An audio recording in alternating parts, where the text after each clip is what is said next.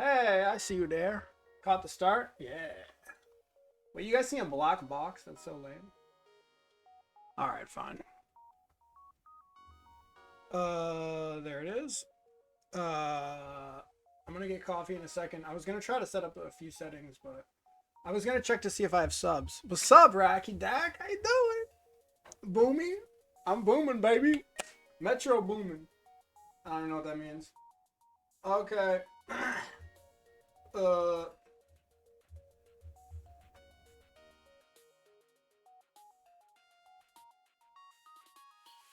um,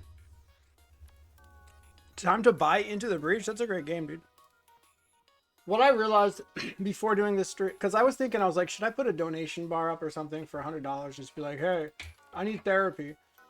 Like a therapy donation bar would be funny, but then I realized I don't even know if I have donations activated, and then I was like, wait, not only do not I not have donations activated, I don't even think I have follower. Like, there's no chime when people follow. I don't even. It doesn't tell me when people sub. I changed the streaming platform, and I didn't do any of the things. I might even have people subscribe to that I'm not even aware of. Like, well, how fucked up is that? Imagine how sad it is. You subscribe to a streamer and there's literally nothing happens on it. I don't think anybody's sub, but like nothing happens. Like nothing happens at all. Imagine how discouraged you would be. Into the Breach, sponsored by Life's a Burrito. Oh, it says there on the thing. That's why you're saying that. Okay. Coffee. I'm gonna make coffee. I'm gonna let this roll for a little bit here, guys. Um, cool. I'm just gonna make some coffee. I'll be back. I'm just gonna let this roll for a little bit. Thanks, Mike. Good luck today. Yeah. Hopefully, I won't need too much luck for this one, but you never know. You should, dude. All right. You should see a fight I had a couple of runs ago. Versus maybe I should. Oh god, I'm just gonna get into it a little bit. It was versus a beam drone and like a simple laser or something like that. And I went to the fight and I was like, oh, beam drone, that's fine. I can just pre-cloak that, right? So then I run over to the sensors to do the sensors dash. And as I'm getting there, I was like, wait a second, let's calculate this. And I calculated that, yeah, you can pre-cloak it if you don't do the sensors dash. So then we got completely fucked, smacked directly in weapons, even after toggling. And then, we took a bunch of damage. We left the fight. And then I was like, all right, this is fine. You pre-cloak it, you dodge the simple laser, that's it. We took like 10 damage or 12 damage or something. We go back into the fight. Maybe you see where this is going. We pre-cloak it, but little did I know, although I had heard at one point in time, but little did I know that, yeah, you see where this is going. They get a 2-second advantage. And boom, right in the weapons again. And I'm sitting there for 5 minutes like, what the fuck just happened? I don't understand what is going on. Sorry, beam, hull beam, yeah, hull beam. Did I say beam drone? A hull beam, yeah. And yeah, so I think we had to run away again. We never took the fight because we couldn't pre-cloak it, and we had like 12 health left or something. This is like sector 1. We took like almost 20 health to the same fight. It was so ridiculous. This is why I don't calculate. Yeah, totally. But we learned a good lesson. Don't jump back into a fight and expect to be able to pre-cloak. You can previously pre-cloak. I learned that one the hard way, but we didn't lose, so it's all good. I'll be right back.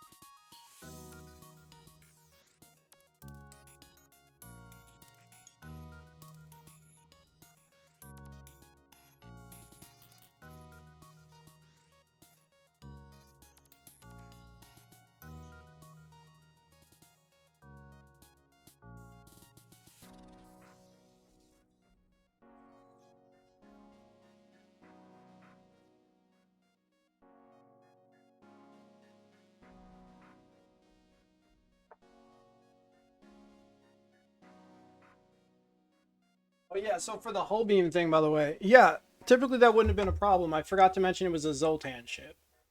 So yeah, you can absolutely do a sensors dash just for future reference. So you don't doubt yourself like, oh wait, I thought you could. You can do a sensors dash.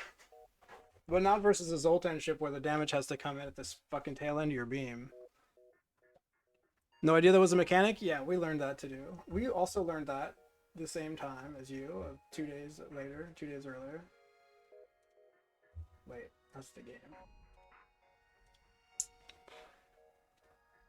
A tutorial? Yeah, I haven't played that in like 5-6 years. Pausing the game while you jump in. Yeah, so they're active during the entirety of the animation, right? There's no the time that it takes the weapons to come up, that doesn't actually take any actual time though, right?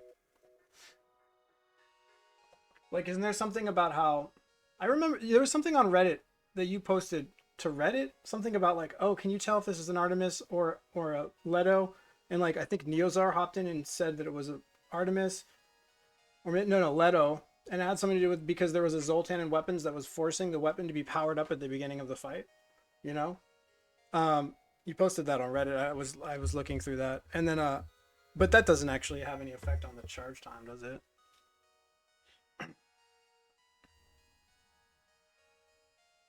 Roguelite's in the vein of FTL and Slay the Spire. Balatro is really good. It's not in the same vein, but it's good. My favorite roguelites are like Balatro, Slay the Spire. My first ever roguelite was Isaac. I put like 1,000 hours into Isaac before jumping into other roguelites. It was my first roguelike, so it was kind of like a love affair. But Isaac is not really like any of those other games. Although Isaac can get pretty cerebral if you're trying to min-max. The min-maxing in Isaac is actually fairly cerebral. It's pretty cool. That's what I like about Isaac, actually. It's less so about like Twitch skills, although that is really important, but more so about like how do you min-max each floor to get as much value. So it is a little bit more cerebral than a game like, say, Enter the Gungeon, which is more just about like raw skill, you know? Raw like Twitch skill, knowing the enemy patterns, etc. God, I feel like I'm forgetting other one. I also really liked what's it called? Dead Cells.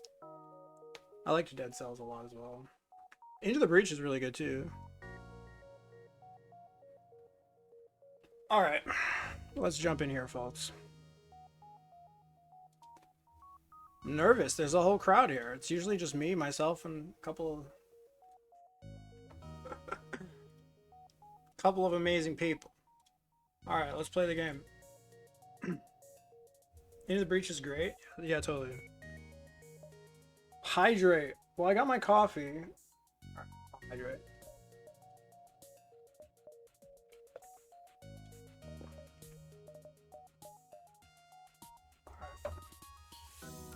B28. Before the run. Chime in some RTS maybe.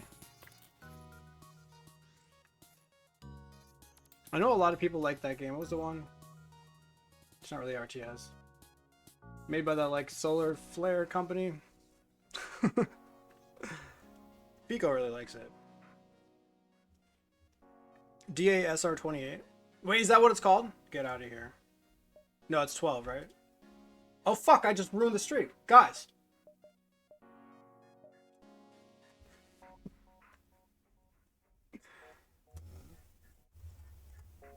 I think I did that during like a big streak at one point. I started a run and then just immediately started over just to troll chat.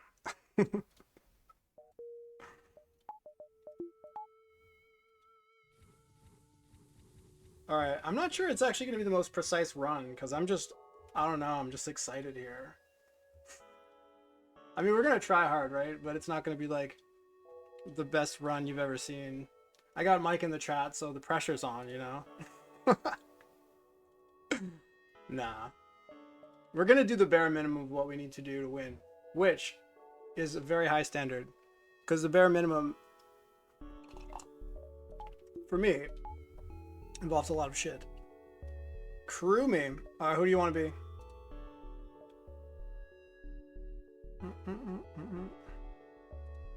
Zoltan. You're not gonna... I'm nervous. Got Cabal on the crew. You better not explode on me, dude. Alright.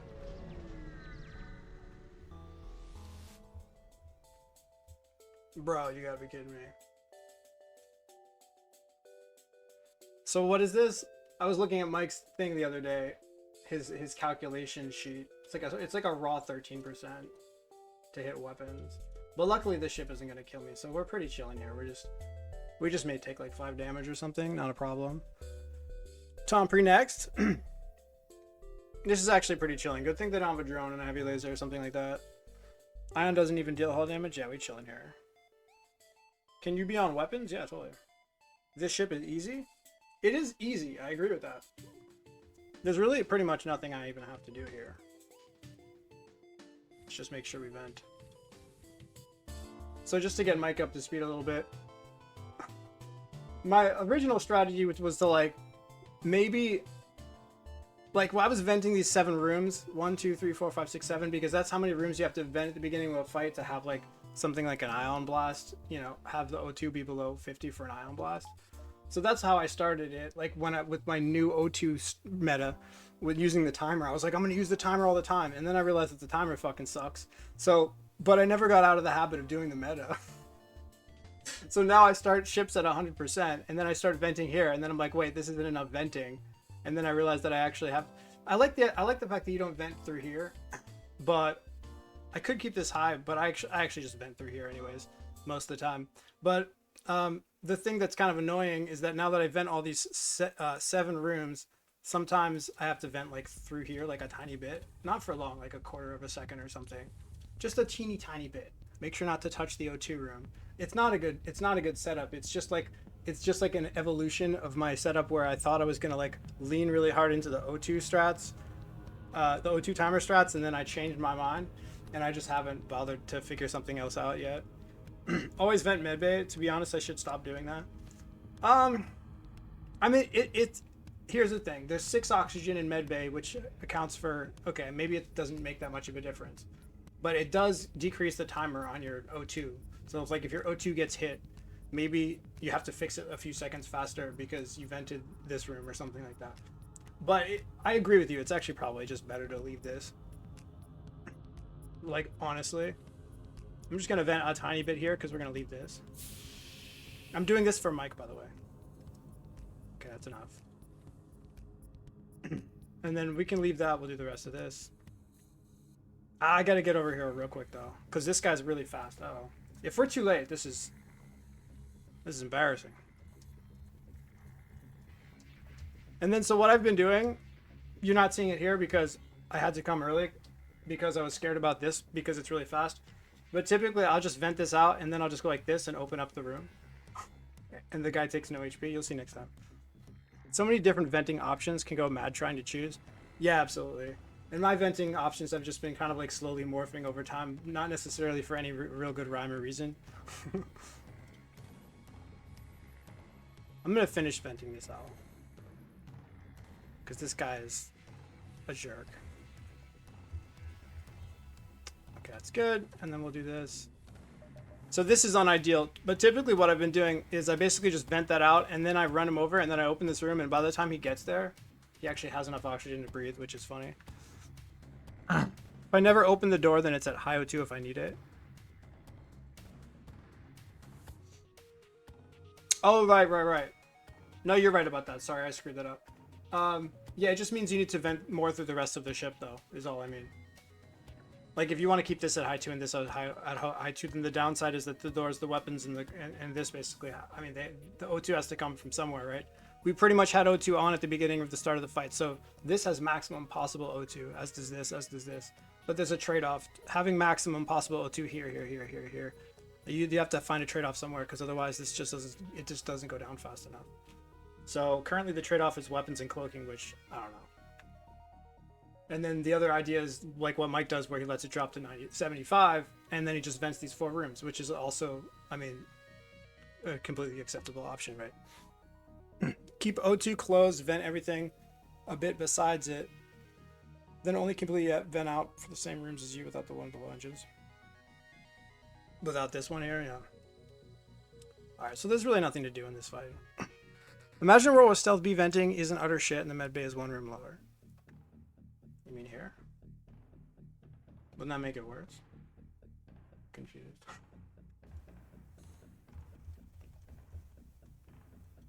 It would be nice if this guy got some O2 in his face, though. Really wish he could have a little bit of O2 in his face. I can't remember how far he has to walk, but I don't think the timing even matters here at all. We'll just do one more and then turn it off.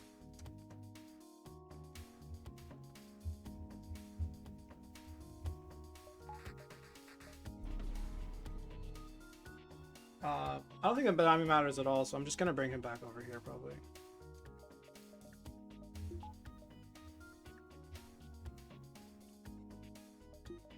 Like, the timing doesn't matter whatsoever. I could bring him over, but we might as well just get the charge, right?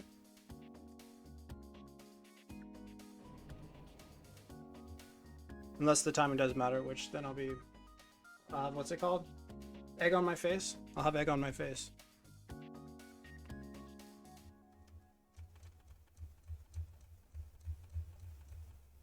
Yeah, this fight is just stupid and easy. Stupid, easy, and dangerous, my favorite. We can at least go halfway through. I'll just turn it down now. Auto ships get weapon training. It is rather a kick in the teeth that the ship also gets one of the worst layouts. Yeah. I'm so used to it now that I don't even feel that it's like bad. Like, I've basically been, what's the word? Gaslit. I've been gaslit into thinking it's fine. That guy took a long time to fire. Like, what the hell is going on here? I guess that's sort of normal, but... Isn't that sort of where you would expect it to be, more or less, like without the training? That seems honestly kind of weird, but that's fine. Imagine this firing twice. It doesn't fire twice, right? I think we should just check the hold on. Because we lost a lot of time. I'm just a little nervous. I don't think it does, though. We lost a lot of time because my D toggles were like super sloppy compared to what they normally are.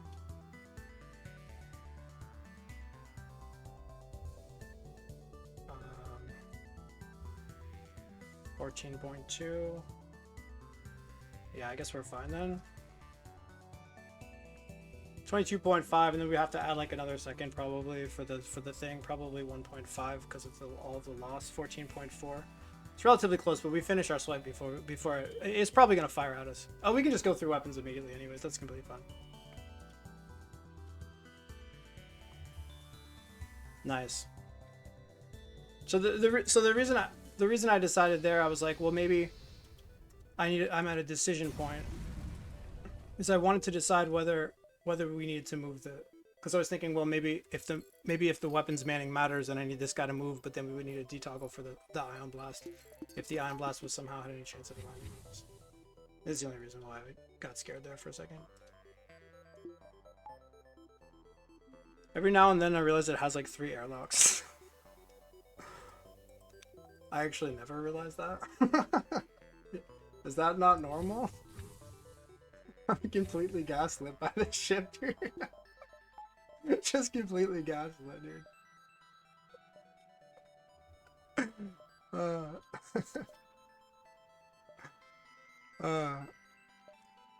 gonna get what's it called, like a Stockholm syndrome, where I start like, guys, Stealth B isn't so bad. Stop making fun of Stealth B. It's a great ship. The glaive beam is amazing.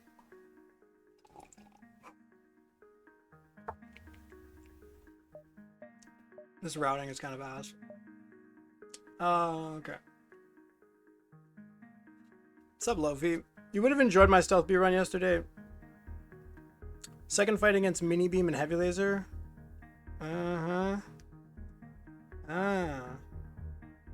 You lost a Zoltan and a human. One fight, not enough health to fix O2. Jump to a store and sold scanners for an NG. Wait, you won? That's pretty good.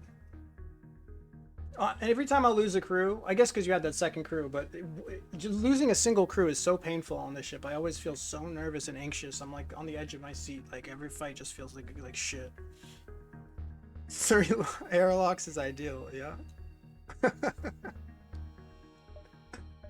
Okay.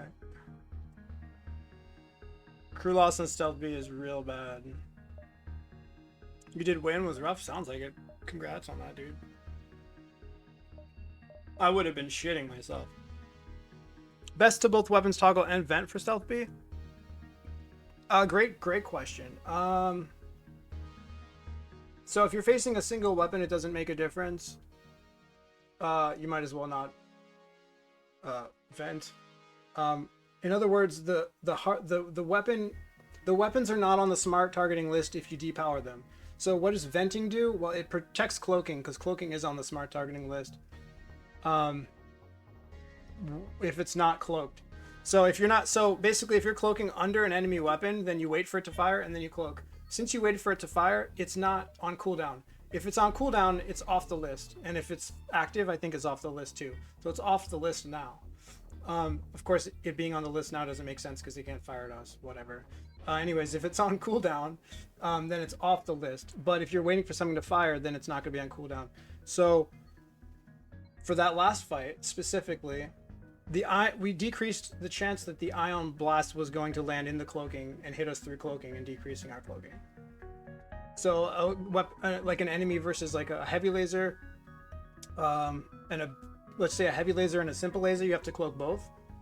It's still good to protect the cloaking, especially if you're on cloaking 2, because then if you only cloak for 5 seconds, then you have to face 2 volleys. Venting reduces your oxygen, meaning you get to live on the edge. Yeah, huh? It helps mini beam cloaking into weapons. It does, although typically the mini beam, you're going to be pre-cloaking it. So if you did pre-cloak, then it will be on cooldown. So it wouldn't be on the list regardless. Although, great question. Question for Mike, because I forget the answer. I knew at one point. If the list is empty, doesn't it like retoggle to something else? So it would still be good. Imagine you do a toggle here. Imagine this is off the list and you do a toggle here. Wait a minute, which is how we always do it. And then the mini beam. So then O2 is the only thing on the list. So if the list is empty, I think it re-rolls for something else. So you absolutely want O2 to be the only thing on the list, because then otherwise it's going to re-roll to some random shit. Yeah, so actually it's good even after you cloak. Empty list falls back to random system. Yeah, that's exactly, which is horrifyingly bad. So that's just so bad. So yeah, if you pre-cloak the mini beam, cloaking is off the list. You detoggle for the mini beam. This is off the list. There's nothing on the list except O2. If you didn't vent the O2, it goes to a random system, which could roll right back into cloaking or roll. We don't care about cloaking, but roll right back into weapons. So yeah. If it just didn't fire, that would be fucking lit. Yeah, the enemy's just like about to shoot you and you're like, quick, depower the weapons. Turn on the oxygen, depower the weapons, pre-cloak. And then what else do you do? Turn off the shields, you know? You just like disable everything on the list and the weapon's just like, okay. When a burst weapon runs out of smart targets. Oh.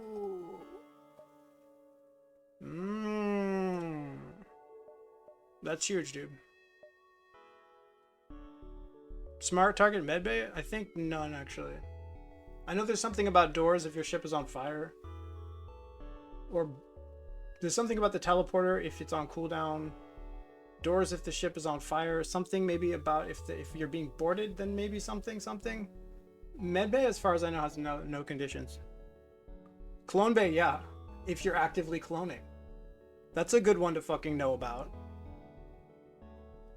I'm surprised you didn't know that, Raka. If you are actively cloning people, it's on the list. That's an important one to know about. Alright, don't want them to ever target doors if my ship is on fire. I don't think there's much you can do about that. Toggle clone bay? That's an incredibly good question. Make healing a target if your crew is low on health. And that's a smart suggestion. The last two things in my chat are brilliant. Okay.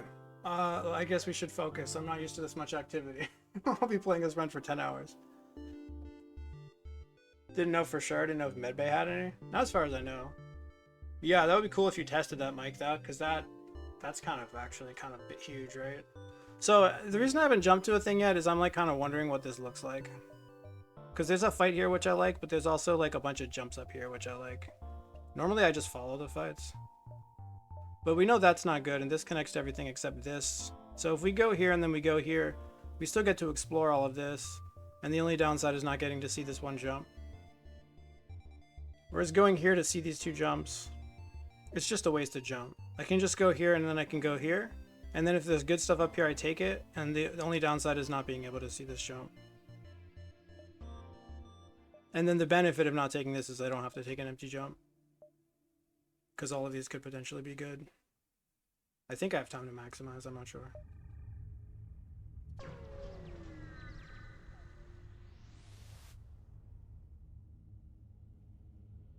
Dude, they're seriously gonna make me use Mike's fucking strat right when he's here?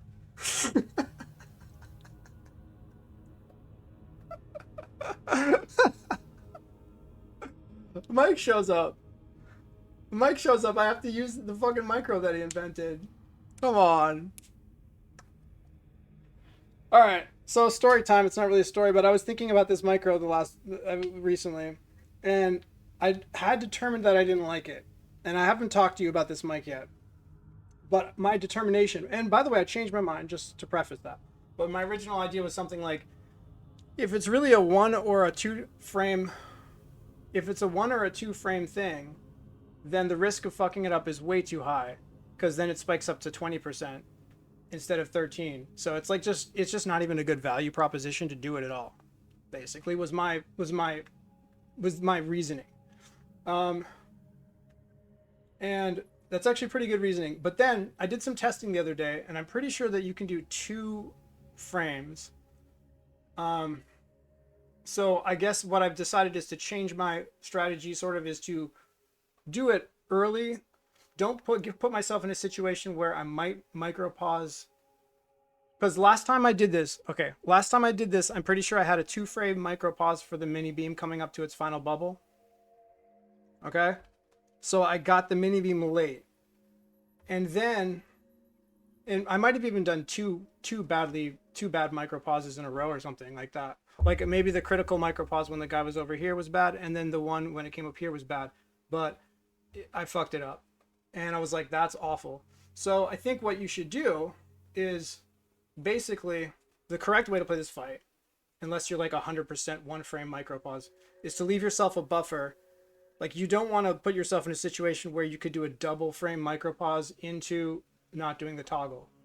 So what you should do is you should do it a little bit early, with the expectation to do a 2 frame depause.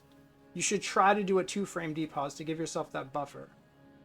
And then at worst you fuck it up, but at least the weapons are detoggled, basically, is the thing. So if you fuck it up, then at least the weapons are detoggled and you don't get to interrupt the mini beam. It's better than fucking it up in that direction than in the other direction. And then the one thing that I haven't done yet is figuring out if you could do a 3 frame detoggle. I did some calculations and some like testing and I think that it interrupts some of the swipes, but I haven't finished investigating that yet. But I was pretty satisfied that a 2 frame detoggle is good enough. So yeah, err on the side of caution, and if you mess it up, then at least you still get the detoggle instead of trying to cut it close. Is what I decided is definitely the best strat, like it by far. I'm not sure how many frames it is. 3 frames, I think, can do most of the swipes, but I haven't verified that yet. Oh, you know what I'm pretty sure it can't do though, and I'm pretty sure about this, by the way, is if it is 3 frames, and I'm not entirely sure that you can. There's maybe some swipes that you can interrupt and some that you can't. But the ones that are really close, because there are some of them that are maybe really, really close, you have to make sure that you're not manning the weapons for those, because you lose too much charge with the single frame depow. If you're manning the weapons, you lose more. So the actual correct strat, you have to move the guy out of weapons, actually. And I tested that too. And it was the first time I'd ever used that ever. Because because there's nothing in the game that's like usually that precise, you know, where the timing is so close. So yeah, I'll have to do more testing. It might be 3 frames if you move the guy out of the weapons room. Pretty sure it's not 3 frames if he stays in the room the whole time. And when I see move him out of the weapons room, I just move him over like a frame. Anyways, I have to test it more. I can't tell you anything with certainty yet because I'm still like investigating it. All right. Toggle's way more important than cutting off the doors. Yeah, for sure, for sure.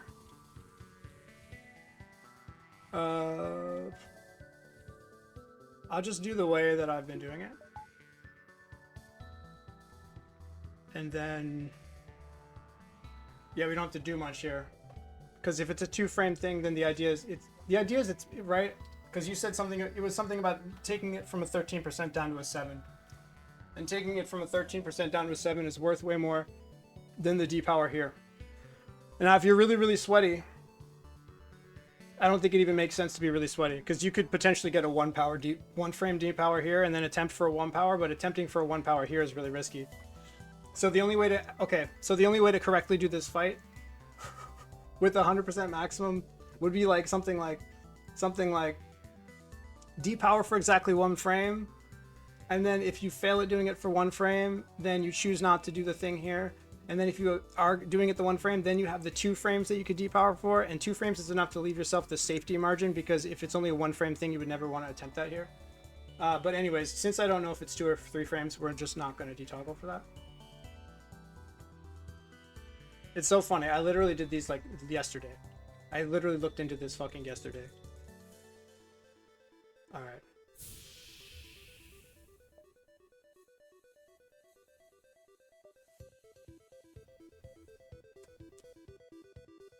Okay. All right, boys, we're doing it. Nervous.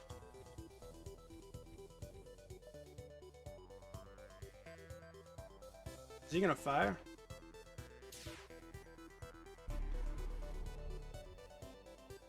Bruh. Wow.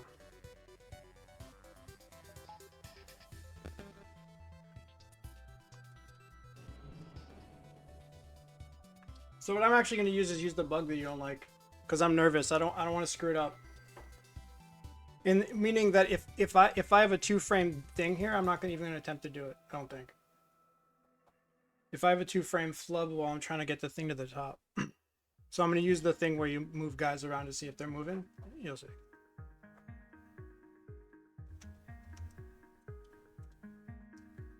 Ah! Alright, well I flubbed that up.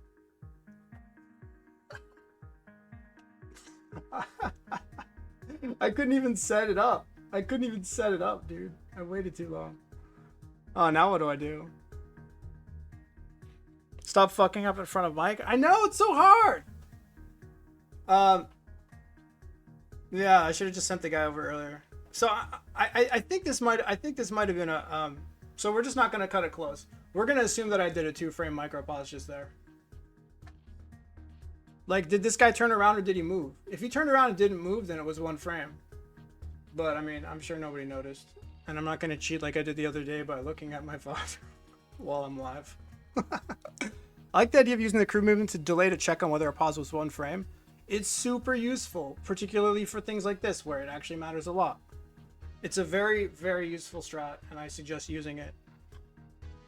I mean, it's really the only thing that's good for, unless you want to like stack 8 people in the fucking medbay like a nerd. He turned around and slightly moved. I feel like he might have. I'm just gonna have to assume that he did though.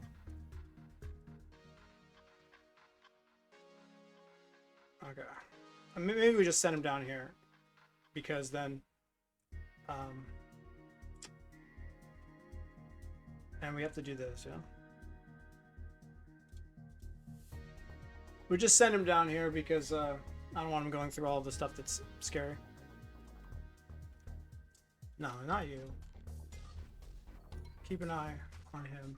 So what I actually use, I use his health bar instead of his head.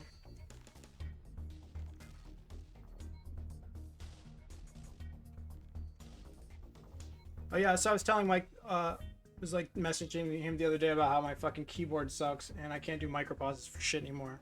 This is sort of a part of it, part of the problem. I feel like really focused to try to get them. It's really fucking painful. Come on. All right, so if we're assuming we did one, then we need like one more, huh? Oh my god. Oh. That was a huge double toggle. Thank God.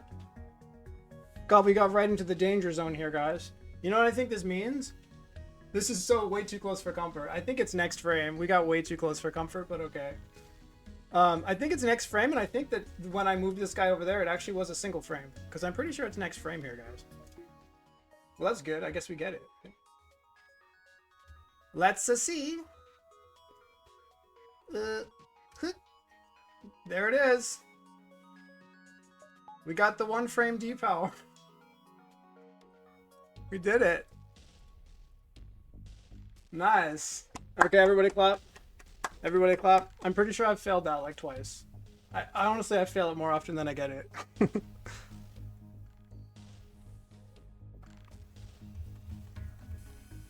Clap. Thank you, dude. Thanks, everyone. All that. What was that even? Why did we even bother with that? Mike.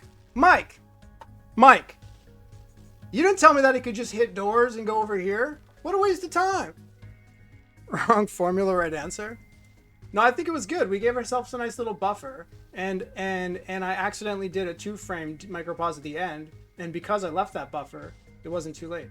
Although, if I had gone accidental 2-frame micropause here and accidental 2-frame micropause there, I mean, okay, like, do we leave infinite buffers? What am I supposed to do? Leave like a buffer for a 3-frame micropause? I don't know. You see what I'm saying, right? We left a buffer here, and the bad micropause wasn't over here. It was actually over here. I forgot about Tomprey. Oh yeah, I did.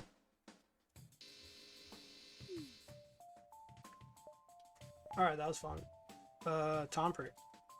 Can't rename him. I can't do it.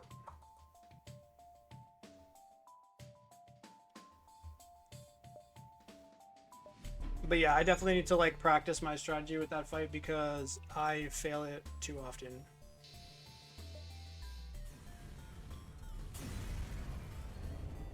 I have like I said, I have a new approach to it, but I haven't exactly like tried it too many times. But yeah, using the bug to see if a guy moves to see if you get 1 or 2 frames is really powerful. For certain cases like that, it's a very, very powerful strategy. Okay. I think we go here and we look for some friendly stuff, maybe some thingies that are nice, and then we can come back down again.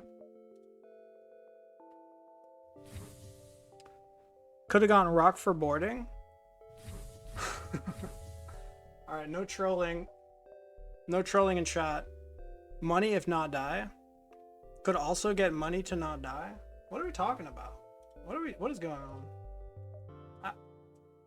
I'm not sure if Cabal, if that was a serious recommendation or not. I'm gonna give him the benefit of the doubt. Tomprey. I'm pretty sure I knew it was a joke, but like I wasn't sure because like I just don't know you that well, you know. It was gonna be a 2-part. Maybe we should have took it so that you can sacrifice him for the extra scrap here. You ever think about that? Wouldn't that come out to the same thing?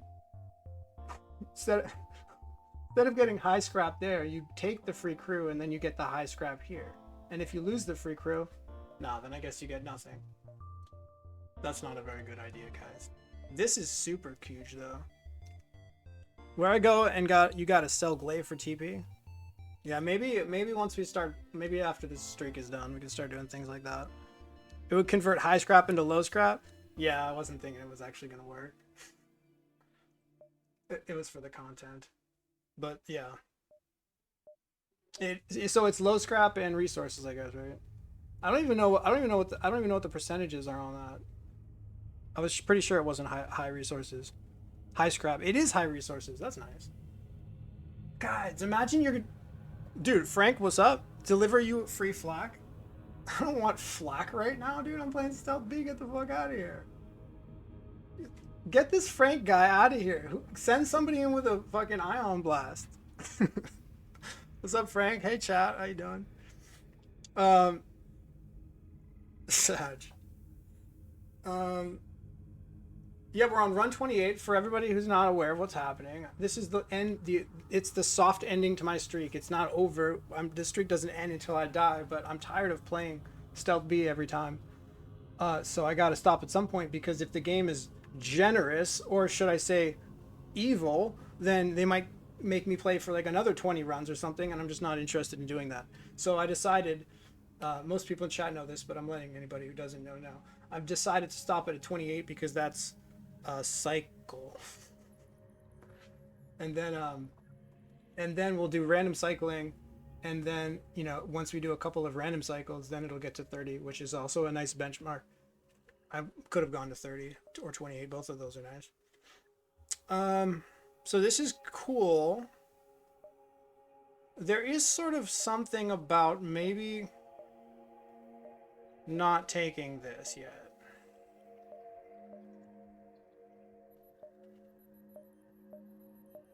But I don't know if I'm going to go that sweaty with it. I think I should. That's the play, though, right? The play is to go here first, because it's just always free stuff or nothing. And then you can get 15 scrap, maybe. Is it 15 scrap, though? It is 15 scrap a lot of the time. It's always free stuff or nothing, yeah. So the play is to go here and then there. And if this is bad, then I guess you just backtrack. And I don't think we have to worry about estimated value or losing a jump or anything, because it seems like this sector is pretty good. It seems like we're pretty strong here. Fed C 28 times, then NGB 28 times. Dude, I feel like, how sick would that be? And then I claim the whatever, it's a 700 and something streak. I feel like a few people in the community wouldn't be super happy about that. Like, imagine imagine the amount of time I saved getting a 700 and something, a 28 cycle streak. Imagine the time savings if you just try to do it with normal random versus doing all the bad ships first. We just talked about this on Discord.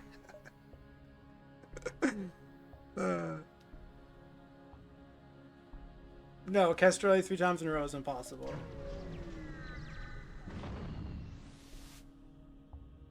Okay. Oh, that didn't work. It was a nice idea, guys. It was a nice thought. Nice. And that means I can go through here, potentially get some value. And I don't have to backtrack because of some fucking garbage.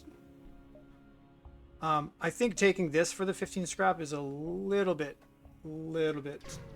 too greedy. And by greedy, I mean the opposite of greedy, cautious.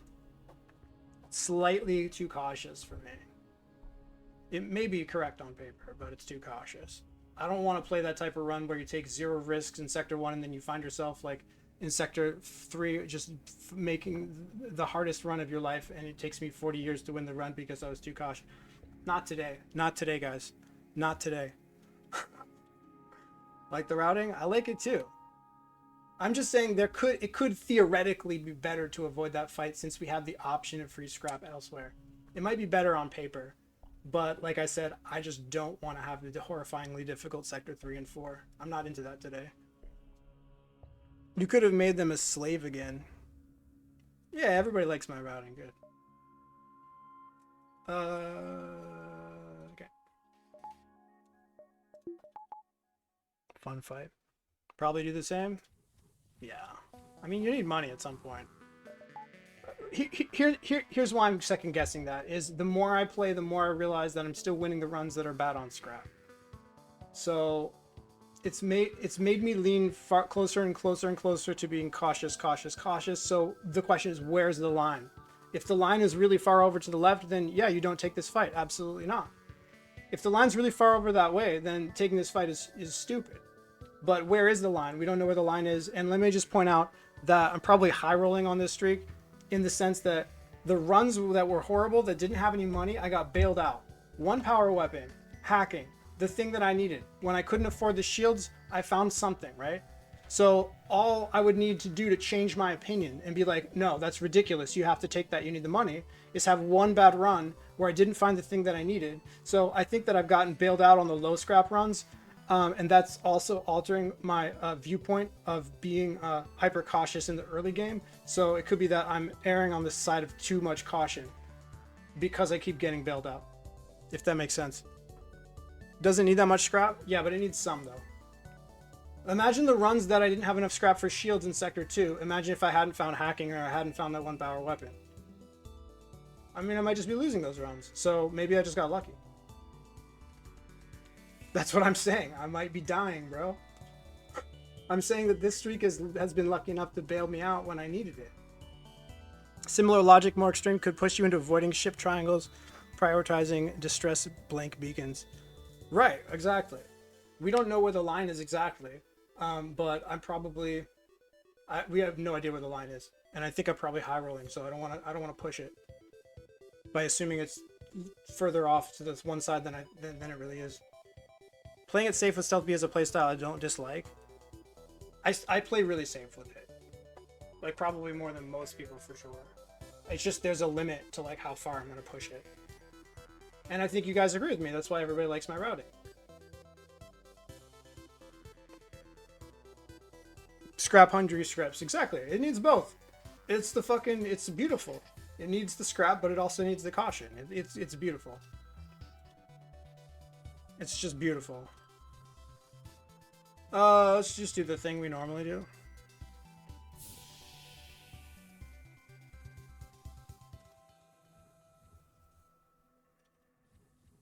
We have a little bit of time here. Get in the room. I always walk over so early. So early. It's so crazy how early I walk over. We had so much more time. This guy doesn't have to take damage. You play very safe as well? Yeah. The question is, could you play even safer? I don't know. Nobody knows. At least not yet. It's a fucking Artemis, guys.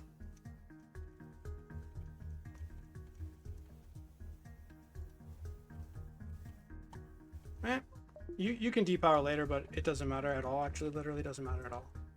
In fact, something that I've noticed myself doing, maybe you've done the same thing, Mike, is where you get into a habit of doing these super precise things when you literally shouldn't. Like if I'm like, oh, I'm gonna do a 2-3 frame depower because I'm used to it and that's what I normally do. It's like, what if your thumb cramps up and you fuck it up, right? Like technically, the only correct way to play this fight is to fucking depower as early as you can. But I always do it late because it's slick or something and it feels good. You know what I'm saying?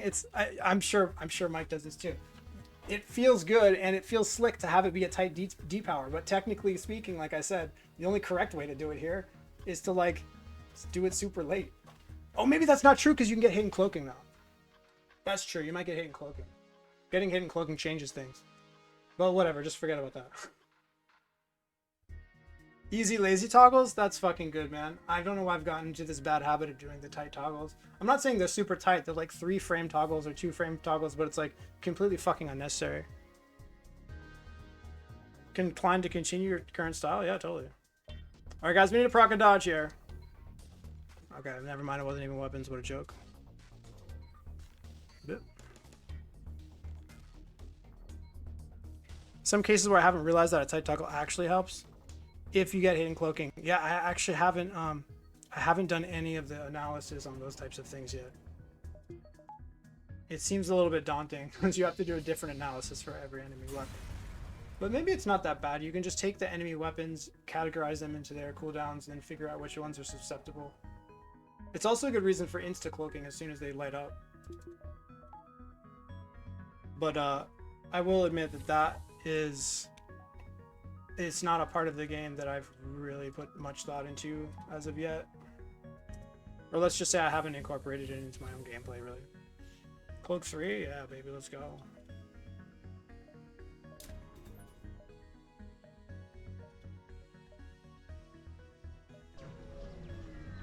That was relevant for Manned Burst 2, for example.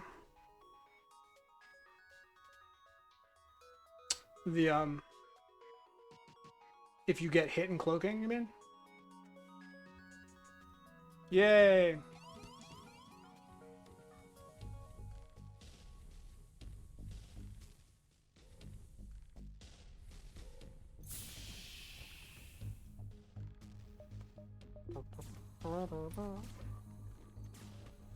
Run the fuck away.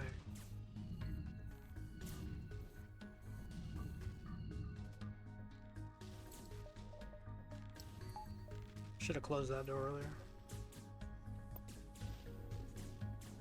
Think specifically if you get hit twice in cloaking. What? You mean through cloaking too?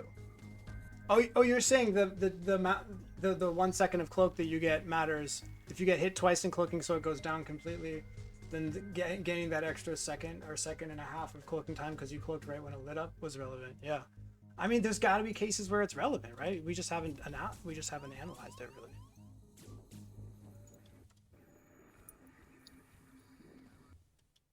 No, not the Zoltan.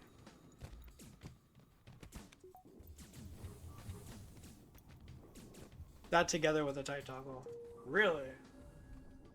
Wait, did you learn this from experience, from some fight? Or did you just like calculate this randomly for some reason? Yeah, I haven't done any of the calculations of what happens if we get hit in cloaking and what does the timing look like. It's just a lot, you know?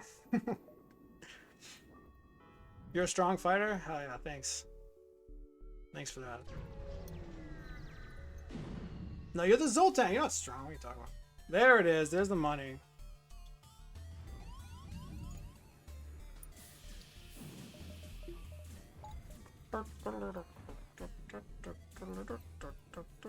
Go up.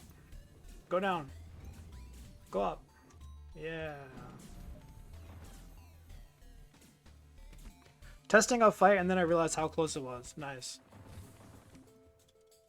Dude, I really want to use your fight tester mod thing, and I think you sent it to me, or I found it online, but I'm so bad with technology that I was like, this seems complicated to install, so then I didn't. Well, like, alright, picture me the other day. I decide I want to do some testing on the mini beam fight, the one we just had, to see how many frames you can detoggle for. So here's me, reset. I have the speed hack on. Reset, jump, no mini beam, reset, jump, no mini beam, reset, jump, skip, fight, distress, okay, skip, jump, no mini beam, okay, reset. It's like, I'm hilariously bad at technology, yeah. Let me know if you want help getting it set up. Yeah, I might need some help. It's not like I need help, it's just anything that takes more than like 5 minutes of effort, I'm kind of like, oh, I guess I'll do that later, and that doesn't happen. 1.5. Oh, this is interesting because there's a higher likelihood of drones here, huh?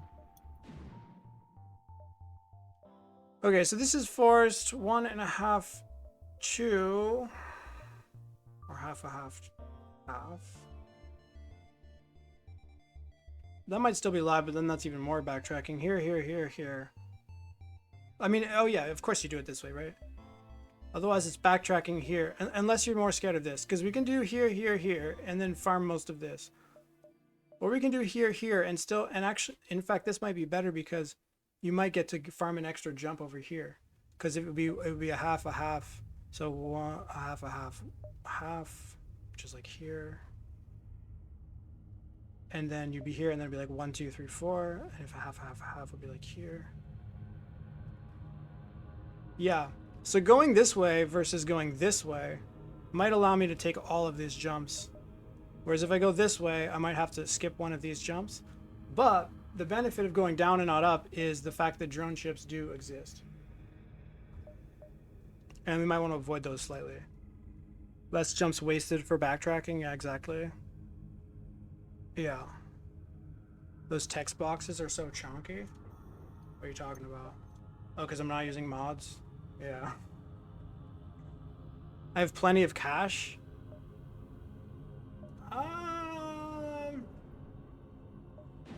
No need to be greedy. Plenty? I wouldn't go so far as to say that. Drone can screw me up harder? No, I know. I mean, all I'm saying is I don't know what I should do. I'm not agreeing or disagreeing. I actually don't have a take on this. It would be nice to know the probability of actually finding a drone ship. And then the drone ship fights are not all forced fights. You can opt out of some of them. So that's the thing is, it's like, it doesn't have to be a drone ship. If it is a drone ship, you can opt out or fight it if it looks pretty safe. The chances of getting a forced drone fight that also has bad weapons is relatively low, and then the chances of getting a forced fight that also has bad weapons that also snipes you I mean, we're probably looking at less. We're probably looking at a 0.5% here, honestly, because I think that if they do have drones, the chances of them hitting you in weapons, I calculated to be something like 2%ish, 2.5%. So that's 2.5 multiplied by all the other probabilities. So we're probably looking at like 0.5% risk of getting sniped in the weapons, and then even when I get sniped in the weapons, I don't usually die. So now we're looking at like 1 in 400 chance or something like that. 1 in 500 chance of death here, probably. So I think I just take it.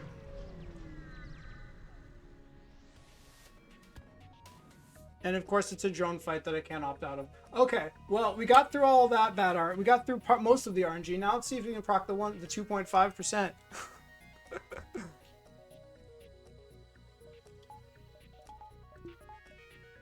All right. Let's. I'm sorry, I misspoke. Let's proc the 97.5% here, folks. 97.5%. Let's go. O2 timer? Yeah, sure, maybe. It's the worst possible auto ship. No beam too. No beam too. Is it the worst? Oh, because of the beam drone. Yeah, the beam thing. Huh. Okay.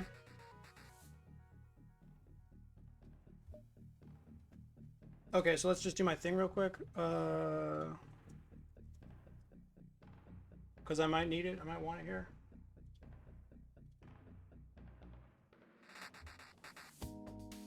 There it is. It's already loaded up. I haven't used it since the last time we did this. Make sure it's accurate. Good. 91, 1 in 12. 91 final percentage. Rooms left to walk. 12 frames off the room. Okay. Heavy laser might be worse. I don't know. So they can't have 2 weapons? Is that what you're saying? Is they can't have 2 weapons in drones? Is that a fact? Can't believe I never noticed that.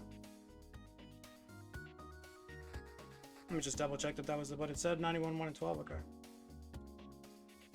Yeah, so this, if it was a beam drone, I could just do Zoltan treadmill, which would still technically be worse. Well, except for the fact that the timer could get fucked up. But the timing doesn't have to be tight here. It just has to be, it doesn't have to be tight at all. Auto assaults are level 1 weapons in the first 2 sectors. And the auto assaults are the only ones that have drones. Is that what you're saying? You know what's always funny to me is that my knowledge in FTL is very lopsided. Like, I'm very good at the fights and the scrap management and a lot of the macro, but I don't know anything about the enemy ships or the events. Most of the events I've never even read. I don't know what you're gonna see in a given sector. I don't know what the fuck to expect.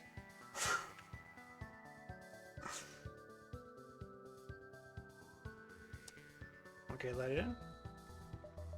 With pleasure. They're the only auto ships with drones. Okay, cool. And then the cloaking. Honestly, the cloaking ones are probably... The cloaking ones are actually probably worse when you have stealth 3, though. Real talk.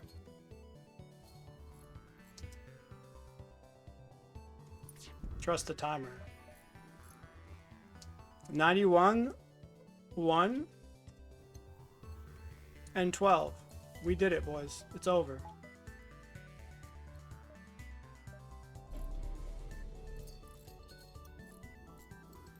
You were just thinking that? Yeah. They can be so bad.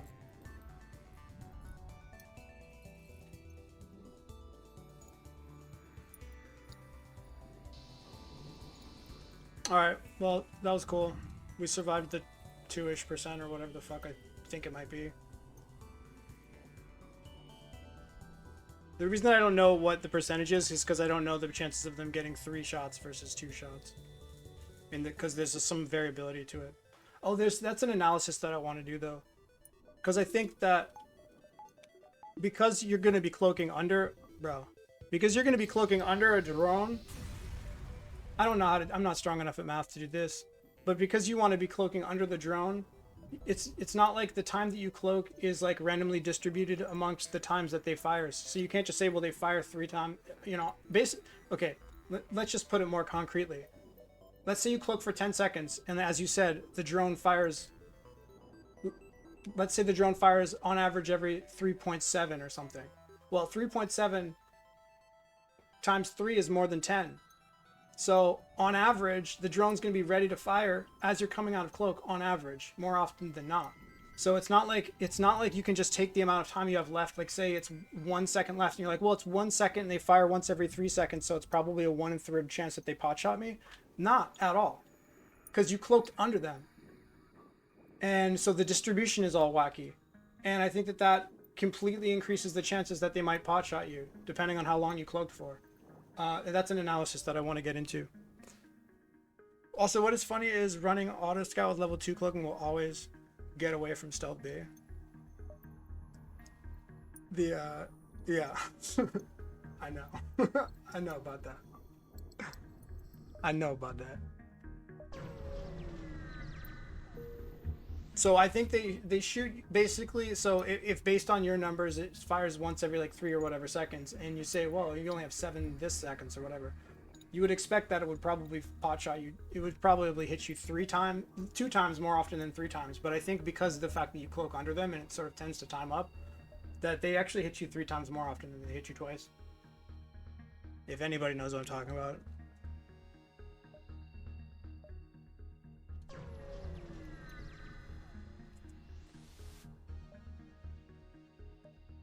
Rebels. We have cloaking 3.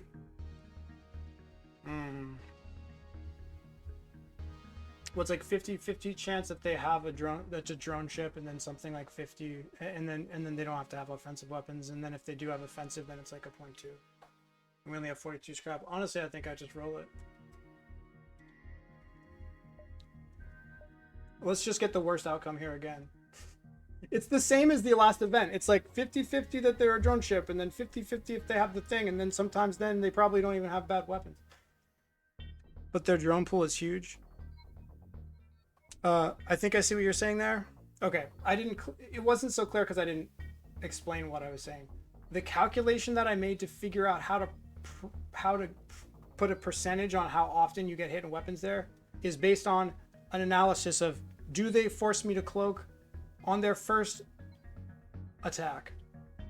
Yes, then that's bad. And then I'm assuming they get 2 extras, but they don't always get 2 extras. And then if they force, then you calculate that part, and then you say, no, they do not force you to cloak. Okay, they force you to cloak on their second attack.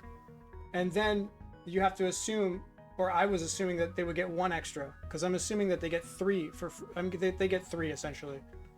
Because your thing said something average of like 3 point whatever, and we're naked for 7.74. But I used 3 for the calculation, so that should be an upper bound to what the actual number would be.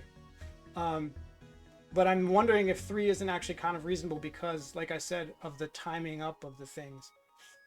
But that's what the calculation was based on on them either forcing it on the first swipe or the second swipe, and then figuring out the probabilities. It's pretty easy to calculate. I mean, I think we did it on stream the other day. But unfortunately, you can't get a precise number because you can't know if they're going to hit you 2 or 3 times. We're just going to fight him here. You gotta be kidding me. Alright, we just got to fade another 2.5 here, guys. Look at Burrito just taking the 2.5. Did I just take a raw 1.1? Fucking Christ. Alright, defensive drones. This is the ship you died to. Yeah, except they didn't have drones. Now I'm starting to feel like an idiot here. Why do I keep taking all these chances? Why? Because I feel like 42 scrap isn't so damn good, honestly. With Cloak 2, though, yeah, it's worse. God. Okay. Well. Oh, that's right. There was the other thing. It's higher. I figured that fuck. I don't know why I'm explaining all these calculations, but like, I figured that 2.2 might be reasonable, might even be higher than 2.2, because sometimes they only cloak it twice, but the thing is, I calculated it assuming that there was a 2 in 15 chance that they force a cloak, but the problem is it's more than 2 in 15 because you don't know where they're shooting at. It's not just 2 in 15. That's assuming perfect knowledge. So in fact, you're actually forced to cloak on the first swipe way more often than you think you might, than you normally would. Like here, for example. I think it's one we risk. You would have taken it too? Yeah. Yeah, I mean, I pretty much always take these blind fights. I have a lot of health here. If I didn't think it was good to take, I wouldn't have taken it.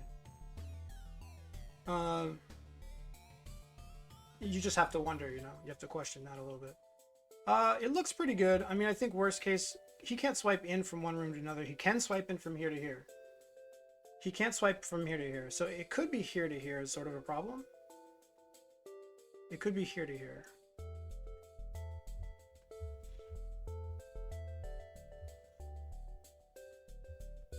But I think we have to take it. Because, Mike, so I told you how I did a sort of a calculation that to verify the thing where you want to probably avoid getting hit and cloaking. And I included the fact that if you do get hit and cloaking, then you also have to fade the weapons. But the thing is here, it's not, we don't know if it's cloaking.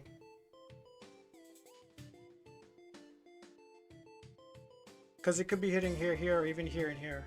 So it's like a 1 and 2, it's like a 1 and 1, 2, 3, 1 and 3, compounded by the fact that he doesn't always swipe this direction. So it should be like less than a 1 and 3 that he's actually doing it. So I think if you add a 1 and 3 into the calculation, you should actually just avoid it, because cloaking right now is just so dangerous. You still have to play later on. Is better than getting hit in weapons? No, absolutely. I think we actually have to tank this shot. Because what I figured out in the long term was that it was somewhat close. Is that letting him have 2 free shots on me is actually quite dangerous. And it's not like this is for sure cloaking. I mean, it's probably not cloaking. We let it through. Okay. Yeah, just to be clear, the one I was worried about was here into cloaking.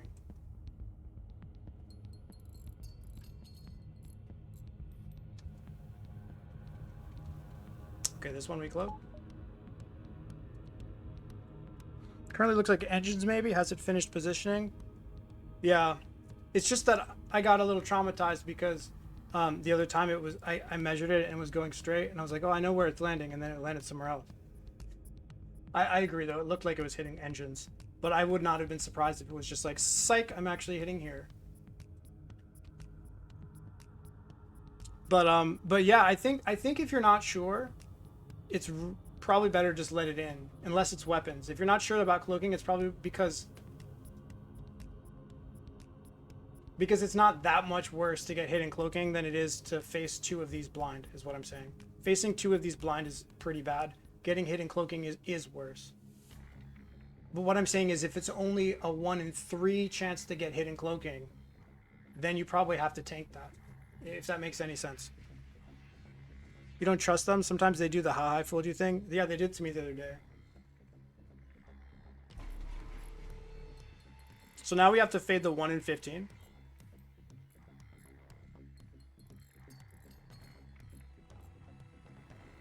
One in 15, anyone? Any 1 in 15ers in the chat? I mean, I guess I should vent preemptively, right?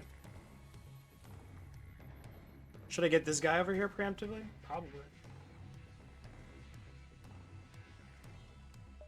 Although he is doing his thing. Nah, we're charging the FTO.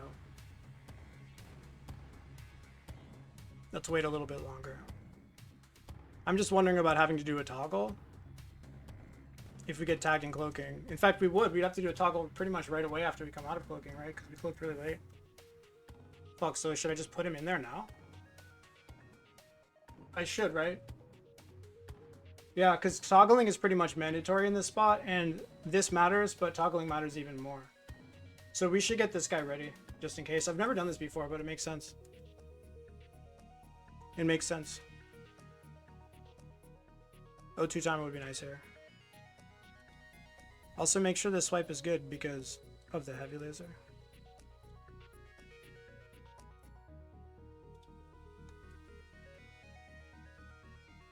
I'm not gonna toggle. I'm gonna get him in here because we cloaked relatively late.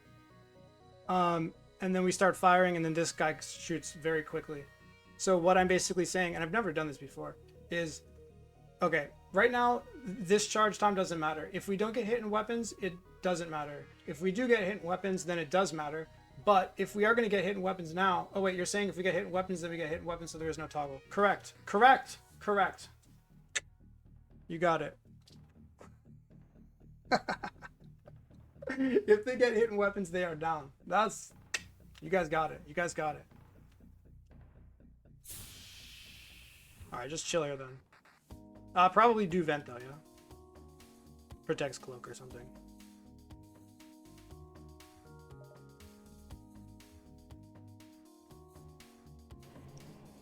Is he gonna do it? Forcefully toggle? Da, da, da, da, da. Oh, because that time he didn't get a third shot. That's nice. I really want to know, like, what's the distribution of the what's the probability he gets a third swipe or not? You know? Bro, I would always keep doing that. But I have a bad habit of venting my entire ship with the speed hack on. I actually killed the Zoltan that way a few runs ago. But it was like after we were already good, so. Few, yeah. Got away with only one shot from beam drone. One shot. Really? I guess one shot could happen, right? 7.74. No, that's not possible. Oh yeah, wait, one shot in 7.74 seconds. Was it a beam drone too? Yeah, I guess if it went from like one side of the ship all the way to the other ship and was averaging something like 3.7 seconds maybe. Like that could probably happen.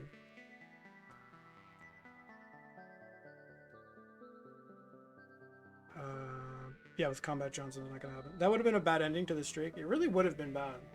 Because I think taking that fight is probably statistically fine.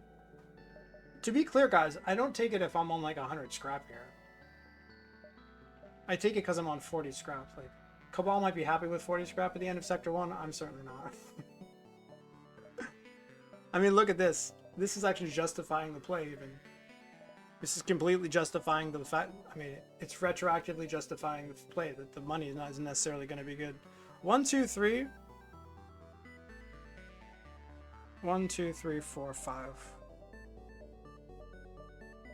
1, 2, 3, 4. That's kind of awkward. Guys, what's better on average, a distress or 2 random beacons? Well, is that even 4 jumps is the real question. Please don't make me measure this live. Seriously scared for a second there when I saw your ship entirely vented?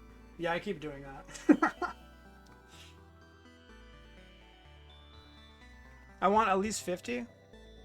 But yeah, that's just garbage though. For me, like 50 is like, oh, this run fucking sucks.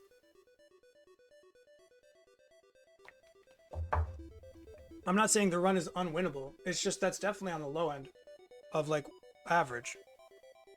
So here's the thing. If this is 4 jumps, then you can take the 4 jumps, but then you have to estimate the value of 2 things we didn't see versus a distress. Typically 2 unknown things should be better than a singular distress. 50 is not even on the low end. For me, it's like it's very bad. But I can't estimate these anymore. I used to be able to, but now I can't. Anyone in chat have a good idea? I don't really want to bust out the MS Paint here. That feels too sweaty. There are too many people watching me. There are too many viewers. We can't bust out the MS Paint here. I guess we'll just do it. You know what? We do it because we have the viewers. It's MS Paint time, boys. Everybody loves the MS Paint. Oh wait, why am I using the snipping tool here? I print screen. Full screen. Print screen. Distress is such a crapshoot, it could be absolutely nothing. Yeah, I feel like 2 unknown jumps are better than a distress for sure. It could just be like another bad thing and an empty jump, of course, but anyways, it's a moot point. If it's 3 jumps, we always take the distress. Because Because then it's one unknown jump versus the distress. 1, 2, 3. 1, 2, 3. Maybe one unknown jump is better than a distress. In fact, that is to be determined. People actually don't know whether an unmarked beacon is better than a distress on average. Hasn't that been an open question in the FTL community for like ever now?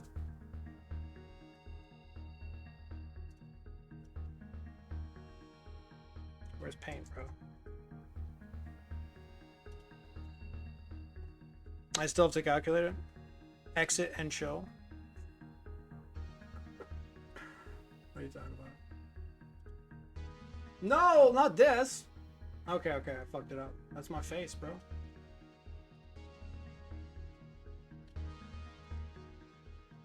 There we go. I gotta print screen it, and then I gotta paint it. I hate having to do this, but when it's important, I do it. And today seems pretty important. Why not? Let you guys in on all the secrets. It hurts. One more. So it's 89 or 90 pixels. 89 seems a bit awkward, so it might be 90, but every time I measure it, it seems to be 80 fucking 9. But I just call it 80. I just call it 90 because 89 is close enough to 90, and I'd rather err on the side of caution by assuming it's bigger. It's like what I do when I have a date. Okay, I do the opposite. You don't want to set up expectations. You say I'm 5 inches. Okay, and then she'll be happily surprised. Okay, all right.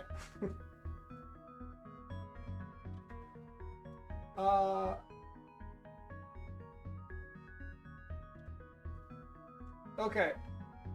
Stupid jokes. So 110 up to 360, 370. 1, 2, 3, 4. 1, 2, 3, 4, 5. 360, 370. So that's 2 each, right? So 2, 4. 374. 1 to 374, so 274. Yeah.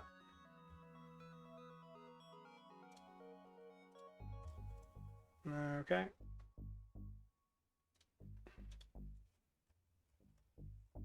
$274. I mean, as if I can't divide by 9 in my head. 274. We know it. It's 270. It's 270, baby. It's 270, baby. 274, baby. We got it. 90 times 3 is 270, baby. We got it, baby. So you're right. I think we take these.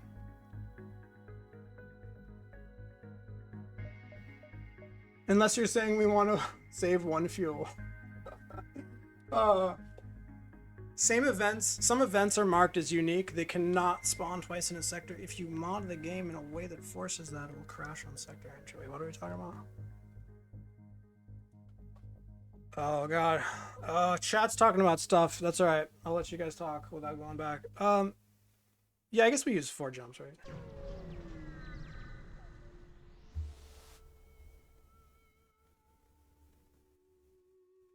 Giant alien spiders. So if you see bad events, it's better to keep looking at random stuff. Yay! Guys, this is our first fight that we can actually just pre-cloak and chill. That's like the new Netflix and chill. Girl, you want to come to my house and pre-cloak and chill? She's like, no.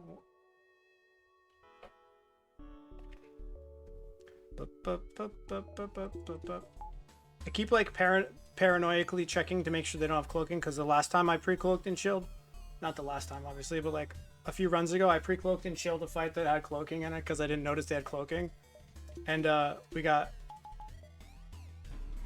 we almost died actually, and then we got a dodge at 15% dodge. The streak would have been dead there because I pre-cloaked and chilled a cloaking ship, and that's why I feel like I'm an imposter. Don't move that guy. Don't move him. It's doubles? Yeah, it's right. It is doubles. That's true.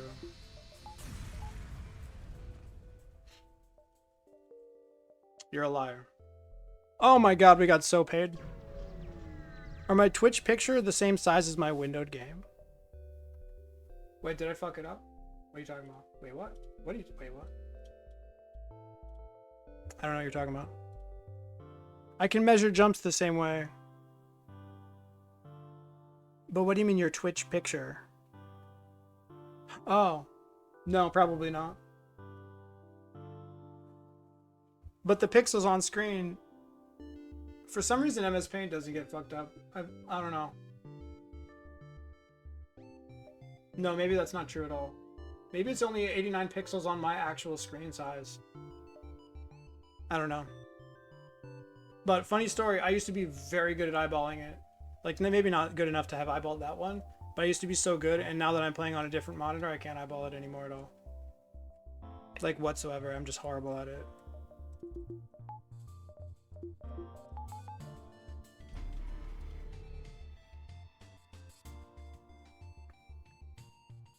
Yeah, dude, free scrap. This is starting to be a pretty good sector. See, this is what I'm talking about, Cabal. You don't want to leave with $50, man. That's no good.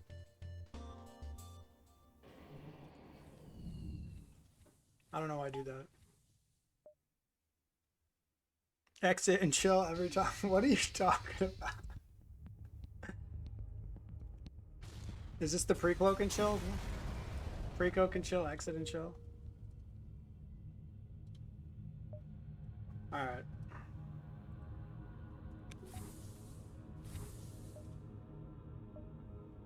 We measured it. Believe. Believe the science. Another free... Oh, God. Oh, my God. Guys, it looks like we might be up for one of them easy runs. One of them easy runs. Love it. We're up for one of those easy runs. We're up for the type of run where Cabal is just going to be like... He's going to say something about it. He's going to say something about this run. Aren't you, Cabal? Aren't you going to say something about it? You've gotten better? About what? About saying things? Or about the video game?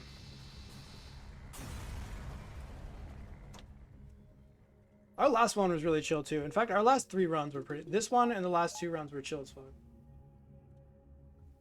I just love runs like this. It's just like... It just feels so good. You just go and you leave. One time you end up with shield, scrap, and full hull in Sector 1. Yeah, that's... I mean, that's way above average, of course. Buying it... But you don't need to buy it in Sector 1. I mean, buying it in Sector 2 is effectively the same. Abandon... Okay, first of all, routing here kind of dumb. I mean, in the sense of that I like green. I like green. Red is fine. Don't like purple. Green good. Sector 4. Guys, I don't know if I'm the only one, but I pretty much just don't ever consider Sector 4.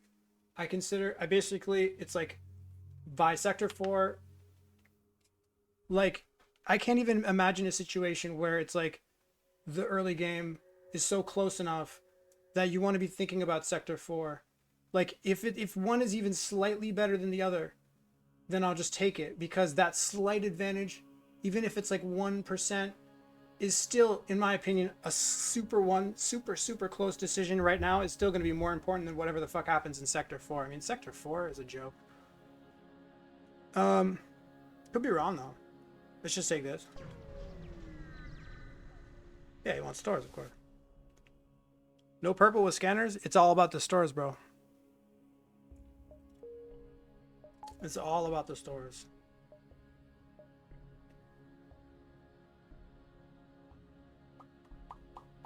I guess we go up.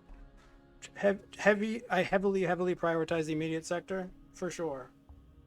Like, I'll definitely maybe think about Sector 3, right? But thinking about Sector 4 is like, I don't think I've ever even thought about Sector 4.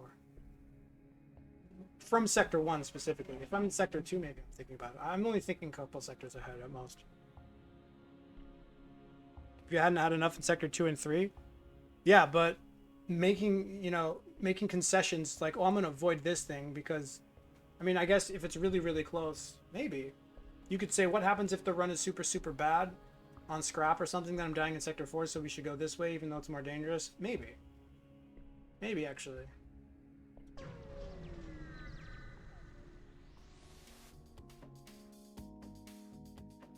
When does it end, man? When does it end? Does it end? Does it ever end? Bro. Is this our 4th one? And Burrito's talking about an easy run before he gets shields up. Shame on you. As if 118 scrap is relevant. As if this 118 scrap is fucking doing anything for me right now. Oh, by the way, guys, real talk, I'm not kidding. First beam thrown 2 of the entire streak. Numero uno. So I guess y'all are lucky to be watching history here. Wouldn't it be kind of ironic if the first beam drone of the entire streak killed me? Yeah, for it to poop on. I'm celebrating a free win with a bunch of scrap in the hold that isn't actually giving me any value whatsoever. Unbelievable. Those things are the devil? I haven't seen them in like 28, 29 runs. I don't even know what I'm doing. Can't relate to from non-AE. Yeah, there you go, bro. There you go.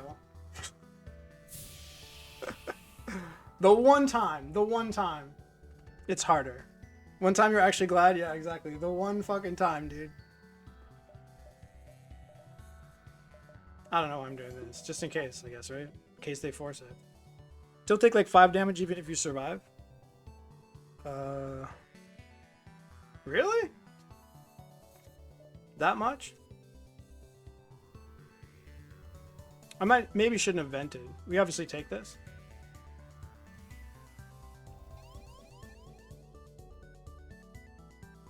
Okay.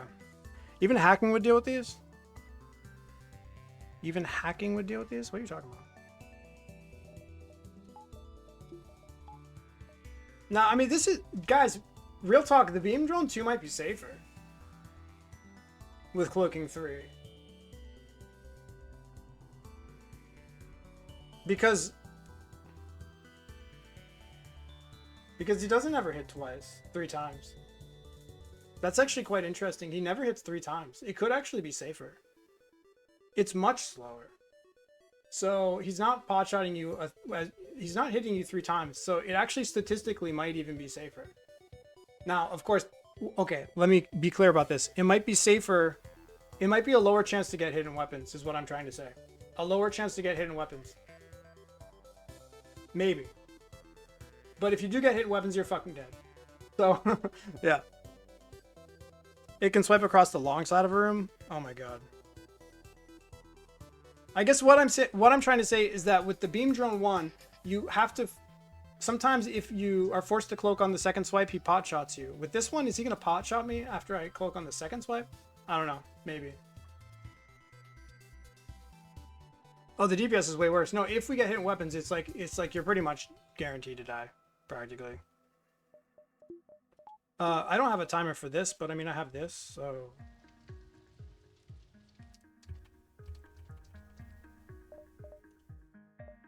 looks good to me. I get what you're saying. I think it balances it out, but situationally, you might be right. What I'm trying to say is I think, and I'm actually quite convinced that this might be true, is that the chances of getting hit in weapons by the beam drone 2 might be less than from the beam drone 1. But is it safer? No, because then you have to factor out the probability of dying in the cases that you do get hit in weapons, which is extremely higher. So it might actually end up being more dangerous on average. I'm not trying to make a claim on that. I'm just saying that the actual chances to get hit in weapons might be lower, potentially. But I mean, at least with this, if you get hit in weapons, you know you're fucking dead, though. That's kind of the problem. Do we have a problem on our hands here? I don't think so. We never vented this out at all, right? It's gonna start... What is the O2 look like here? So what I think we want to do is we want to set the timer up here, but we want to get it suffocated. Because the faster we can suffocate this, the more time we have. We don't necessarily want to suffocate it below 10, though, because if we suffocate it down to 5, then we take damage when we go in. Let's just get ourselves set up here. I don't think we have any issue. Why you didn't vent O2? Because I was talking to chat. Yeah, I should have vented it, yeah. We're fine here though. Like completely fine.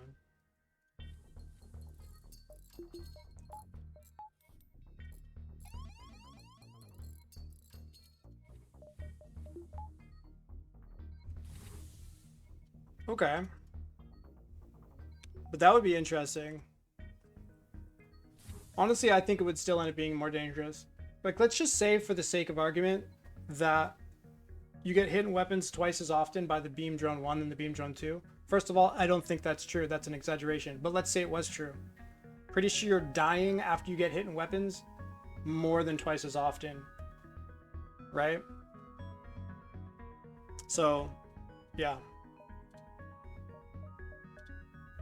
Hard to say where that falls. Probably more dangerous. If beam drone 2 hits any room near weapons, it's more likely to swipe in. I know, guys, but what I'm saying is... Oh, you're saying that the second swipe... If it forces you to swipe on the first swipe, then the second swipe is much more dangerous. That's true, yeah. I don't know. I have no idea. It would have to be analyzed, obviously. It would have to be analyzed. I'm not saying anything with any certainty here. Less hits balances out? Yeah, it might balance out. And then, of course, it would not be completely unbalanced after the fact you get hit in weapons. You're much more likely to die. Yeah, that's why I think it is more dangerous. Even if it is slightly less likely to get hit in the weapons, I think it's more dangerous overall because of the higher chance of dying, the nearly guaranteed chance of dying after you get hit in weapons. And I mean nearly guaranteed.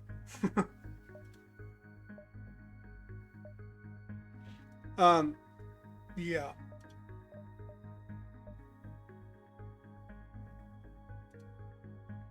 $132 scrap, pretty good. If we can just avoid these fights from now on, would be nice. I'm getting close to the point where I would consider doing this, but we're not quite there yet. When would I do that?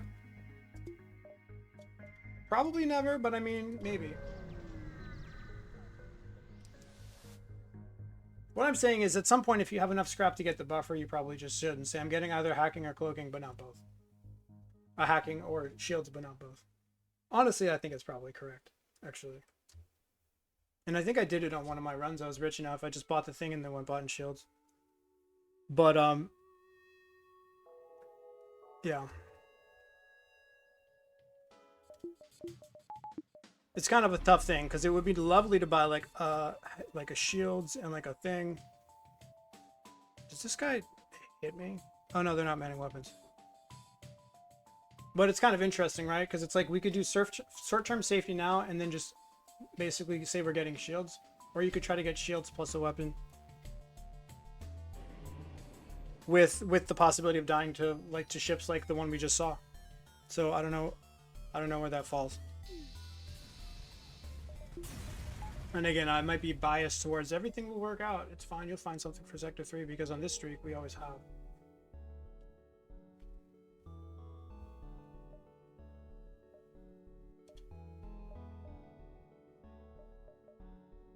Okay, we saw that jump. There's 2 stores and they're all over here.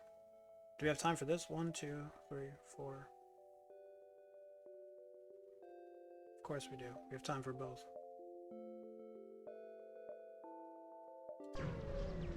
Although, is that too dangerous? Maybe you should just beeline it for the stores, actually, and not take fights. Hard to say, though.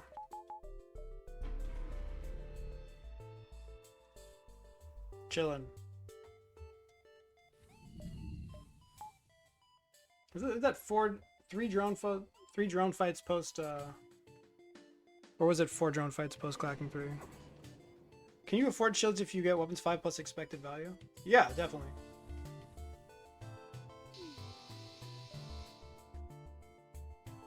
Because I'm always selling standard for shields if I need to.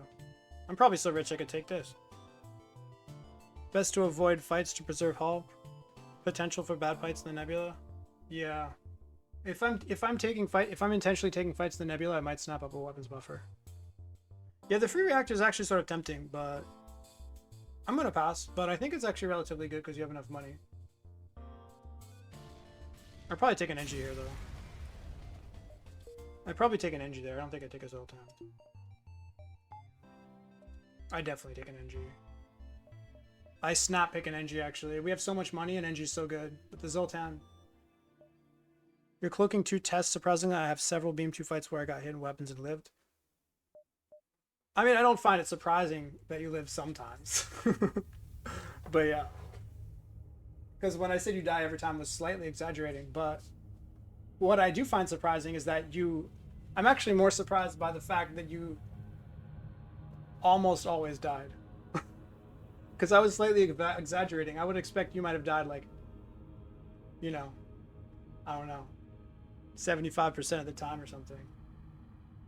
Are you telling me it's like more than 75% of the time that you die there?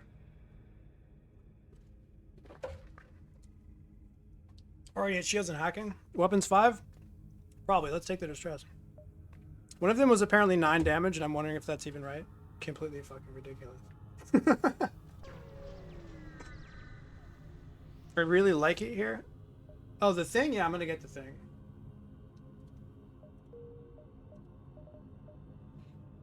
Distress could be hull damage. I don't really mind hull damage here. Yeah, because the run's not one yet, but once we find something, it's basically one. And you're saying that basically that we can afford this, and we could actually afford this, and still get weapons, and maybe still get hacking as well. Sorry, we could maybe get shields, hacking, and the buffer, which is fucking insane. But say we don't get shields hacking, that's fine. But we could easily afford shields hacking and a bomb or something like that. Yeah, this seems kind of like a no-brainer to me, actually. At this point, like, we're way too rich. We're way too rich. Kind of gross.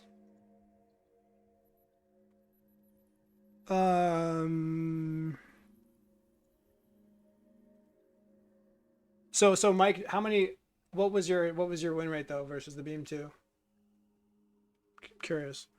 Bribe time? Yeah, I don't think I take the bribe actually because of the buffer. Because I'm rich? Yeah, but we have a buffer. So we can just take more money and it's free. What do? We lose 1 health. We lose 1 health. Do we lose 2 health? I mean 2 health for like 10 more scrap or something? The bribe has fuel? Do we need the fuel? They have 2 fuel, guys. Is 2 fuel a lot? Guys, did the meta change? Is 2 fuel suddenly a lot of fuel? Could be a civilian ship runs and only scrap. Wait, what? Are we worried about fuel? We have 2 stores upcoming, guys. Are you saying I need the fuels for the nebula? You like bribe here for the fuel? We have 2 stores we're gonna visit. Are you adding it up? Okay. Mike's adding it up. You know this is a 0 risk proposition here, right? I don't even think we take 2 damage. We cloak 1, and then we fire in 22.5. Cloak the first one, fire in 22.5. Wait a minute. But we could actively cloak the first one to save damage or what? Or does that not work like that? Let's say we pre-cloak, and then we take 10 damage. We take damage 10 seconds later, and then cloaking is ready in 20 seconds. So we cloak the second one. We take 1 damage here, guys. 1 damage. Guys, we're taking 1 damage. So let me just say that 1 damage is completely irrelevant. However, you're saying that we want the fuel. But we have 2 stores coming up. Should I be that scared of like 3 fuel offers? 3 fuel at the store, 3 fuel at the store, 6 fuel total, plus the whole nebula. If I only get 6 fuel and then I have to run the nebula, then suddenly I'm crying. What if they hit your weapons with the ion? They're never hitting my weapons with the ion because the ion will never fire. Nah, we chilling here, dude. If it's 3 fuel, we might have... Are you saying they definitely don't give fuel here, though? I'm so confused. Oh, you're saying that there's might be something on the wiki where it's actually garbage. That's what you're saying, is that there's something about this event that makes it trash. It's a heavy ion. From the ion 1? Bro, the ion 1 is like this. The heavy ion is like this. The heavy ion is like the guy she tells you not to worry about. The ion 1 is like you. I'm saying it might be shit and the bribe ain't terrible. Nah, I'm fighting it.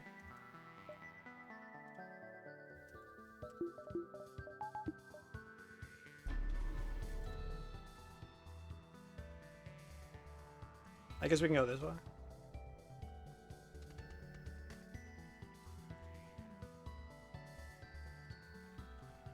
That's what she said. That's pretty much what she said, dude. The reward might be shit. I'm not a big fan of taking 2 scrap. If I'm on 5 fuel, maybe. 2 doesn't feel good to me. I like the 3 ones though. We should like prevent this though, because fires are a thing. Just a little bit.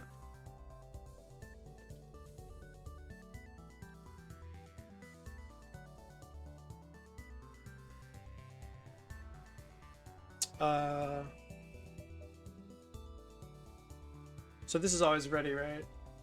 Because I pre-cloaked at the beginning of the fight, did I not? So then 20 seconds later, and the timing on this doesn't matter. Oh, okay. I feel like this event rarely pays out for well for me. Well, that's the thing, is like I was wondering, is there something that you know that I don't know? And like I said before, my event knowledge is complete horseshit. Like it's actual literal garbage. So that's the thing. Honestly, I get carried by chat telling me things about events. Because I don't know fucking shit about events. And I might have changed my mind if I knew something more about this event, but... Oh, better bribe. It's a good event. Rewards could be a store with medium repair onto scrap. Do I reject then? Because this ain't half bad. This actually is bad. 9 scrap is cringe as fuck. Fuck you. Fuck the fuel. Fuck you. Fuck everyone. Oh, this is what you were talking about. That's what you were talking about. But it's an update, right? It's not even an update. Oh!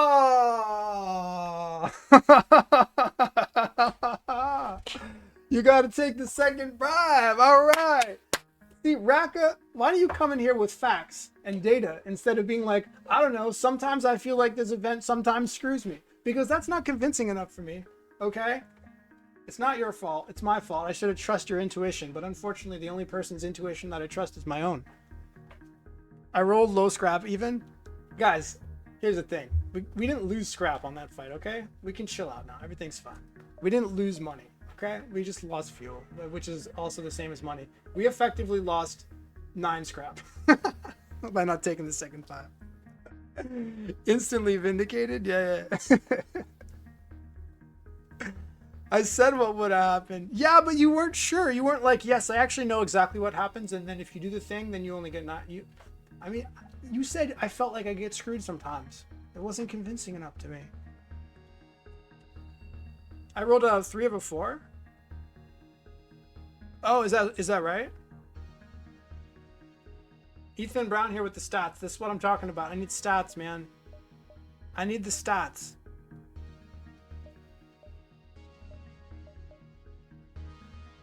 One and a half, 2 and a half, 3, 4, 5, 6.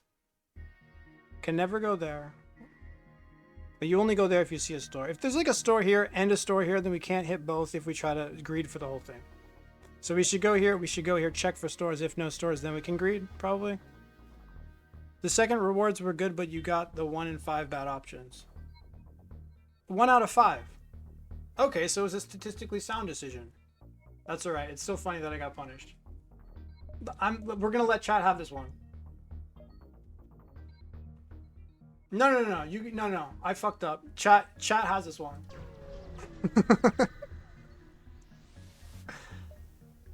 That was just a funny moment. We don't want to spoil it with the truth. Take 5. We don't want to spoil that moment. And if you guys clip it, just make sure to cut this whole part out of it. The times when it happens to me, that's the thing. You only remember the bad times.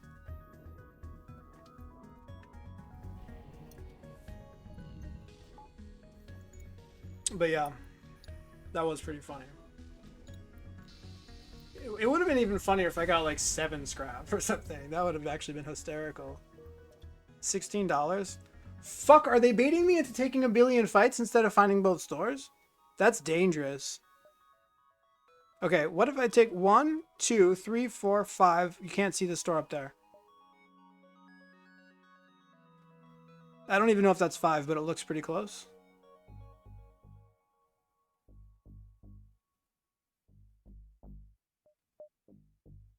One, 2, 3, 4, 5. That's 5, right?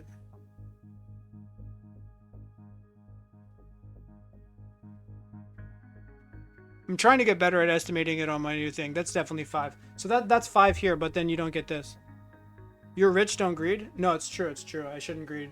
Because if the first store is garbage, then I'm just crying. I'm going to next sector, I mean, with a buffer, and they can get engines up. I mean, I'm probably okay. But let's be realistic here. We need to see both stores. So we should go here first, or is there another way?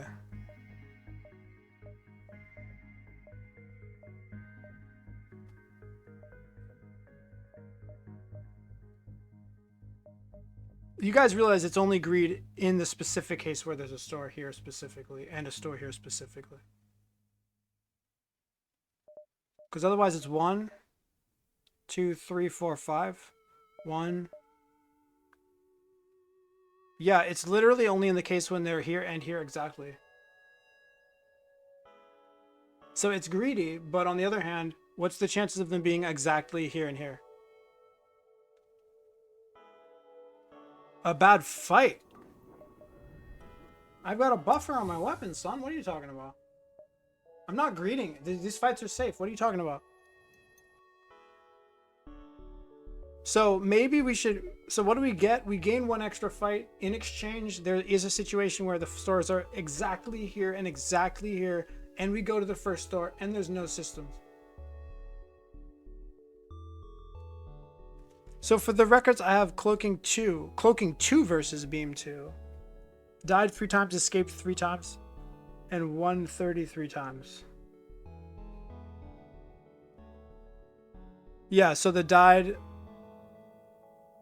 Escaped after getting hit. So you got hit weapons 3 times, 6 times total. So it's like 50-50 to die if you get hit in weapons from your records. Is that what you're saying? Oh, so, okay, so close. Yeah. Like, okay. Yeah. It's not, so it's almost, it's probably 50, like, yeah. And then that's you playing well, of course. So it's around 50-50 to die. That feels about right.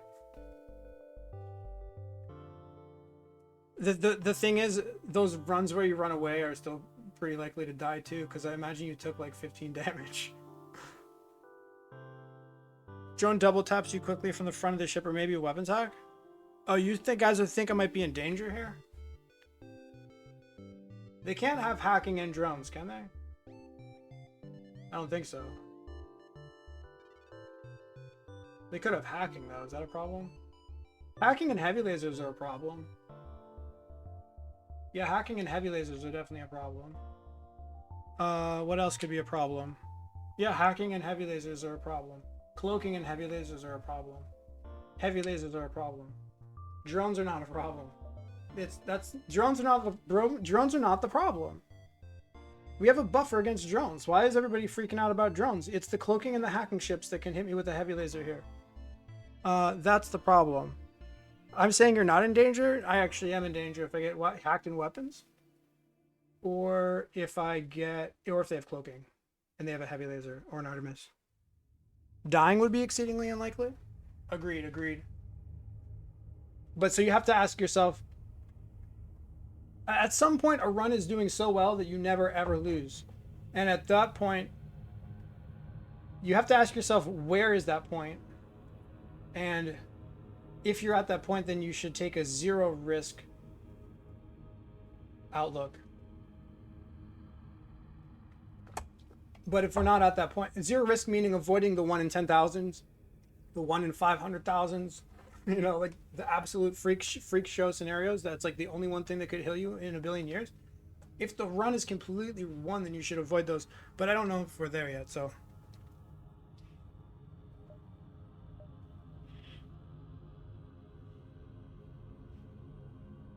Yeah, I mean, we have a lot of hull, though. That's the thing, too. Like, oh, that's the thing. We escape from all the fights that might hit us in weapons. Because the drone ships are the only ones that can kill you. So the cloaking ships aren't going to murder you, right? Not really. And then the drone ships are not a problem. And then the hacking ships are definitely not going to murder you either, usually. It's very unlikely. Because the drones are the ones that have the DPS to take me down from 22 hull. You can just run fuel. Huh? If you run and find no stores. But guys, what's the probability of 1, 2, 3, 4, 5 though? Like real talk, what's the probability of stores being exactly here and here? It's a 1 in 5 times a 1 in 4, right? Yeah, 1 in 5 times 1 in 4. I don't think I'm scared of the fights here.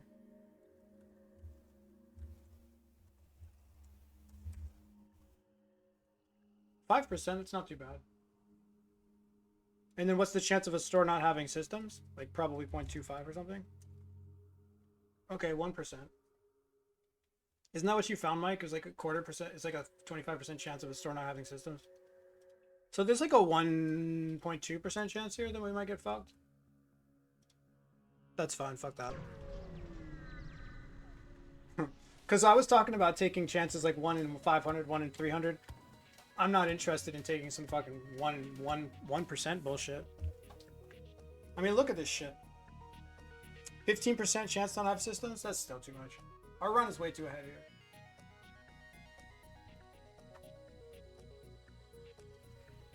Something like, yeah, like about 1% here that we get boned. So I don't know if you were paying attention earlier, but it's a 1 in 5 times a 1 in 4 for the exact positioning of stores. And then we whiff on the first store that we find. So this should be the chance. This should be the chances of us, if we try to take the 2 fights, of the 2 stores being in the exact positions they need to make it so that I'm not able to get both of them, and then we whiff on the first one, which is like close to 1%. I'm not really that interested, unless you think we're somehow behind here, but we're not. So this fight could in fact murder me if they hack me in weapons, but they didn't.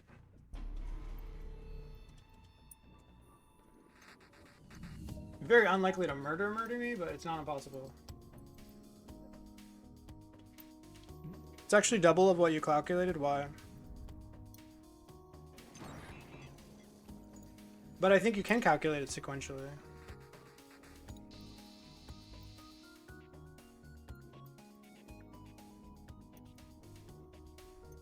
Or no? I would love to hear if it was different.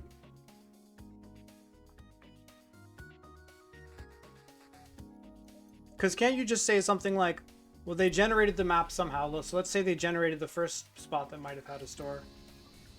Because you calculated first store is in position A at 1/5, but it can also be in the other bad position B.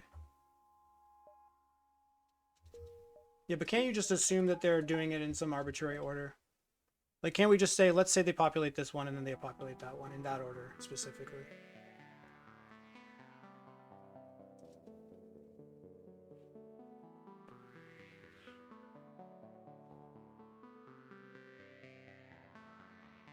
Oh, at 105 because it's 2 out of 5. Oh yeah, it's 2 out of 5. No, yeah, totally. Yeah, because it's 2 out of 5 and then you have to take out. Yeah, no, that's correct. That's correct. I thought you were saying something slightly different. No, that's true. That's true. That's true. Yeah. Yeah, 2 out of 5 and then 1 out of 5. Yeah.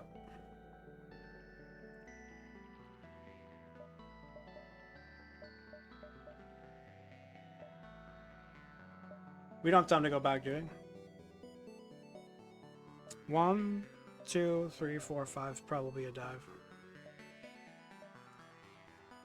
I don't know why I'm playing so slowly when they were this far ahead. Maybe it's just the pressure and the fact that I'm overheated here. I need some water. But this running's going great. I'm just wondering if there's like a line. I guess the line is like this could be a thing. So it's like here. We already saw this. That's just a 1 in 3 that the star is here. So here, 1, 2, 1. A half, 1.5, 2.5, 3.5, 4.5. That's still 4, right? Hasn't changed. Posture check. How much is hacking plus shields? 110. We're so close, guys. Don't make me measure. We already measured this. It's the same measurement, isn't it? No, we didn't measure it. I eyeballed it.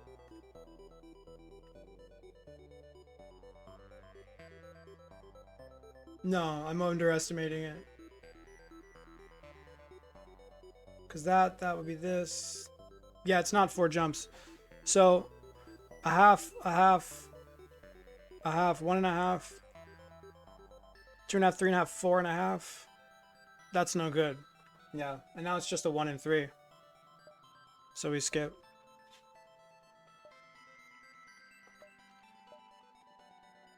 The Cloak 2 Beam Drone 2 fights where I got hit, the weapons 3 died, 4 escaped, and 5... Oh, you won some of those.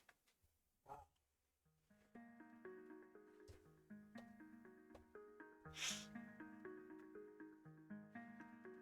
It's just because I'm taking it slow today.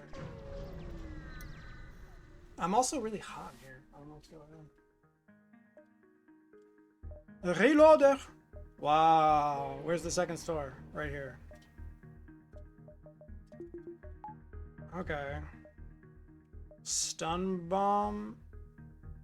45. Setting to sell scanners. 190 shields plus hack if you're selling scanners. Yeah, 190. Yeah, I guess we're not really... We might get 190 from one more fight, but probably not. So we know where the second store is, though. So we could potentially go 1, 2, 3. 1, 2, 3. Or even here, here, and then back, right? In any case, we have the money, right? Because 45... 45 brings us down to 20 and change. And then you sell scanners. You have to buy this at... It's good here? Well, it's good because it's not only good... In fact, I wasn't even considering the fact that we have a buff. We have it online. I actually wasn't even thinking about that. I was thinking about you need to buy it as a hedge bet. Because if the second store doesn't have shields, then you need to sell scanners and buy shields. Or you buy it as a hedge in case the second store has no shields, is what I mean to say. But you could potentially avoid selling scanners by going here and then coming back. So that's probably what we do. Can you get shields 2 without selling anything? Shields 2?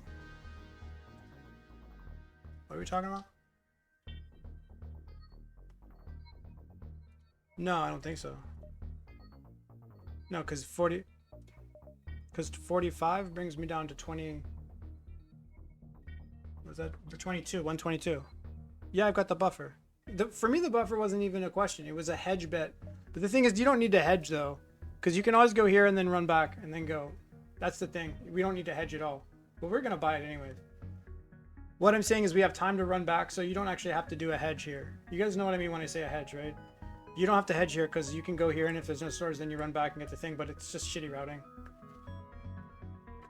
Is the play? It's the play without the buffer, guys. It's the play without the buffer because maybe it's not the play without the buffer because you don't need to do the hedge. You go here, and then if there's no shields, you come back. It's still just a good play anyway. Just buy that. And then if there is shields here, I'm gonna jump to the thing and try to get some money. They have hacking, okay. Yeah, we just go here and then maybe even here into here. And unless you're so scared, but no, there's no fight here.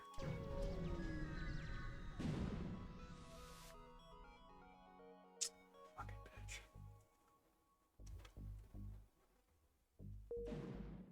This is still live. So with a buffer, we definitely take this fight. I think that without a buffer, the correct play is go to the store, sell scanners, and buy the shields. If there's no buffer. But since we have a buffer, we just take the fight. And we save and we get the shields. I don't want hacking here. I have no. Oh, fuel. God damn it. I don't really want hacking because I have a weapon to work into. Why would I get hacking? Now hacking is way worse because we have a weapon.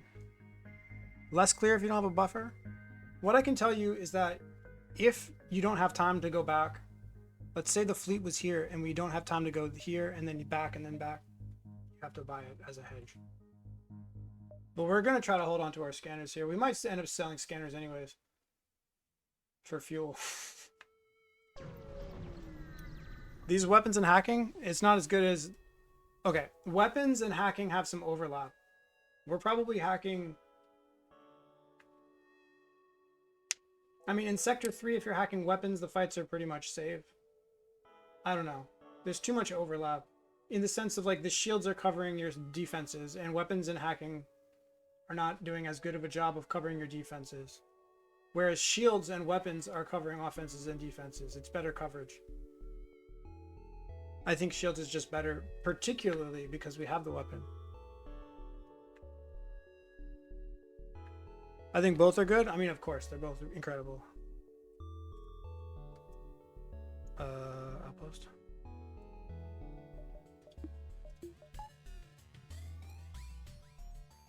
But I do think that having a weapon de-incentivizes having hacking. Because the other thing is the weapon is something you... One reason why hacking can be better than shields is because you know you're not going to fall off offensively. And the small bomb takes that out of the equation. So you just want to take whichever one is better for safety. Which I think is shields most of the time. 11 drone parts, that's fair too. But yeah, we might have to sell scanners for fuel here. If we get enough fuel here, that we avoid selling the scanners, which is why I jumped to here before I went to the store.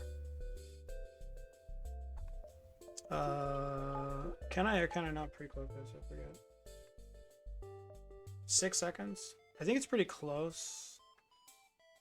I don't think you can actually pre-cloak it though. Kind of forget. 5.4. We fire in effective 7.74.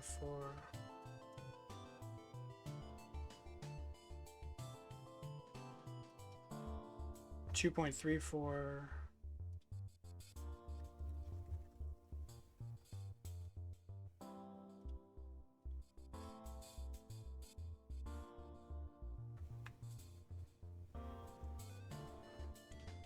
$2.36. I guess we're good here, yeah?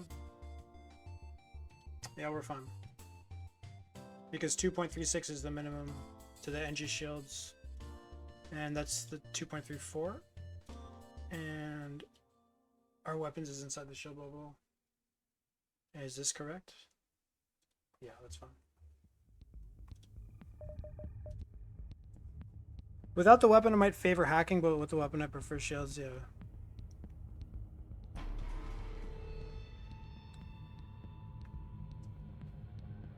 One thing that is a little bit iffy here, though, is that I said that we can't get hit with this, but we actually can get hit with it. We can't get hit with it before we touch down, but we can get hit with it before we kill the ship, actually. What I mean to say is this is not going to land on us before we start doing damage. But if it lands on us specifically in weapons, so we're actually going to do this. If it lands on us specifically in weapons, then I'm very likely not finishing my swipe, and then the fight doesn't finish. So we swipe this way and we do a detoggle. I mean, it's not the end of the world. We take like 1 damage. But, you know, I'd prefer to not take 1 damage. Might as well not take 1 damage, if you know what I'm saying.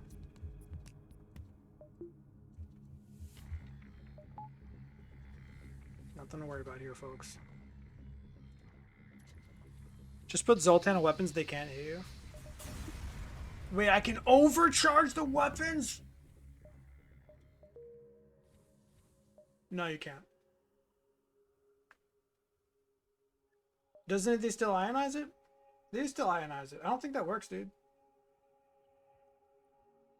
I think it works for shields. It doesn't work for this, I don't think.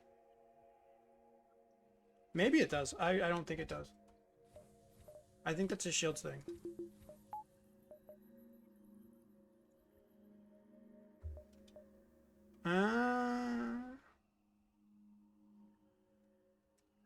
Oh, you're saying just plug this on. Yeah, I didn't think about that. I forgot that we had this. I forgot that we had the stun bomb. Yeah, I forgot we had the stun bomb, guys. It's not because we have an extra power bar. It's because we have the stun bomb. I forgot that we had that. Yeah, of course.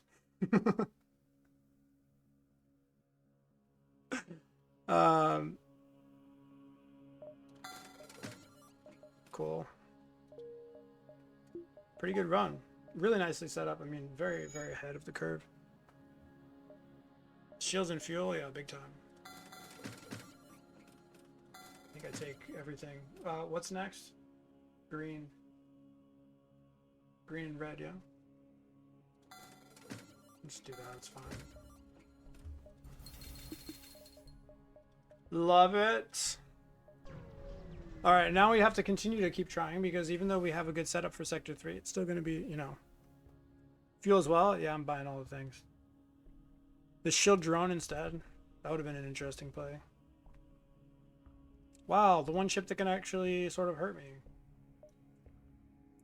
Great start. Fantastic. So far ahead of the curve here. Probably just take it. We want to get hacking. We want to get more power and shields up as soon as we can. Probably not in super rush to get hacking at this point. Shields and fuel is best of both worlds. It's amazing. And I was able to hold on to scanners, guys. So if it's an Artemis, which it looks like it might be, then they can of course do damage to me. Worst case scenario is Artemis into shields, then we're in trouble.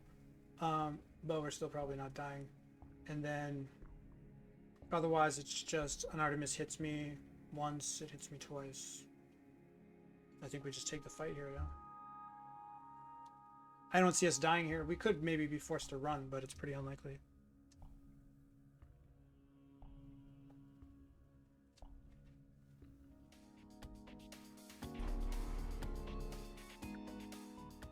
Two, 3, 4. So 5 seconds. So they fired an effective. Let's see what they have here first of all. Is an Artemis. Okay, so they fire twice. So 9 seconds. Now they fire twice at 18, and they have how much time? 10 versus 10. Wait, should I have pre-cloaked? No. They get an extra. They get an extra 10. We get an extra 5, right? So they fired an effective 22. What is 20? What is 22.5 minus 5? Stop it. We fire in 17.5, so they don't fire twice. Because they've got 10 seconds, we got 15. So they only fire the one time, so you just cloak it. Would be pretty annoying. It would definitely be annoying. I'm not gonna argue with that. I think I can actually just toggle this.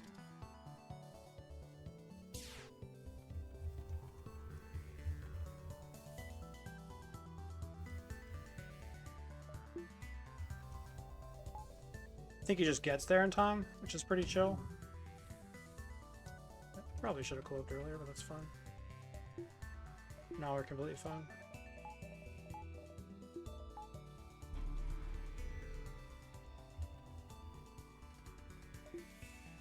Of course, I didn't calculate the detoggle time, but I don't think it was even close, right?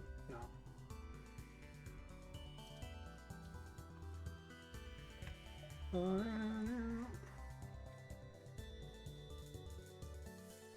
Oh wait, but the heavy fires twice probably, right? Yeah, because 17.5 or what, we gotta prepare for the heavy. Come on, burrito, don't be silly. The thing. Don't be a dum-dum. Don't be a dummy. Get those shields up, buddy. Wait, how did he fire twice? Did we lose that much time on the glaive? Sorry, excuse me?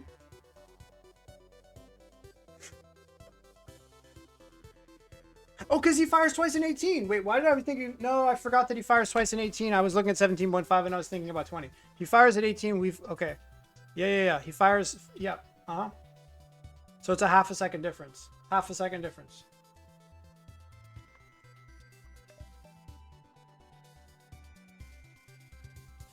It's only a half second difference, so obviously he fires at you. I was thinking... In my brain, I was thinking 20, but it was 18. It's still probably the correct way to play the fight anyway. If that actually wouldn't have changed my decision, maybe.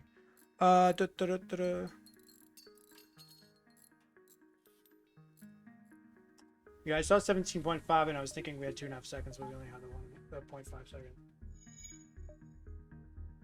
I always forget that they cloak again before the glaive fires. That's not what I forgot. I calculated that in. If you just got a crew kill, instead you'd be able to cloak the second Artemis. A crew kill? You mean training? Cloak the second Artemis. Oh, why are you saying crew kill? Don't you mean the wait? You mean the automated reloaders? You're being facetious? I'm so confused. I thought you were talking about automated reloaders or training or something. I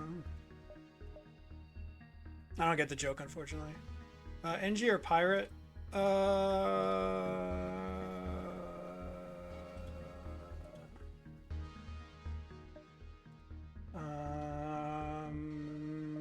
We're not fully stable. NG seems better. We're ahead of the curve. A low roll is not a big problem, correct? Correct. NG's safer, ahead of the curve. Low roll, no problem. Go safe route. If you crew kill the Optimus ship, your cloak comes off cooldown. Ah.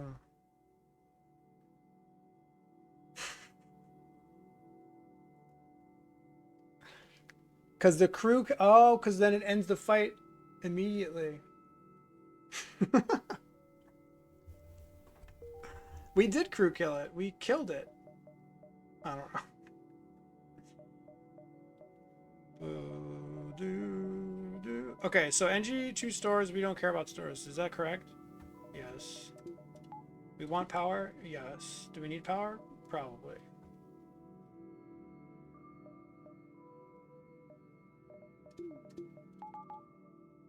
Power is not a bad choice, especially if you're trying to rush shields. And rushing shields feels like the correct play. So if you're rushing shields, then you're getting the power anyway. And having 2 shields with this amount of power seems pretty cringe. I'm honestly might just rush power here.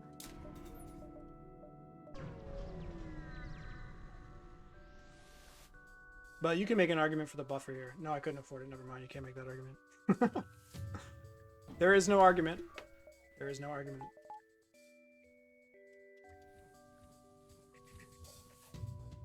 For the stun bomb, yeah, true. Yeah, because I didn't even... Yeah, to have the stun bomb plus the shields up. Hell, we even need more power than that. No, because this guy's gone. Yeah, to have the stun bomb plus the shields up, you need that. Exactly, perfect. Want to do a full ship for cloaking too? Right?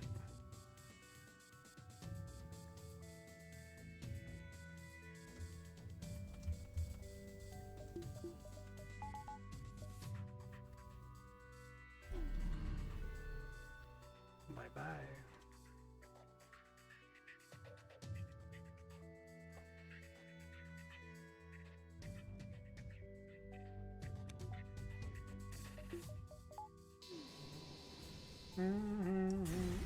Could have pot shot at me, but I don't care.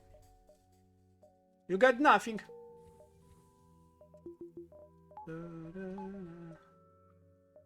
Take all of the monies. Guys, you know these are going to be the only fights in the entire sector. You might as well take them while they're hot.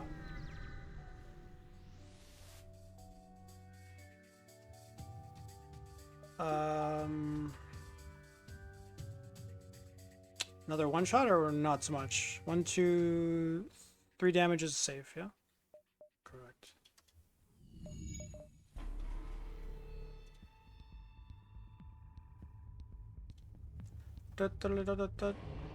I think there are some players who try to get like crew kills and stuff in the mid game. And the weapons training and all that stuff. I'm not so focused on that kind of thing. Whatever, everything's fine. Well, I don't need to do anything sweaty here. Chuck. Please die. Why is it so warm? I'm gonna open the door. It's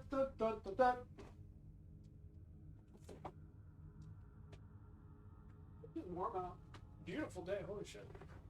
It's a beautiful day. What am I doing playing video games? I feel a little bit sad that the suspense is over though. I'll just let people in chat pretend that there's still some suspense. Y'all can still pretend. Still a little sad. That feels good. That breeze feels good. Okay. Am I really not looking for stores at all? Maybe not.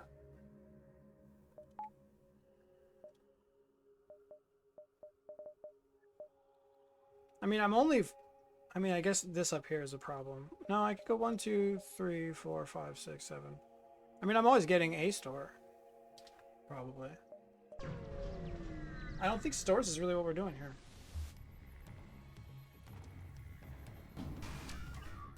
Honestly, I think farming makes a lot of sense. Excuse me? Okay.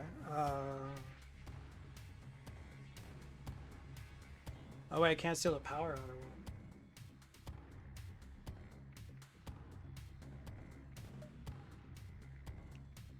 But at worst case, it's like, I mean, worst case, it's a level 2, 7. So he gets, the only thing he does, okay, if it's level 2, it's 7 seconds, and then we get to cloak. And then if it's level, we get to cloak if it's twice. And then if it's level 1, it's no problem. And then, yeah, worst case scenario is he just hits us, and then this hits us, which is fine. Oh, but do we need to cloak now? I'm just wondering if we don't pre-cloak. But the thing is, I want to steal the power up, but I can't, or what? Or maybe I just don't need this. Oh, yeah, maybe I don't need the stun bomb so much.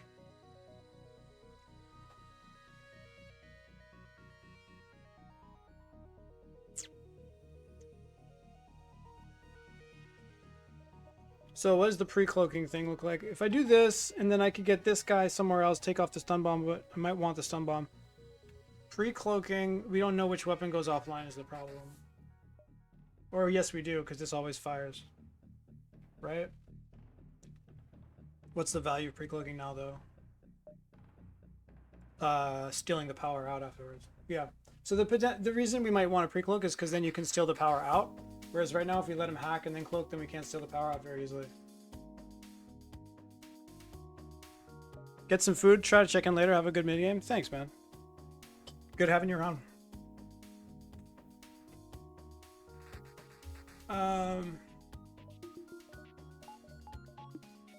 So I think here, I'm not really sure. Maybe we have time to beat down the door. I don't know how long that takes. Mike, before you go, how long does it take to beat a door down? Like 10 seconds or something. It's probably too slow.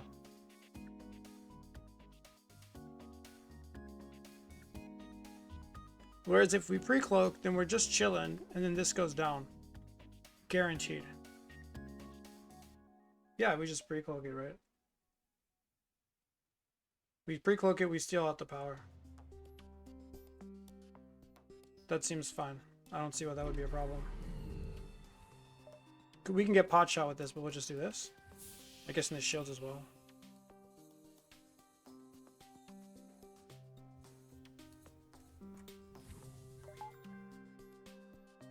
And we can take the stun bomb on at any time. Maybe just do it now so we don't get pot shot. I mean, the stun bomb isn't doing anything. Is that true? I think that's pretty much true.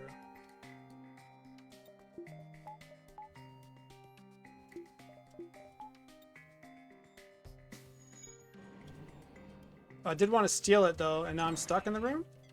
No, I got out. Huge. And then I want this in shields probably. And then it goes down. Was the whole plan. And I mean, the fight's not over by any means. In fact, we can kind of get crew kill probably. But we're out of the woods. Seems like a pretty good line. Small bomb cringe.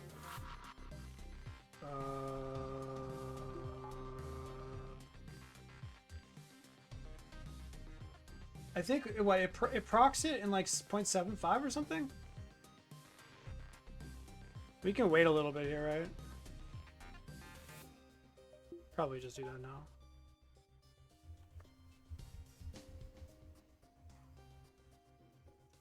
Come on. Okay, we lost a lot of charge there, but I think that's okay. It's a bit annoying.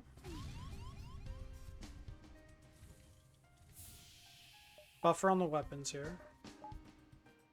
Stun bomb can go in. Just stack them in the weapons. Probably. Yeah.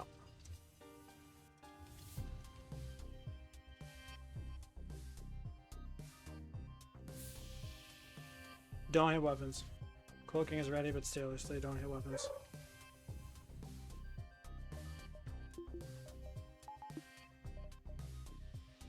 Did they have a buffer? They did, right?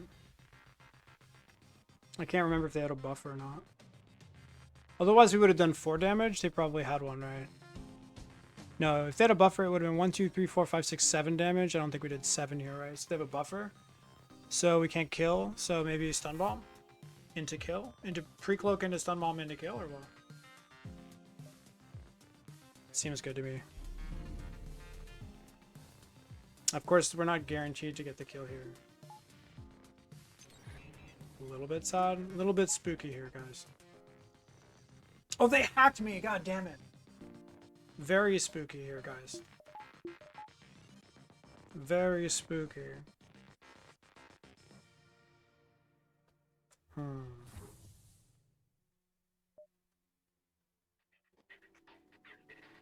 think we just stay here and chill, honestly. I don't really see many other lines here.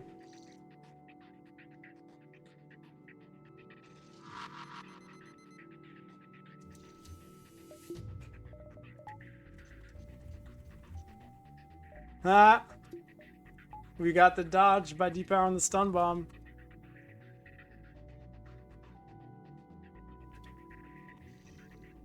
So we try to get this value in, everything's chill, hopefully it lands, and they can't even take it off because we can swap. Okay, huge.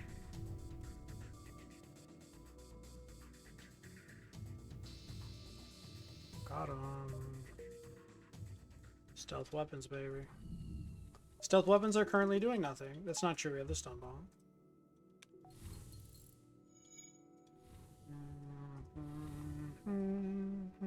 Crew me! Lagarde.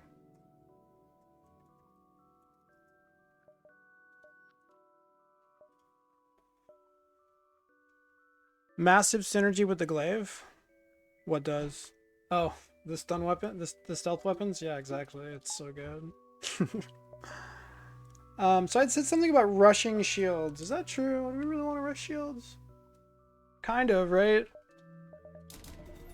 Yeah, we kind of do.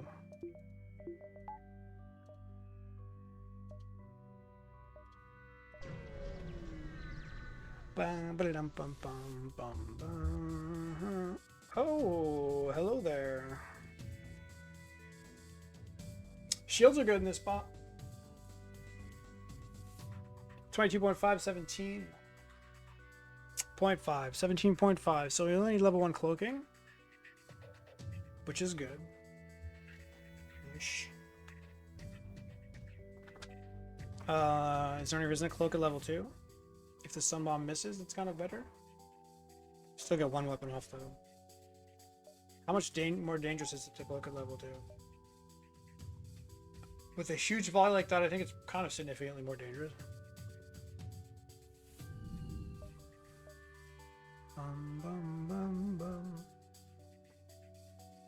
You could toggle things, but no.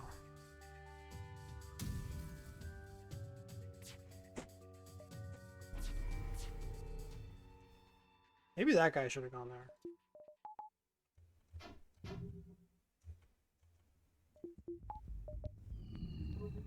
Yikes.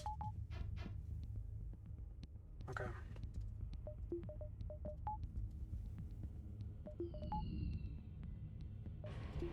So this goes off, and we have 2 shields. Pretty huge. I don't think we wait for the stun bomb. I think it's too slow, yeah? It's definitely too slow. So now we go here. Put this online.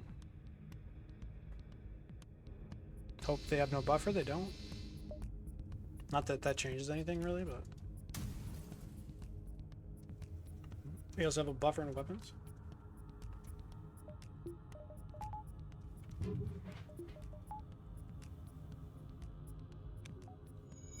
Huge. One thing for things. Is that worth? Maybe. Probably. With 19, it's probably worth. But like 7, I definitely don't do that. Oh shit. No, we're killing, right? Unless they get resist, but then they still, their thing still goes down. Okay. $28. I think it's power bar time. Into saving up money. Into saving money. I guess, yeah. You take the sun, I believe. Oh yeah, so there was some talk about stores. Sector 3 probably almost get hacking money pretty much by the time you hit a store. Maybe 1, 2, 3, 4. Wait, 1, 2, 3, 4, 5. Is that even 6? Probably not.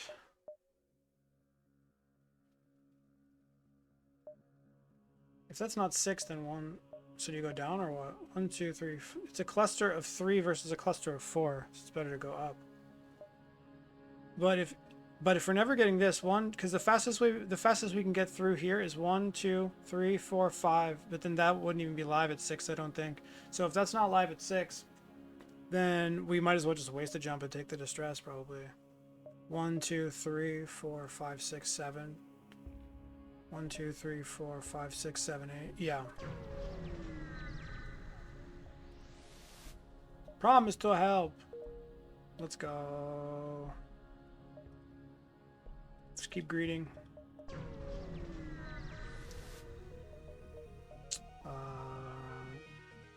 Shields are good here. Shields are very good here. Very happy to have shields here. We can't do this though, can we? We actually can. That's insane. But do we need both or 2? Can we pre-cloak this? 13 seconds? Not really. Not really, because 20 it's 15 seconds because we don't have the training. Otherwise, it would be 12.5. So we need triple or what? Triple or active cloak it? We can active cloak it, right? Yeah, we can.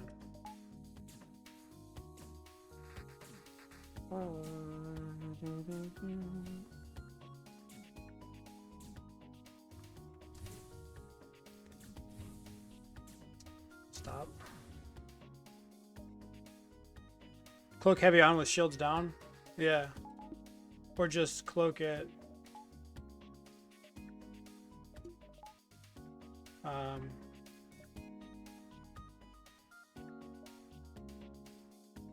Yeah, because 10 seconds. So if we add 10 seconds at the time, what does that do? Wait. So let's see he does 10 seconds. We add 10 seconds now. Then it comes up 2 seconds later. Right? Because we're adding 10 seconds and then he does 10 seconds. So that's 10 seconds total. And then this would come up 2 seconds later. And this fits 13, 14, 15, 16, 17. We just do level 2 here. It's better to do it with the shields up actually, because you don't want weapons to get hit really. And then if you do get hit in the shields, you can just get them up before this fires. Of course, I need to get the fuck over here.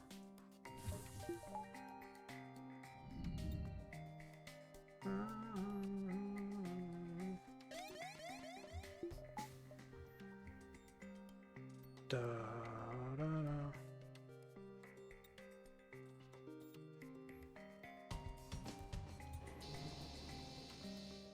All right, don't hit me in the shields, you stupid flare.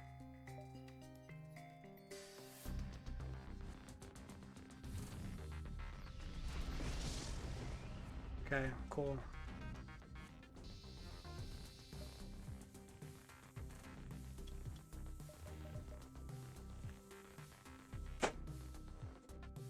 Stupid. No! What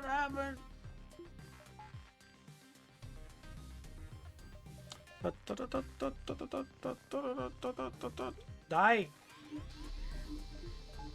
Oh, careful. He's swiping. He's swiping. He's swiping.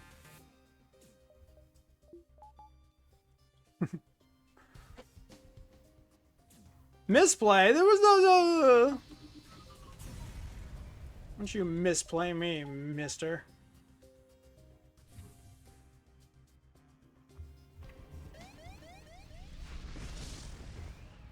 Yeah, I was wondering about this, if there was some inaccuracy with the fact that we could have been manning the engines more, and then we were going to tank another shot.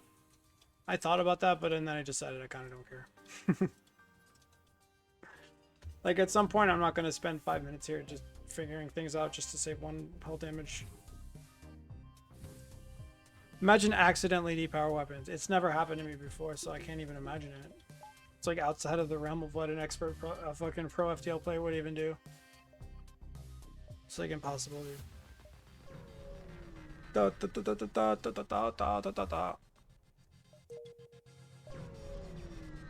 My cat's been gone, by the way, for like 4 days now. So that's a problem. I could have bought one, I guess. 1, 2, 3, 4. Oh, did I put myself into a dive here? Yeah, I didn't mean to, though. Definitely didn't mean to. Run is 1 as long as you don't speed hack into something stupid. Should be, alright. The run is 1 unless I don't find anything else for the rest of the entire run. Can you imagine that? It's actually theoretically possible. Or that. Yeah.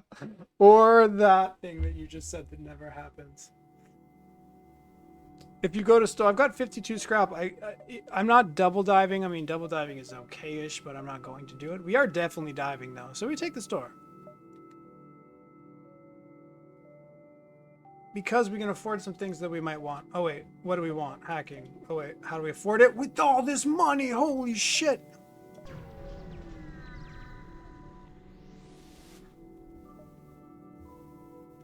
Mind control. Drone control? Drone control is looking good.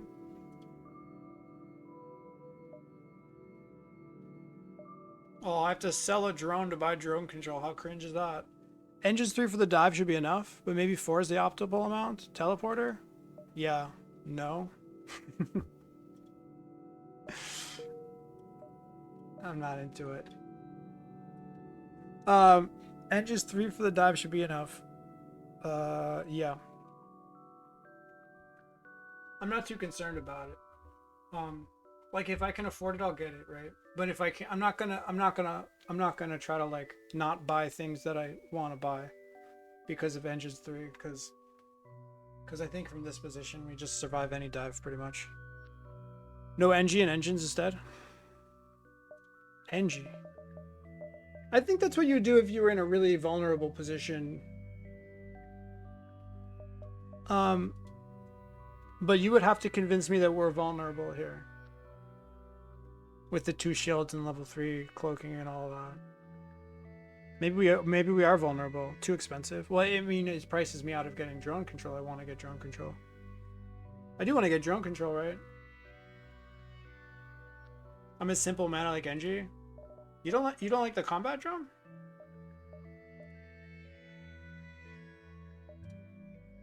For killing things? I like combat drone for killing things. Makes the fights faster. A DD1. Don't you also like just killing ships really fast? Like isn't +1 shield suppression kind of relevant?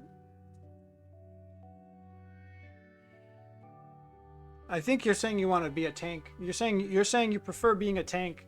You're saying instead of suppressing an extra shield bubble and killing them quickly, you prefer to tank up and have an NG or a defense drone and then just kill them slowly with the stun bomb. That's what you're saying. I see that. I guess you're entering sector 4. Yeah, that's the thing. So both of those routes are viable. You can be a huge tank with a defense drone and an NG. Obviously, you wouldn't get both, but you can do that. Or you can be like, you know what? I'm going to do +1 shield suppression and then just have more aggression, which is definitely more my playstyle, kind of. Next door.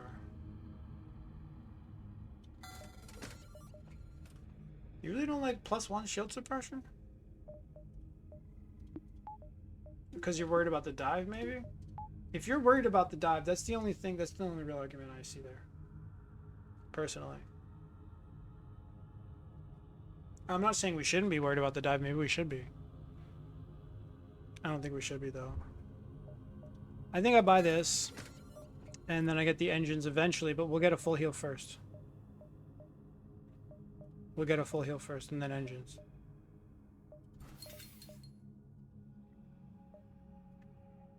Nah, I'm thinking about combat drone is good here. Yeah, for real. Combat drone and engines, yeah. Or combat drone. I think that the extra health is as good as the engines. And then we'll probably afford both. The idea is we probably get both, and the engines and the extra health is probably as good as the engines anyways. So you might as well just smash the health, and if you don't get the engines, then it's probably equivalent. And usually you just kind of do.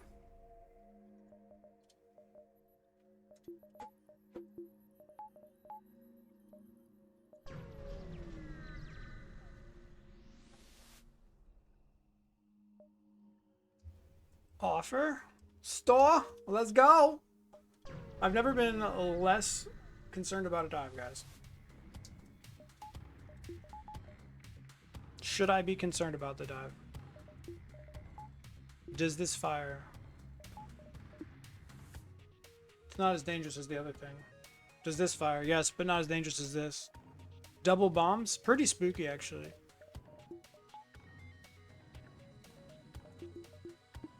But pre-cloak can take this down potentially, or just pre-cloak for 2 damage, but 2 damage takes this down unless you want to go kamikaze on them and do 3 damage. But maybe we escape? I guess we have to fucking figure that out, guys.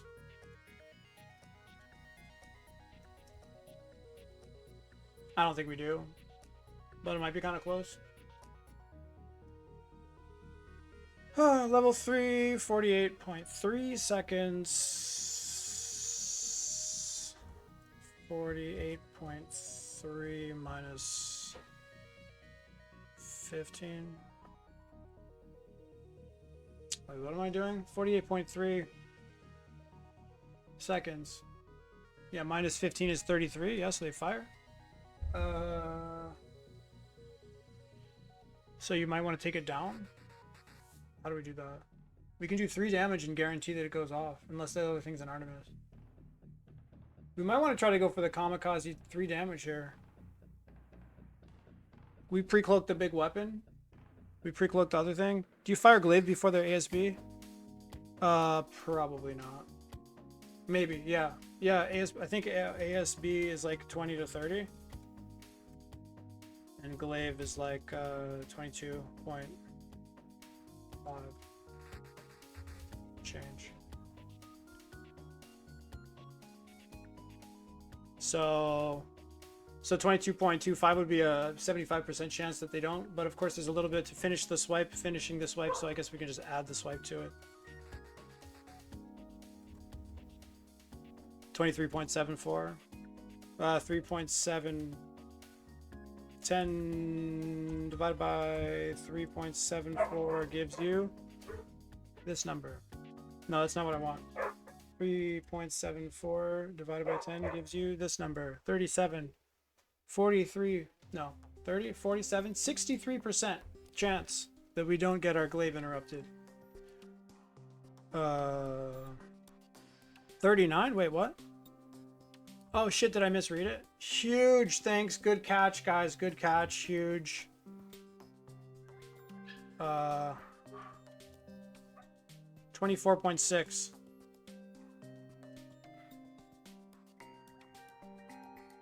What does that mean? It means they have 24.6 live.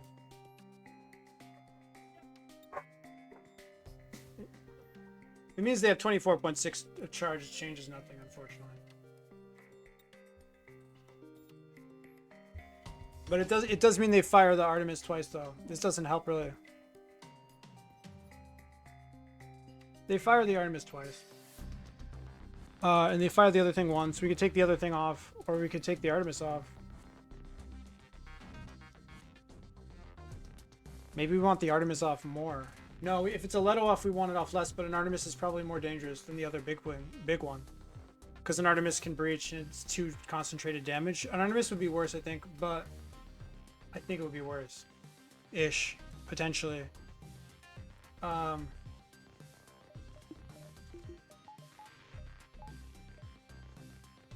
So we could just choose to do 2 damage instead of 3.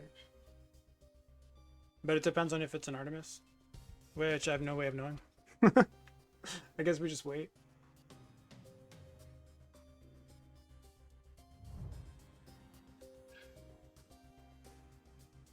Other combat drone issue is power, but to be fair, you really don't need it for when they go late fires.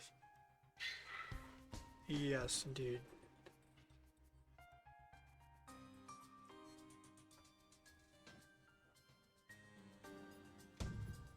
So it is an Artemis.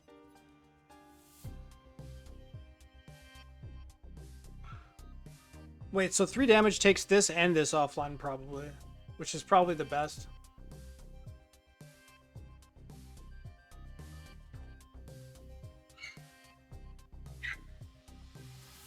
So we can take this on and this off, I think, if we triple cloak or what.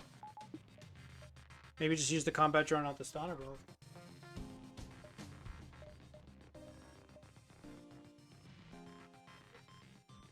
Okay, I think I know how we're doing this.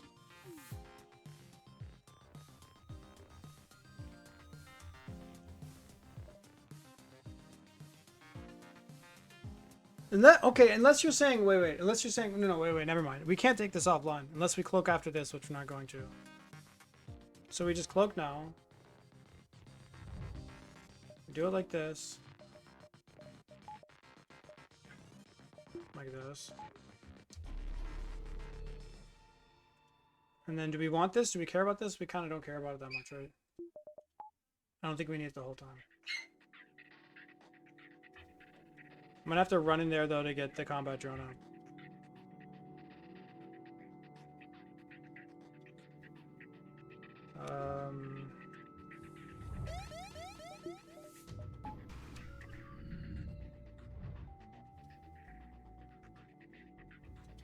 We need to run back, of course.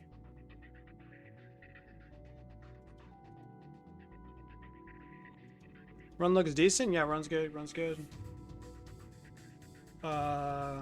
It's a 5-second timer, right? It's 5 to 10 seconds, so we have some time here. So we turn this off because it's all set up. We fire this. It does delay our cloaking a little bit, but it doesn't matter, which I think we determined. This guy goes here. Hopefully he has time. Hopefully this lands. It does. We turn that off. We go here. We stay here, or is he farther away? Maybe the timing doesn't matter. I think the timing might matter. I'm not really sure. Fuck. Screwed it up. I should have sent this guy in. Oh, but that would have just delayed the cloaking. So maybe it... Yeah, maybe it was the same thing. It's probably fine, because if I had taken him out of there, then we just wouldn't even cloaked at all. It's okay. And then we do this. We do this.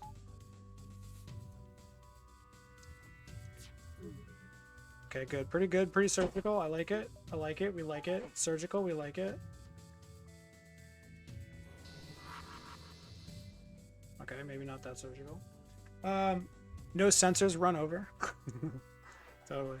So that went down, though. Which this is 1, 2, 3 damage. And we did 3 and that went down. Is that not a little bit odd? I find that to be a little bit odd. Okay. I guess we don't need shields anymore. Oh, changed his mind. He changed his mind? Oh, because this thing was about to fire and he wanted to finish firing it. And he couldn't use... He had to take this off to be able to keep this online. Because he had 3 damage. So he prioritized keeping this online and then he swapped. And that delay might have actually done it for us, but probably not. Hard to say. He was offline for a long time, wasn't he? How long, though? I don't know. I just don't know if I need shields up. What I definitely don't need is any of this crap, though. Yeah, we're out of here. We should just be out of here. And hopefully the time that we spent without the shields 3 is not going to affect us getting hit twice by the ASB. It might, though.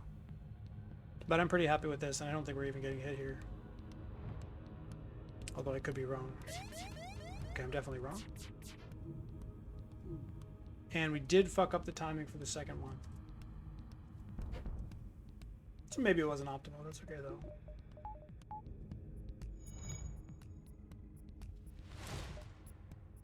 Dude. 1 millisecond. 1 millisecond too early, man. Come on. You fucking D-bag. Snake? Snake? Not this. Snake it. All my homies love the snake. Oh my god, they're already taking damage? I thought I snaked it. What's going on here? Oh wait, they weren't taking damage, or did they? Doesn't matter. That was pretty good. Aside from getting tagged through cloaking. And then not having cloaking ready for the second one. But pretty chill. Pretty chill. Wouldn't have shieldless been good here? Huh? Removing this shield to cloak later. Cloaking when? Cloaking what? When? The cloaking wasn't ready. It was on cooldown. The cloaking became ready. You know what would have been good, though? Less cloaking time, probably. I think level 3 there is kind of why we got hit again. Interesting. And I don't think we needed that level 3 cloaking. I think the level 3 cloaking was overkill, and if we wanted to maximize the chance... The thing is, usually you run away. With 3 engines, you just run away. But they weren't powered the whole time. So if we had done level 2 cloaking, that would have been better, actually. It had already passed the shield at that point. It was ready. No, but it doesn't work at that point. Okay, so as soon... Okay, here's the thing with the ASB. So here's the thing. The ASB toggles its hit or not hit chance as it occurs on screen. You hear it start to come and you see it start to appear, but it doesn't actually toggle its hit upon impact with the ship, which is different from every single thing else in the game. So just remember that. It toggles its hit not upon impact, but upon the time it shows up on the screen. So it was too late. Yeah. Yeah, it's pretty easy to not know that. I mean, once you know it, but it's certainly not obvious by any means. Okay, we have this, we have this, we have this. Probably like this, and then going around here, unless you say we don't need a store. Maybe we don't need a store, except for repairs. We don't really need nor want a store, but we kind of maybe want repairs. I'm not sure. I do want money. Kind of obvious to see when it misses. Right. You'll see it. If it misses, you'll see that the miss procs as it starts to appear on the screen. And that's sort of how you can suss out the information. Would you guys take a store here? Not selling this. Could sell that for something great, but what? Quest is rescue the store? Oh, yes. Over here.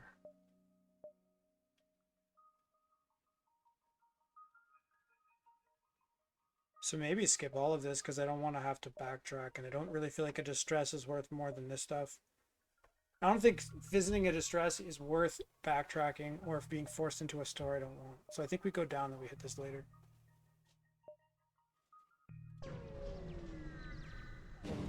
Now we have to decide if we want to fight here. We don't. I couldn't afford this thing. We also don't want this. Cringe. Cringe, cringe, cringe. Super mega cringe. Another store? Super giga mega cringe. Thanks for reminding me about the quest was, because I never remember what quests are. Ever. Like, once in my fucking life did I remember a quest, and I was so happy that I cried tears of joy. 1, 2, 3, 4, 5, 6, 7. Routing is complete ass. That's a beacon where you want intruders. Indeed, indeed, indeed, indeed, indeed, indeed. Indeed, indeed. Yay! Damage. Was that correct? Probably. We're safe here. I mean, come on. 1, 2, 3, 4, 5.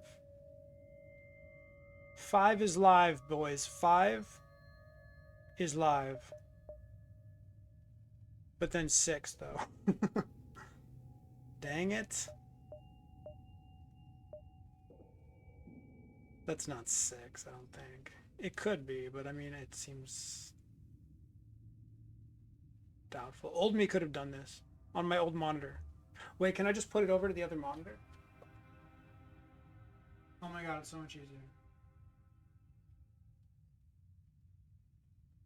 It's still hard though.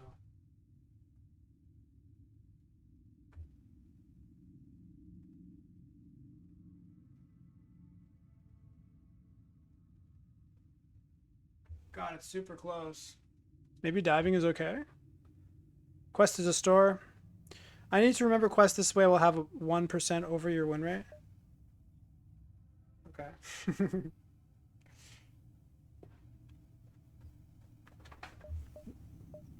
You will have a win rate advantage that I do not have. That's true. Over my win rate might be pushing it. Do we agreed for the quest into potentially having to dive? I think the answer is yes, because you get free hull repair in a store, and it's not always a dive. Sometimes that's just live. I just can't tell if it is. Quest is a store guaranteed? Yeah, it is, it is, it is. Slavers, no. Fuck the slavers, all my homies hate the slavers. Swiping through, damage, damage, damage. Pre-cloak this, yeah? Probably pre-cloak it. This cloaking now is probably technically the best, because cloaking comes off cooldown sooner, but... We have more drone parts than we do fucking missiles, that's crazy.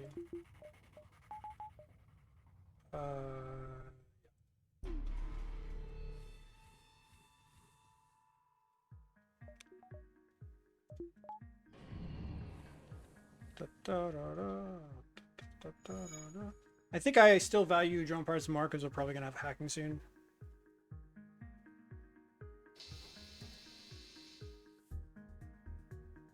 If they dodge, then good. Congratulations. Oh wait, oh, I didn't check to see if this. No. I didn't check to see if they had a shields buffer. Could have saved myself the missile. I didn't need one there.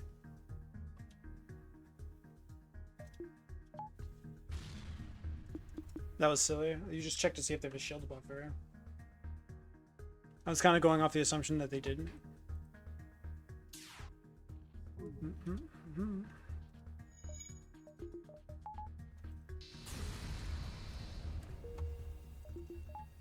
Okay. Check. Still don't know if that's live, boys. I have no idea. Oh, yikes. Dangerous or not? Cloaking probably level 1, could be level 2.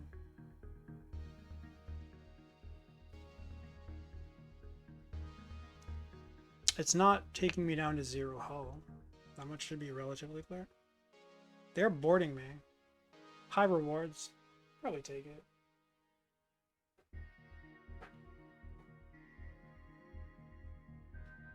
Cloak their first volley. We don't know what level cloaking they have. Level 1 it might not be an issue. Because they don't fire twice with level 1. Is that true? That's what I thought last time, and then I fucked up the calculation, but that's because I didn't include the training. They don't even have weapons training. It's more about getting hacking at the store. That's true, yeah. I mean, I can sort of still afford hacking. I mean, it's about getting hacking at the start, but what I'm saying, if there's any chance that we take like, you know, 12 damage here and then die to the next fight, then I wouldn't want to take this fight. Like, hacking at the next door is important, but it's not as important as like I wouldn't risk a 1%, or I wouldn't even risk a 5%. I would definitely not risk a 5% chance of death here. That's ridiculous. I would probably not risk any percent of death here, because I think the run is just completely winning, and you don't have to take any risks at all. We don't need hacking from the store, is what I'm trying to say. So basically, what I'm trying to figure out is, can I ever die here? If yes, skip. If no, then just take the money, because hacking is not a win or loss condition. This run, I already pretty much am winning. If that makes sense to you guys. Like, greeting for hacking, if hacking wins you the run, is good, but I don't need hacking to win me the run. I'm already winning the run. I just have to not die. Tough, but you can cloak both? Yes, but they might be firing twice is the problem. But I think we did this before. The thing is that it's if they have level 1 cloaking, then we get a 5-second advantage, so 22.5 minus 5. 17.5, which they can't hit you a second time before you get the damage in. Now, if they have cloaking level 2, then it's a 5-second advantage. No, it's parity? No, it's an advantage. Because instead of them cloaking at 10, they cloak at 20. So, 5-second advantage, they'd be firing at you twice. But you cloak one of them. So you're only tanking one volley. You're only tanking one volley. They have 2 shields. So I mean, I guess they can't really take 2 damage into weapons here, right? I mean, in theory, that could aim at the weapons they hit it and then do the thing.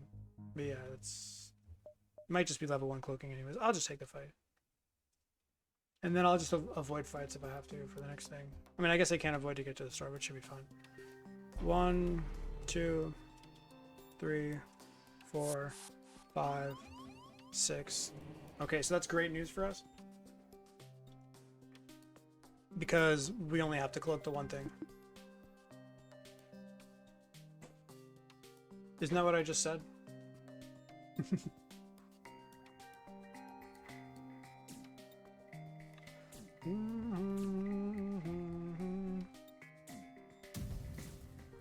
Isn't that what I just said? Why do you keep repeating the things I just said?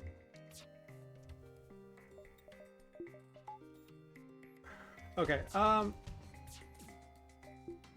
no, it's okay, you can repeat things. Cloaking.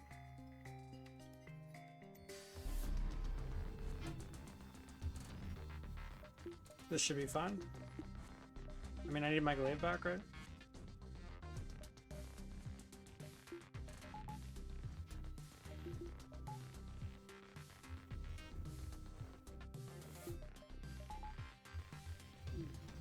Rude.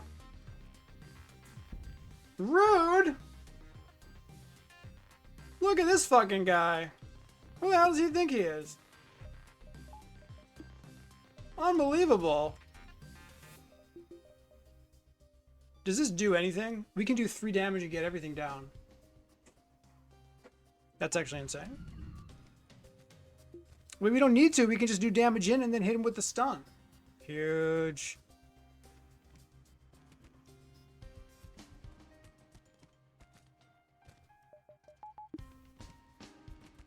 It's kind of close though, right? Because what was it? 17. We fired effective 17.5 and they fired effective. Do they have anybody on weapons here? I don't think so, right? 17.5 they fire, so it's 2.5 seconds difference. That's enough time, I guess, right? Except this isn't ready, so that could be a problem.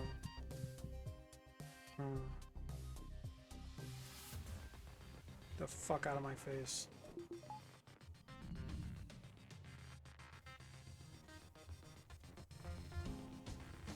Might tank something.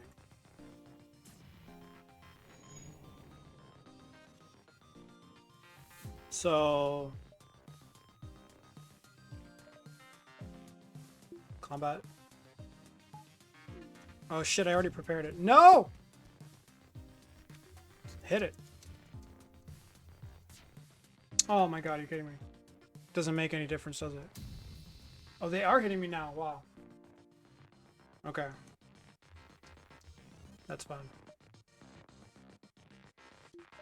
Wait, can the combat hit now, or no? It's over. Is this landing? Yeah, we're taking a flak here. For a little bit of damage. This guy could technically get one shot.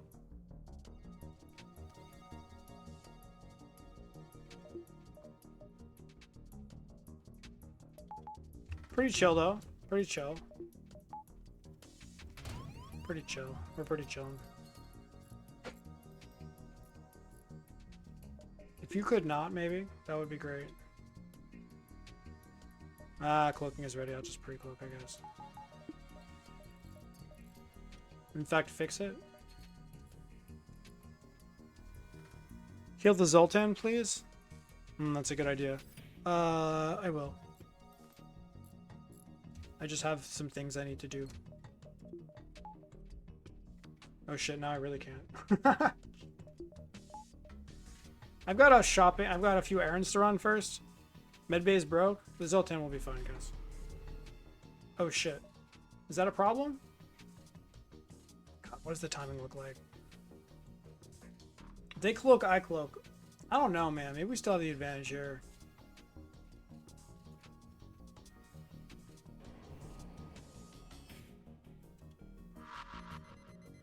Rude. Okay, so get the shields up.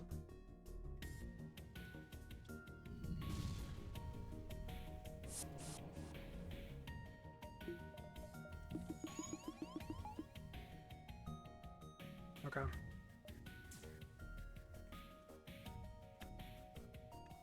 And then this guy, he actually can't die because he can only take 1 damage or 15 damage, and this can't cause a fire or breach or anything. But yeah, I should have actively cloaked instead of pre-cloaked this. I thought the pre-cloaking it was fine, but that was wrong. You know why? I forgot they had cloak. I forgot that they had cloaking, so I pre-cloaked it. It's alright, we might not take any damage here at all, actually.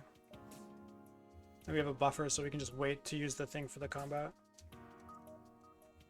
And the Zoltan can die.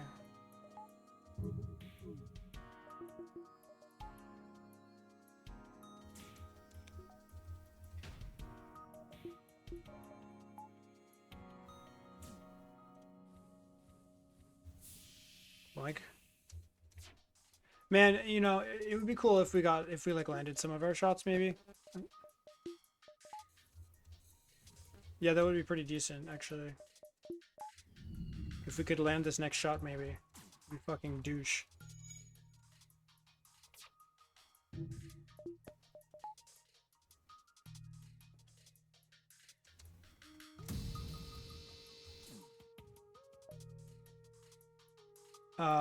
We don't accept. It's like 1 damage here. Zoltan's still safe. Okay, cool, chillin'.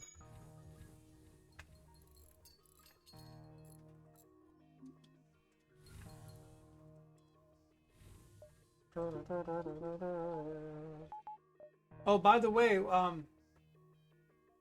Cabal. We don't have hacking or flak or anything from AE except a sunbone. This.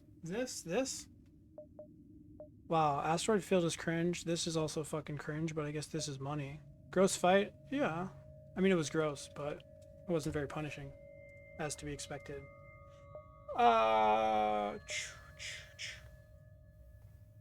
Not too. Yeah. I mean, it was a gross fight. Yeah. The outcome wasn't too bad. Asteroid field is sus as fuck, right? Asteroid is sus without power. I think asteroid is fine actually, but you probably want some power.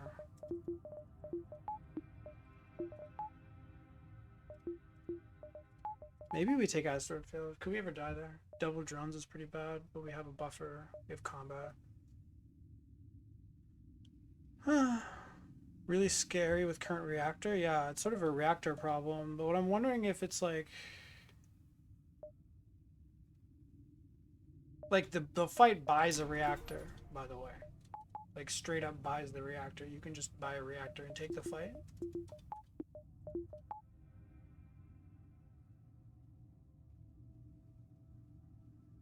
Two power bars is worth. EV of jumps before store to get hacking is probably the amount you spend on power.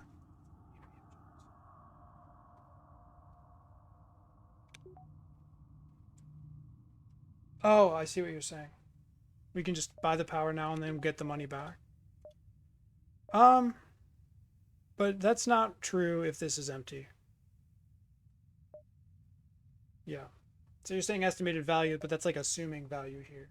You're just assuming it. So EV is probably less, 30. But 30 with the scanners sell. And worst case scenario, we just buy hacking and sell the stun ball. I mean, we have things to sell. We can just take it, I guess, with 2 power bars. Did I just buy 1 or 2? No. Yeah, we're going quest here. Yeah, I like that. That's good. Because if we low roll by getting nothing at the next thing, then we can just sell scanners and hacking or whatever we need to. Yeah, the free repairs is huge too. Oh, it's a fight store. We have so much more money. Oh my god. Legit, dude. Based as fuck. Is it ever not a pre-cloak? 65 gets you there. Gets me to the party where all the girls are. What are we talking about?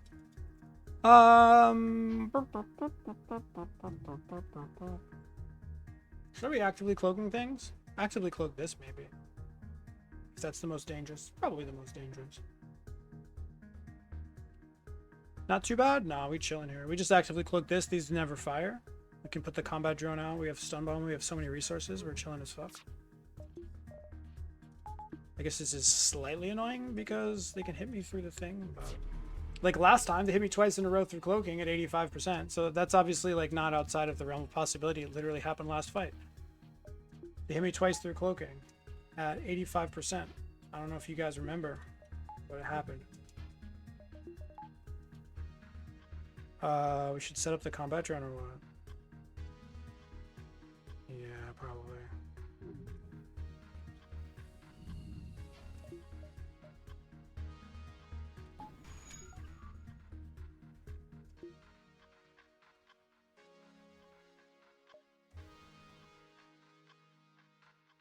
Try to go for the one shot, probably correct.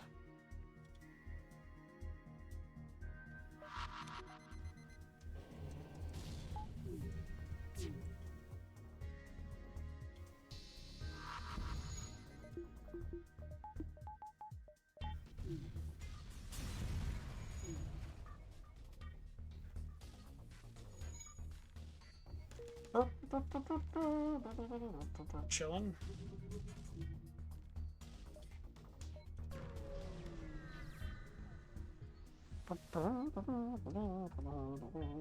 Okay.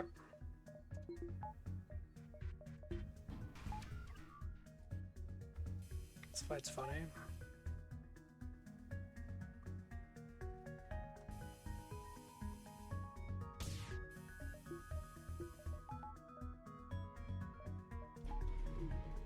Alright. Alright.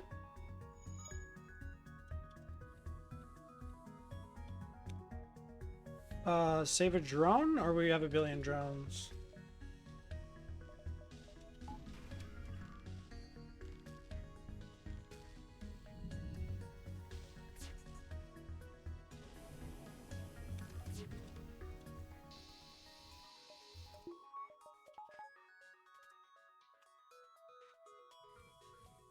Amazing what you can do when you use your drone control, huh?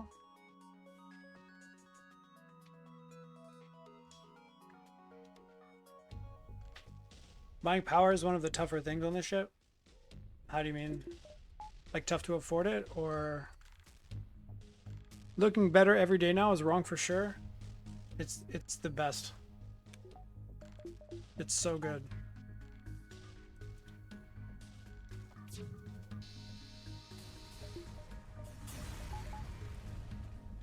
Combat drone and stealth B is just so good. It's like the same price as putting a 1 power weapon on, pretty much. Cheaper a lot of the time. I mean, 85 scrap, what, 50 for this? It's the same price as putting an ion stunner on. It's a little bit more expensive than putting on ion blast. It's cheaper than putting on a heavy laser. It's cheaper than putting on a stun bomb. And it accomplishes the same thing as all of those things. And it doesn't require the power there the whole time. It's completely goated. What could we have bought instead? An NG?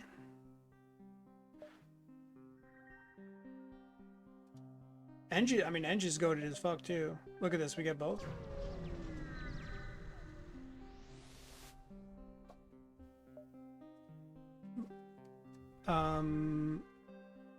Yeah.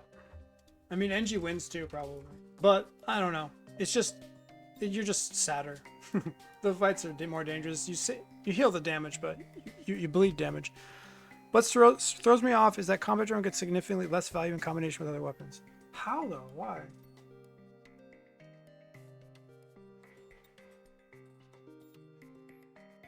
Why is it less value? Isn't it just a hit whenever you want it? It's a hit whenever you want it. I mean, I think the combat drone is insanely good. I mean, when is it bad? I don't get it. The only thing that's worse than is hacking. It's a great option if you don't see hack. Yeah, it's a great option, and honestly, I kind of prefer it to almost all of the 1 power. It's better than the 1 power weapons. I mean, buying a 1 power weapon buys you it actually gives you a free buffer on the glaive, so that's kind of nice. But it's at least as good as the 1 power weapons. It is quite cheap, yeah. It's even a good option with hacking, by the way, because let's say you buy hacking and then you're entering sector 3 or something, sector 4, sector 5. Anything that's going to pierce shields is going to allow you to weapons hack ships that you otherwise would be forced to shield hack. So I get them both pretty often.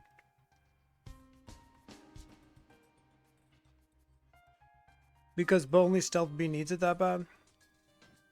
Nah, man, it's good on other ships too. Y'all are just not buying it for some reason.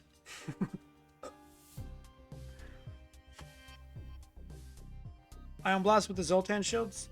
I'm not sure it deals with Zoltan shields better than a combat drone, to be honest. Probably similarly. Least scary rebel rigger, indeed.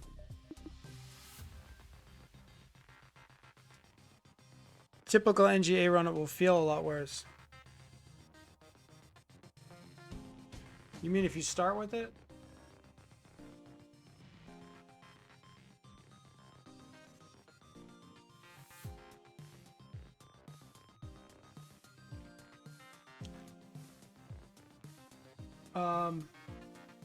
Yeah, okay, so here's the thing. It feels worse because you're relying on it for primary damage. So, a combat drone, as far as I'm concerned, is better than any source of one shield suppression. Anything that suppresses exactly 1 shield, the combat drone does better. But it's not good at targeted damaging. So it feels bad on NGA because you're actually using it to kill the systems. And, I mean, the main issue with NGA, that's one of the issues with NGA. The other issue is that the Ion Blast 2 is really awkward. But the Ion Blast 2 is the problem. It's not the combat drone, actually. It's sort of, I mean, it's both, right? They're really not that good of a combo. You'd think they would be a great combo. They're not that great of a combo. Combat drone doesn't fuck with cloak, so it's probably better. Better than what? Works better when you already have a defensive system like cloaking or a DD1 also. It's, okay. So to be completely clear, it's only better as a shield suppressor. But if you have some way of suppressing the shields, like hacking or something like that, then yeah, like a simple laser is probably better because then you can just choose where to get that damage in. Right? So I'm being very clear, I'm being very specific about what I'm saying. It's better as a shield suppressor. As soon as the shields, if you have another way of getting shields down, if you have a flak to get the shields down, then all the other 1 power better weapons are better because they're targeted. And of course, bombs and stun bombs. Stun bombs are probably better because you can hit stun bomb and weapons. They're way more flexible. But like, I'm better here with a combat drone and a glaive than I am with like a heavy laser and a glaive. Essentially, is what I mean. But yeah, I mean, it's only good at shield suppression. It's the best at shield suppression, but it's not good at, it doesn't target damage. So I mean, let's be clear about that. You can read it as -1 shields for the enemy ship. Pretty much. But no, absolutely not targeted damage. Sold Ion 2 for 2 pike beams last NGA. That's interesting. I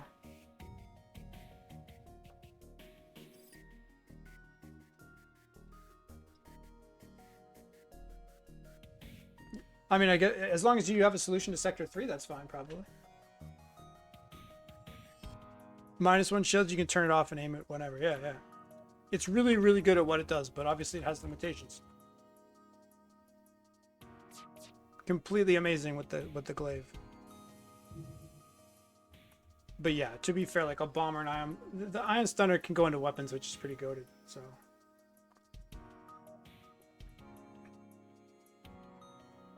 Oh, you're talking about like before? I'm asking you when you sold it. Because like doing that in Sector 1 might feel a little bit clever, but if you don't have a solution to 3 shields, you're like crying. Oh, did I fuck up here, guys? No, we can circle up.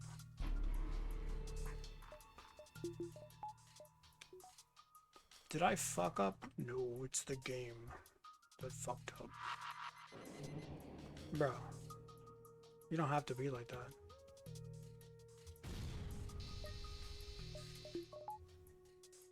Dial it in. Don't worry, we're chilling. We're chilling. Don't worry. Don't worry. Don't worry about this run. Nobody's got to worry. But if you're if you mean dial it in is in your board and you want me to watch me play the run, that's fair. It's actually fair.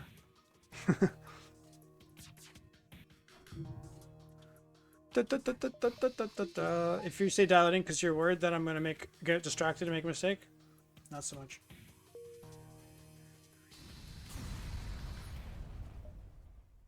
Five hull points repairs store into hacking. Into teleporter. I'm wondering if we should humor Cabal here and just go no hacking and buy a teleporter and pretend we're playing with AE off. You have our lives in your hands. You named us.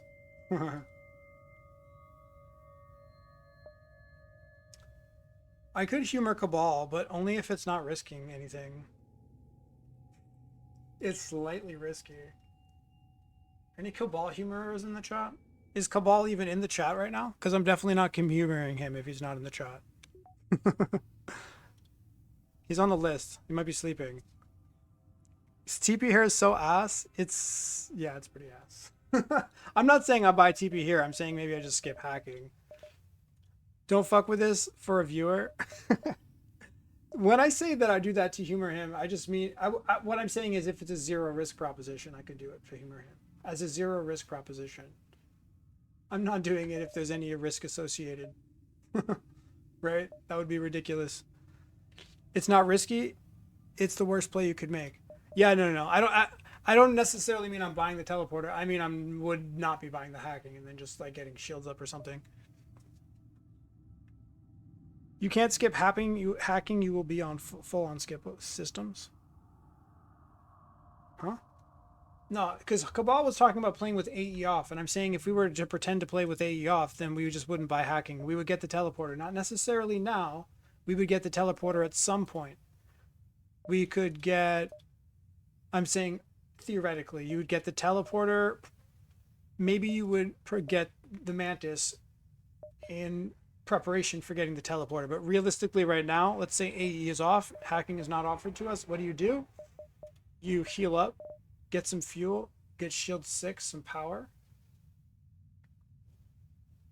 Are you crazy? I'm memeing with you guys because Cabal has been talking about AE off and all this stuff. You guys, it's a Discord. This is like a Discord joke. I'm joking. He's been playing with AE off and has been asking to like, he's been saying I wouldn't lose so much if I was playing with AE on, and I'm like, yeah, watch me. But he's not responding in the chat, and if he's not convinced that I don't have this run completely under control, then I don't even know what to say. So you're right. We're not going to do it just for him. I will do it at one point. What I did promise him is I would play AE off, hard mode, AE off, stealth B, no pause. And I told him I would win first try. Gonna time me out? Oh, you guys are bored? I get it. I got a Sector 7 teleport on my Rock C run yesterday. It's good with Rock C though. Wouldn't be valid with the stun bomb. True. That's it. Got it. Wouldn't be valid with the stun bomb. That's all I needed to hear, baby. AE off is balanced IMO and just in a different way? Yeah, it's just a different game. Well, it's not super balanced though. Well, it is. It's balanced. It's balanced. It was balanced around 3 shields. The fact that the flagship has 4 shields is pretty bad for the 3 shielded ships because they don't have much of a thing. The 3 weapon ships suffer so badly against 4 shielded flagship. It's not that balanced against. But I think it's only the 3 weapon ships that have an issue. There's hacking 2 here, but I think we have a lot of tools at our disposal, and I actually think we want to just heal up. Probably all the way. Because we have the time. Thank you for not buying it. Not in hard mode, it was balanced before hard mode. Yeah. I mean, I think he's saying it's balanced in that it has a balance to it. The balance of it is certainly not what was intended because now they added the shield. Drones are more common and that is a shieldless. Are they more common? Okay. Having 3 weapons and 2 drones? But yeah, but 3 weapons and 2 drones, is how would that be a problem though? It's not that hard to get 2 shots, 2 shots, 4 shots, 5, 6 shots in a glaive. That's not a problem. 3 weapons with 3 drones is perfectly fine. I mean, 6 shots, and then I'm not saying you use that for every fight. I'm saying for the flagship, you'd use that, but a defense drone to be safe in the meantime. God, Cabal finally came back after we took the plunge, and now he's going to try to talk about how, you know, how I would lose this run if we weren't playing with AE off. If we were playing with AE off. I don't want to hear it. Don't say it. Don't say it. Have you been watching me? I have this run completely under control. This hacking here, it's just win more. You should understand that. A lot of AE weapons dilute the pool of weapons with some serious ass. Probably. I haven't played with AE off, so I literally have no opinion on this particularly. Except I have been doing a lot of thinking about it recently with Cabal. You're watching? Yeah, we don't lose this run ever. The 4 shield thing? Yeah, I mean, you gotta find something, obviously. But I mean, what I'm saying is, like, you've been seeing what I've been doing with the stun ball and the combat drone against these 2 shielded ships. Like, it's not bad, it's good. So what I'm saying is just, you know, don't take the damage, don't die in those spots where you should be dying. Pop the drone, play slowly, win the fights, and then you have no problem. You have the time to visit stores, the time to buy things, the time to do all the things. I'm not saying it's easy. Does it look easy? I'm like taking these fights really slowly and playing really carefully. It's not easy at all. Hack O2 to regain your scrap. Didn't somebody do a chain eye on meme run recently? Yeah, I think that was Sleeping Dragon. What I'm saying is shields 4 are a problem, yeah, in like 3 sectors. Like literally 3 sectors from now. I mean, I definitely have another weapon.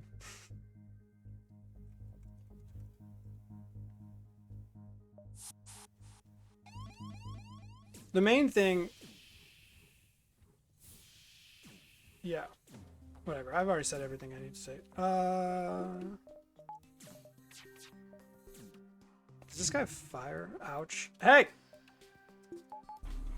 Oh!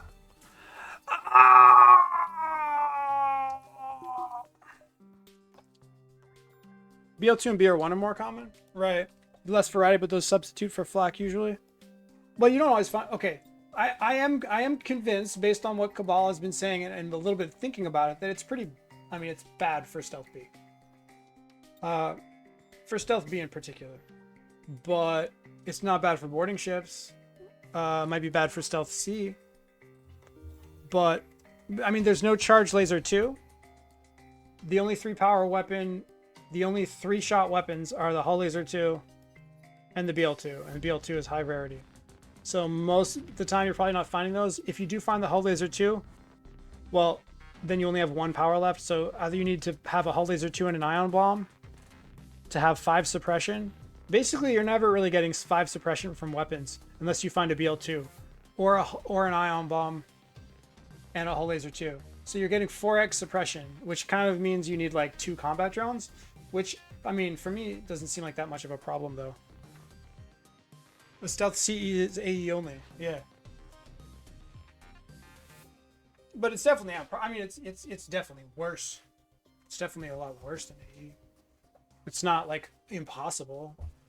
Like, I don't need hacking here. I'm doing completely fine without hacking. I'm getting it because it's the good option, but you know. That's a lot of scrap. Yeah, but you only need that shit by like sector 7.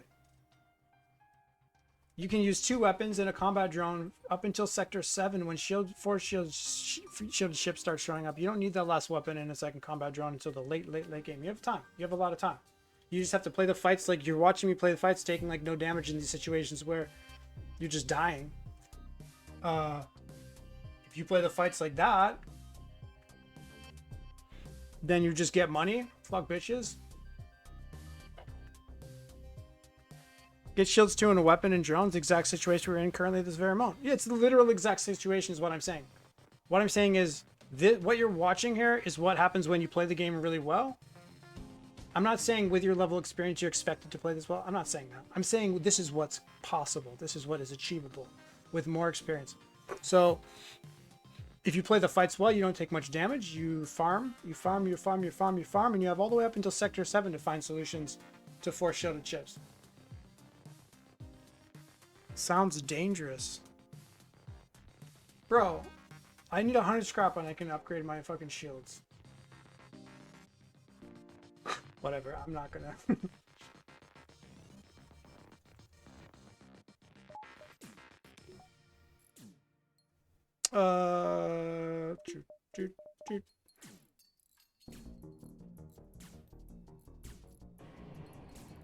Might go into kamikaze mode where I act like an idiot.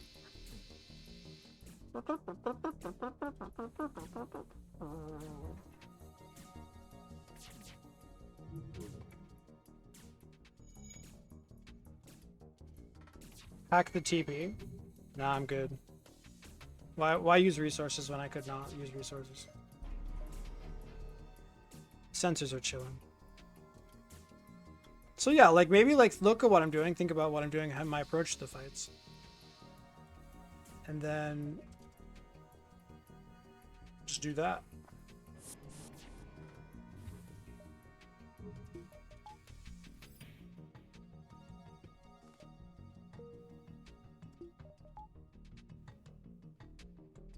You said 1 weapon, I almost thought about stun bomb only. Wait, huh? No, we can get another weapon. Yeah, I mean this plus the stun bomb versus 3 shielded ships, it's okay. It's not great. Like, hopefully by the time 3 shielded ships start showing up, you've gotten like a double, you've got like some sort of 2 shots here in the combat drone kind of thing.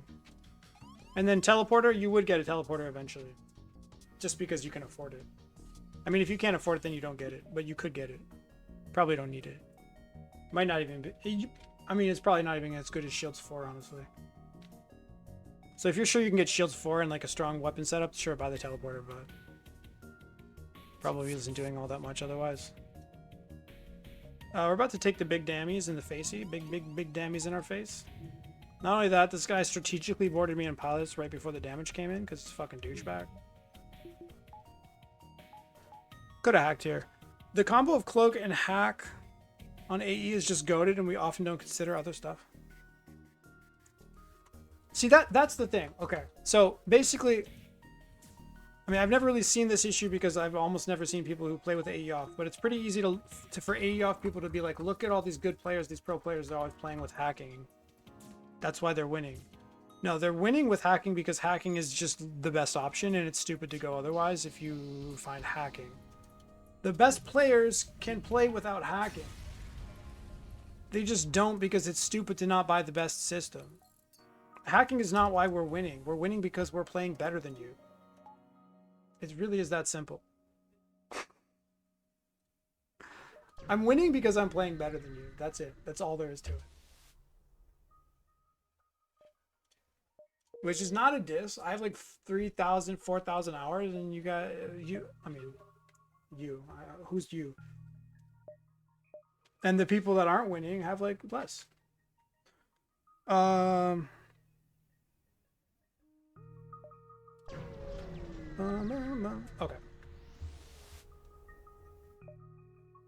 I'm getting tired, guys. Holy shit. That's right. Focus, baby. Focus. Focus, Burrito. Lock it down. Lock it in, boy. Lock it in.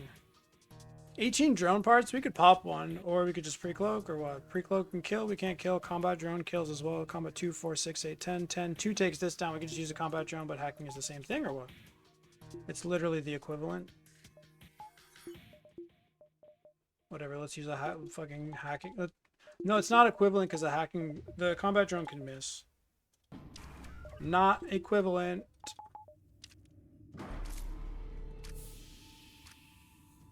Cloaking DD1 with serviceable offense is basically as good as hacking and cloaking. If you add a defense drone on there, yeah, maybe.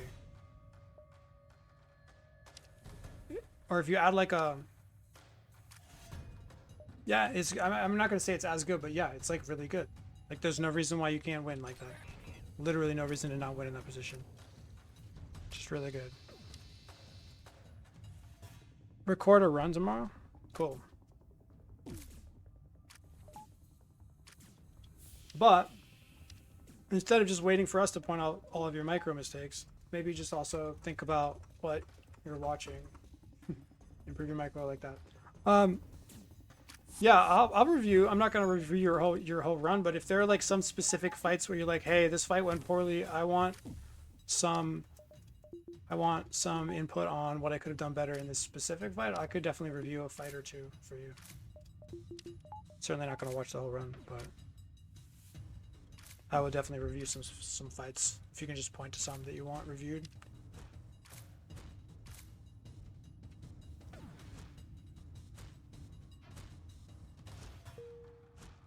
Oh, is that 100 hours in the game? Yeah, 100 hours, man. That's just like crazy.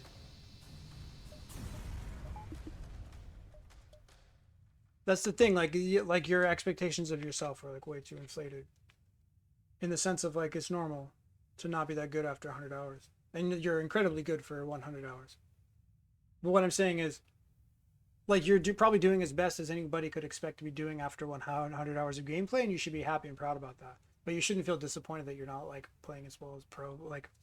People who've played for thousands and thousands of hours. It's just not doable. It's not feasible.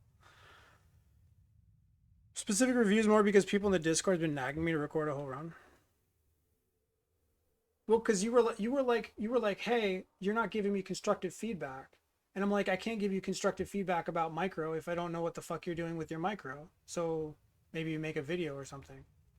That's it. We don't want to just sit down and watch you play a run. It's so that we can give you feedback on micro, because I'm pretty sure that that's where you're losing. I saw that fight against the thing. You fight it, and then you died there. And I told you, I was like, I'm never dying here. I'm probably taking no damage. So that like was an example, right? You're not disappointed. You're just working on it. Yeah, well, have patience for yourself. Have some more patience. Maybe you do have some patience, but you know, there's no hurry here. You shouldn't expect too much. You shouldn't expect to be getting like a full cycle no pause within a year, for example. No pause cycle within a year. It's probably off the table kind of thing. You shouldn't feel rushed. I've chosen DD1 over cloaking somewhat often. You can almost never skip hacking on most ships because it's always the best option. Always the best. Sometimes cloaking can be better than hacking, but yeah. Not the majority of the time, certainly. It's a replacement? Yeah, it kind of is. I mean, it just... I mean, and DD1 is better, probably better on boarding ships because the fights are long. The longer the fights are, the better there's hacking, cloaking is so much better for short fights, but then the longer the fights get, the DD1 becomes better until eventually for a long enough fight, the DD drone is better than cloaking for a long fight, which is why it's really nice for drone ship. It's nice for boarding.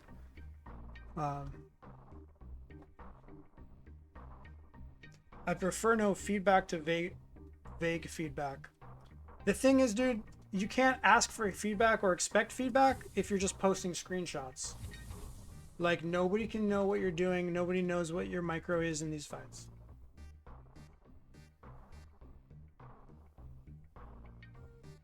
Don't have a clear picture and are still giving feedback? I do have a pretty clear picture, okay? Let me explain this to you.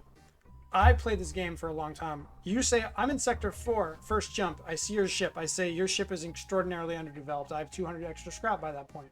So I think to myself, why does he have 200 extra scrap? Less. Okay, bad routing, hull repair. Like, what else? There's no other explanation. So I'm making assumptions based on you understand, I'm gleaning way more information from those screenshots than you think. I'm not gleaning the specific micro you're doing in specific fights. That much I cannot glean, but I can see that your ship is incredibly underdeveloped. Which means the scrap is going somewhere, which means the routing is unoptimized, or you're running from too many fights, or you're healing too much. So I know there's a problem with the micro. I know there's a problem with the in-fight decisions, because the hull is going away. Because you're spending too much on hull repair, I think. It's just, I mean, I can just sort of understand that by looking at the screenshot.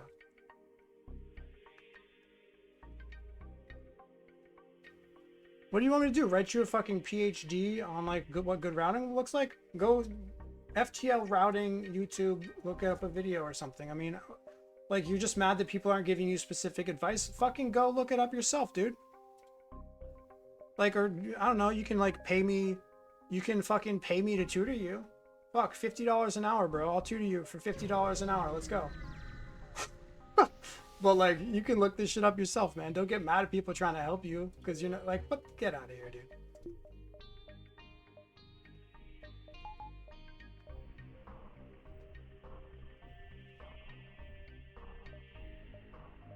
Here's what I think is happening. People are giving you advice. You're not necessarily capable, or you're not understanding the advice, or the advice is too vague, and you're not improving fast enough. So you're getting frustrated. Do not expect to improve as fast as you want to. Your expectations for improvement are completely fucking out of line, dude. Way fucked up. You got to do the work. And you got to put in the time. And it's going to be a slow process. And that's fine, but don't put that on other people, man. Know everything about the pathing. Dude, how many jumps to here? I don't know, 3, 4, 5, 6 jumps. It's literally just like, hey, where are the stores? They could be here. We have 1, 2 here, store. There could be a store. You just try to find a path that shows all the beacons and then take money in the meantime. It's not that hard. No issues with time to take improvement? Then I'm not sure your issue is.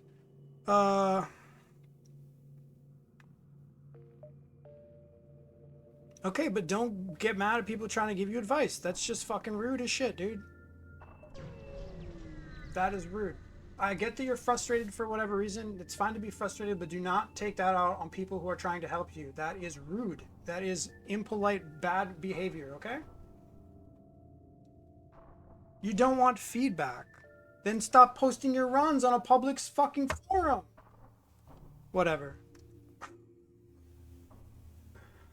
I don't get it. Are we just supposed to spectate the runs?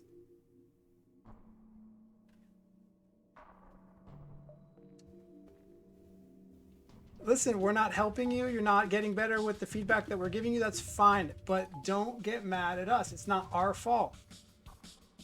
And we don't owe you anything, man. People are just trying to help. They're being generous.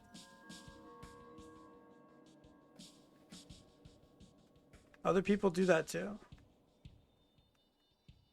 I guess so. I feel like you're being a bit disingenuous to say that you don't want help. Is that, like, really? I should have got... Oh, look at me getting distracted. I should have cloaking... I should have hacking 2 here. It's fine. We'll just cloak this. Pre-cloak this to target it offline. We don't even need more than 1 damage. We can use the combat drone or the stun drone or whatever the hell we want. We take no damage, right? No damage.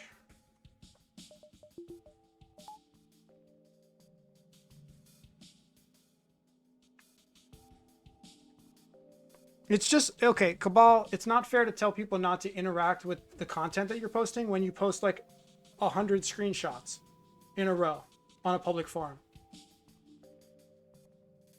I feel like you're being disingenuous with me right now. Oh yeah, my run's getting sabotaged here.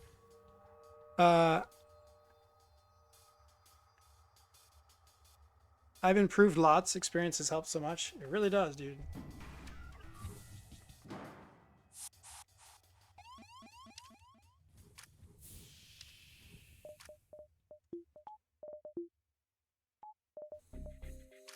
Wait, what is this guy doing? What happened to this guy? Did he run out of power? This is not good for us. We need to do extra damage to take it. We need to do 4 damage to take off this fucking thing. What did I hack? Shields? Did I hack anything? I hacked the shields. One thing. 1, 2, 3. I can do 3 damage. That's not good enough. 3 damage for a one shot, though, is pretty good. Or just tank the damage. But I think that's fine. We have 1,000,000 consumables, right? We also have the swarm missile. Let him cook. I'm just saying, you don't want advice, that's fine. But you cannot post on a Discord that does not belong to you 15 screenshots in a row and then get mad when people are interacting with you about what you're doing in those rounds. That is an unfair expectation, okay? Manage ships, weapons broken event. I forgot what it's called. Yeah, it's the broken event thing.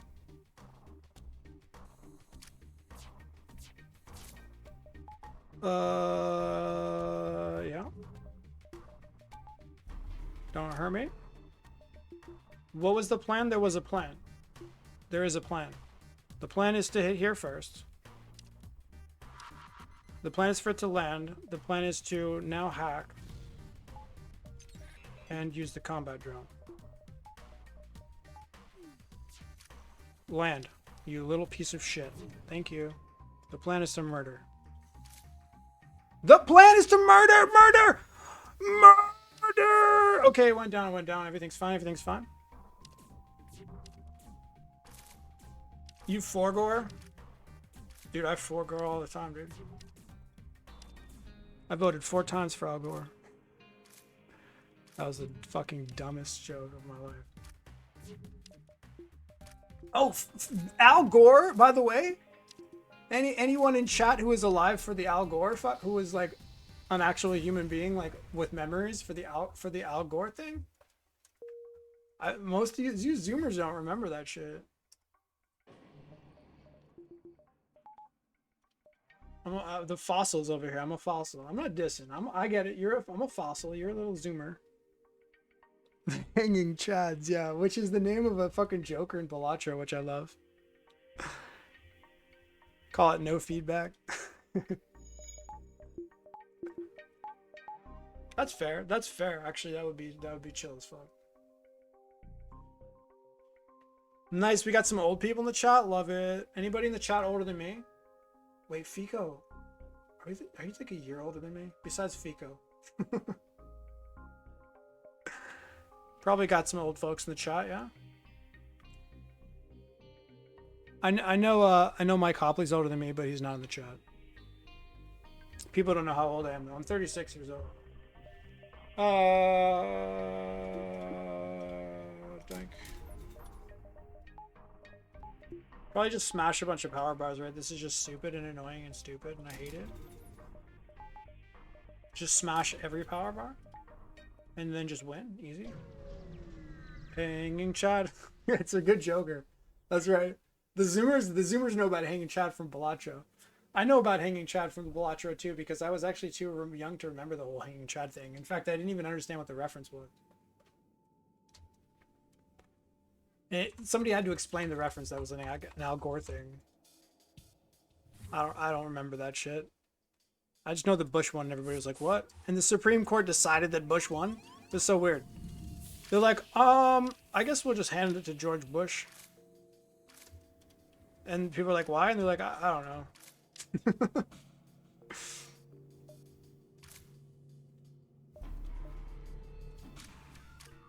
Young enough, but I know about the Bush presidency. Yeah.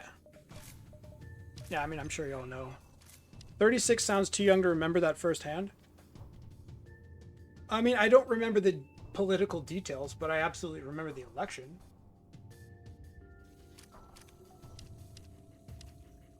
Like I wasn't listening to NPR, like, you know, hanging on to every chat. I mean, hanging on to every. Oh my God, I'm hanging on to a chat right now. It's myself. Hanging on to every you know, little detail of the discussion or anything. I was like, how old was I? Somebody can figure that out. Probably like 8 or 9 or something. I remember my sister voted for George Bush, and my mom gave her such shit about that. It was like her little act of rebellion, and then of course she regretted it, which is good.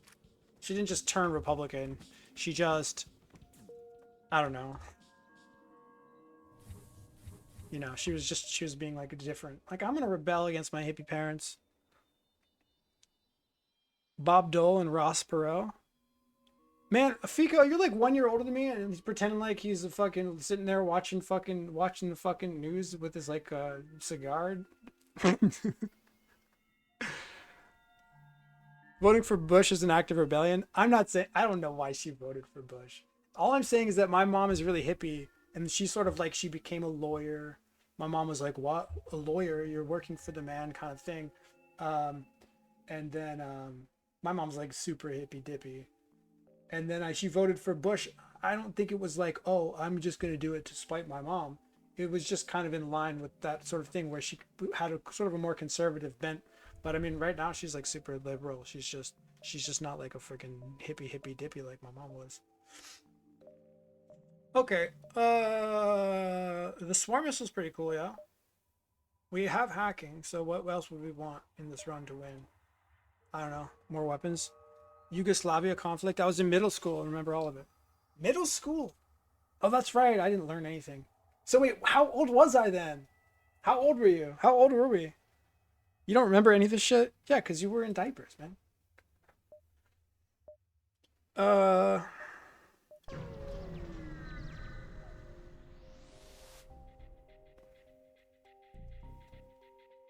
Okay, I can just tell you. Okay.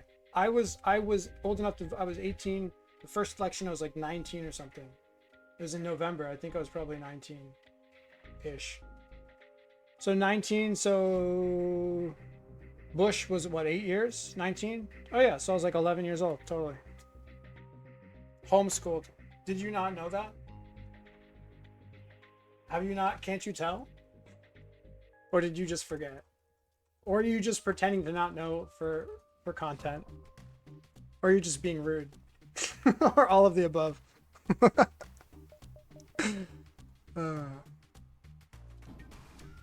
I could have had this run over like a billion years ago. I'm just savoring the moment.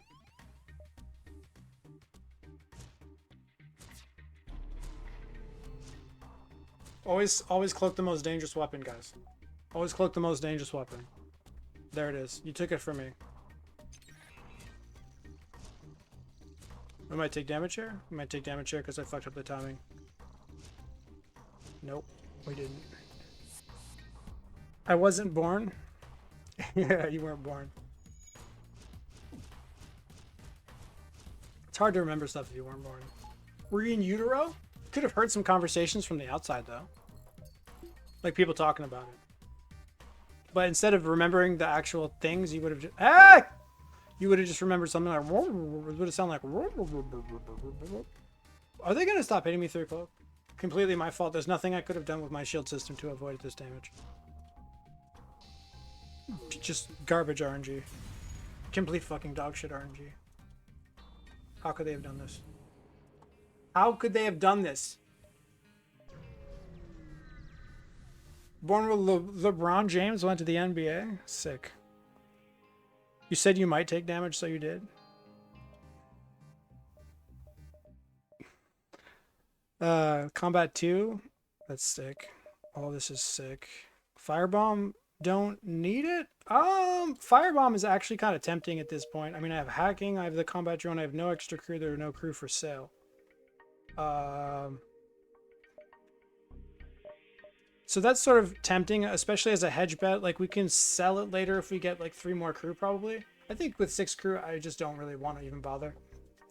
But with, imagine we don't find crew, then you could buy it as a hedge. Breach 2? It's certainly stronger for other reasons, yeah. Like, it's stronger for everything else except getting the crew kill. It's only the only thing it's weaker at is specifically getting a crew kill in phase 1. But yeah, that's true. It might be stronger in like literally every case. Yeah, I didn't even see that. That's actually sick. Maybe chain though. Guys, I can't even like see. I'm not even like seeing at the what's at the store. I'm so distracted. I'm not even seeing what's at the store. The chain is goated as fuck. Still crew kills anyways. No, it does crew kill. It just doesn't crew kill as well as the firebomb. But it does everything else better than the firebomb. So I mean, it's not. It's kind of a joke of a comparison, honestly. Combat 2 is here. The Combat 2 is indeed here. Why don't we just take the chain laser, guys? Isn't that what we want? To hack shields, and then we have shield suppression. We don't want to be hacking and bursting. We don't want to be hacking and using a drone part every single fight. At some point, we're not one-shotting. We're not one-shotting. The fights are dangerous. We want to hack weapons eventually, potentially, or at least have the option to hack weapons. Chain laser does that for us. Probably just pick the chain laser. Breach 2 over firebomb early, unless you're saying the breach 2 is as good as the chain laser for shield suppression, which might even be true. I mean, it's 3 damage. So if they have a buffer, it's not as good. If you miss, then it's really sad. Whereas at least with the chain laser, you have two chances to proc a hit, and then if you proc 1 hit, you're still kind of vibing. Chain's normally bad, but waiting on glaive. I mean, chain has absolutely no downside with the glaive beam. Literally none, aside from the price. The price is garbage as fuck, but it's good. Chain hack 3 and we're chilling? Yeah, absolutely. It's better than chain with the combat drones.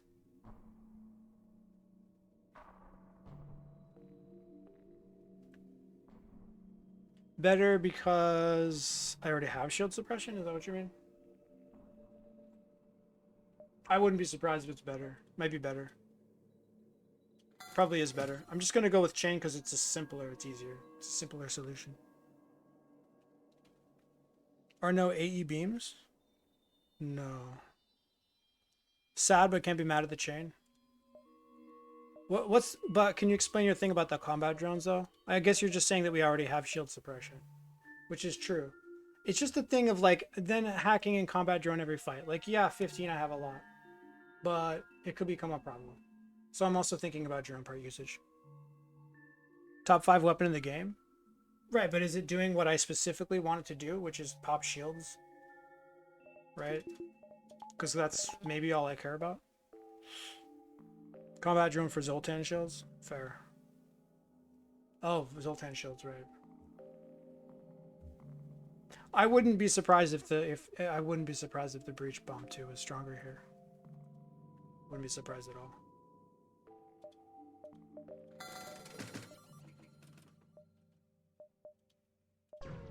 Let's just save up money and get this online. Why pop shields? Hack shields, breach bomb their weapons, they can't do anything.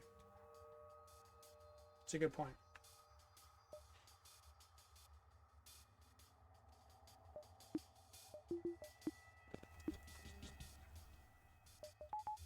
I guess I'm thinking about the worst fights that have double combat drones that you're just like, you panic and you hack shields. You hack weapons, or maybe it's just better to hack weapons. In this spot, we have 3 damage, which is not quite enough to be safe. But we can use the stun bomb if we need to.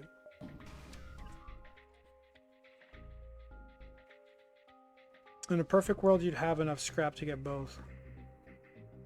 I think I'm just not really on the whole consumable weapons. I just haven't. Okay, so like the consumable drone parts, cognitive dissonance thing, like I don't have that anymore because I've been using drone parts since I was born. But missiles, I just don't buy missile weapons that often, so there's still sort of this like cognitive dissonance with it. That's really all it is.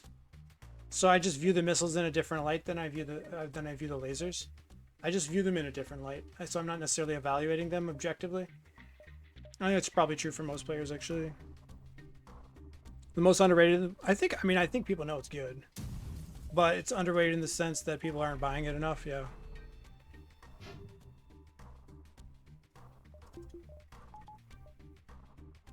Missiles might be needed multiple times per fight. No, I mean, yeah. The missile you know, it's not a non-issue. It's just that it's an issue that you can work around for sure. It is a weakness. It is an actual real weakness. But with 16 missiles, usually using 1 per fight, it's probably not a real weakness. Use whenever possible. Breach 2 doesn't do much more than a chain. Well, he's saying that it's more flexible because I can breach weapons.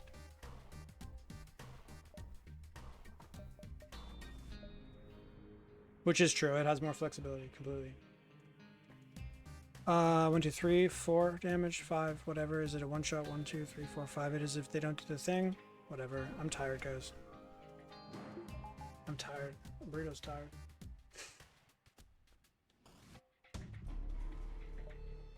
Yeah, no, I think you're just like ahead of the curve here in terms of missile weapons. Like you and like a couple of other players are like the only ones that are like, hey, missiles, cool, let's use them.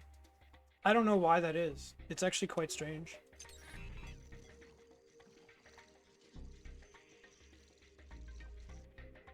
More damage, but other than that, huh? Other than that, what? Yeah, the breach is 3 damage, right? Yeah, it's more damage. Completely independent, does 3 damage. Yeah, it's better. I mean, it's better. Yep, you're right. Completely better. The only down it's completely better aside from this. That's the only downside. I completely agree with you.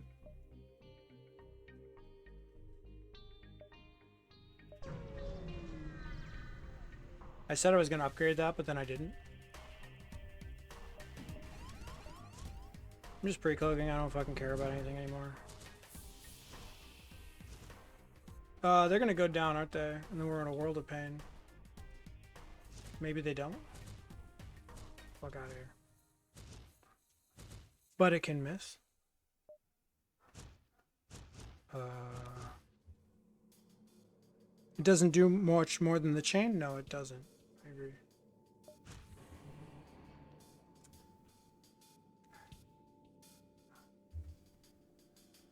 Chain laser can miss too. I'm hemorrhaging brain cells. No. There is something about the chain laser doing something. If you have maybe you don't care that much if it procs 1 or 2. Maybe you set up a combat drone just in case it only procs 1. Right? I mean, with 2 chances to land a shot, it's much better chances that you land a shot. Obviously. I would say that the chain laser is better at shield suppression. I really the chain laser is better at shield suppression, I think. For my glaive specifically, because it has 2 chances to proc. However, I think you're right that the breach bomb just wins because of its flexibility and it can hit weapons. Totally.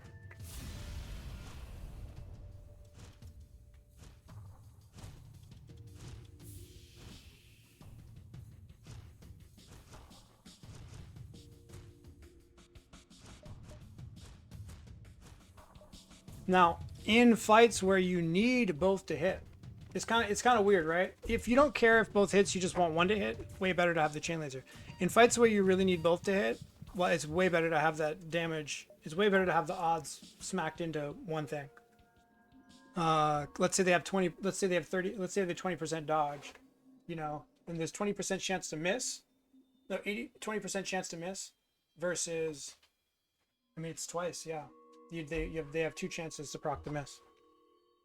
So it's nearly twice as bad, actually. How's it hanging? We're hanging and chatting here, dude. I'm a hanging chat. I don't have a... We were talking about the bush. Whatever, it's a long story. How you doing? Obviously better at shield suppression, but breach is also 2 layers of shield removal usually, and it just makes it harder to repair and does everything else. Yeah, no, I'm completely agreeing with you. We're saying the same thing here.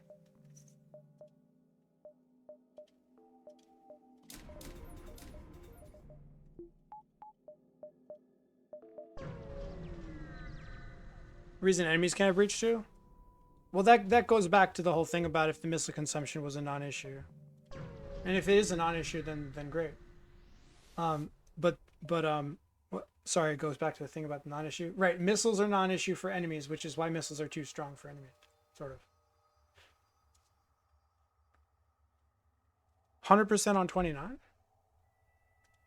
Nah, we're just vibing here, and I'm getting really tired, and I talked a lot, and now I'm starting to lose my shit.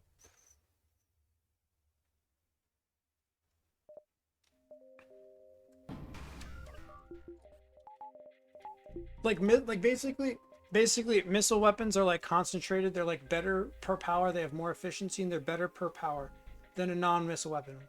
Why are they better? Because they cost a consumable. I mean, they're better because they have this downside. So the way to balance the fact that they cost a consumable, why do they cost it? They cost extra because they're better.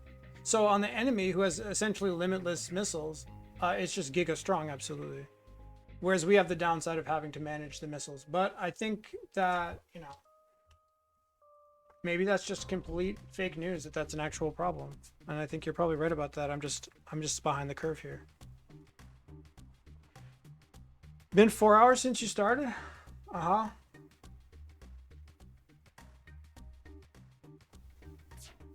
I mean, dude, some of my runs were like 6 hours long. Of course, this run is easy as fuck. It's only 4 hours because I've just been vibing and chilling and talking to chat and yelling at chat and getting triggered and stuff. It's been fun.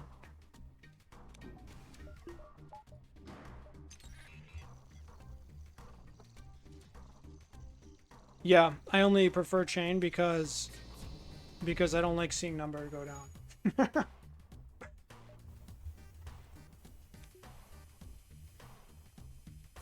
Number go down bad. You're not arguing with me? Oh, so we're agreeing, yeah. Zoltan it's it. I'm dead. It's over. Exhausted. Buffer time, boys. You know it's buffer time. Still sitting on 3 cool crew. We could never want to gamble here. I'm gonna pass on this. I mean, I definitely have all the resources to probably take it with 0 damage, and it's worth it for a low scrap reward, but it's not worth my fucking time.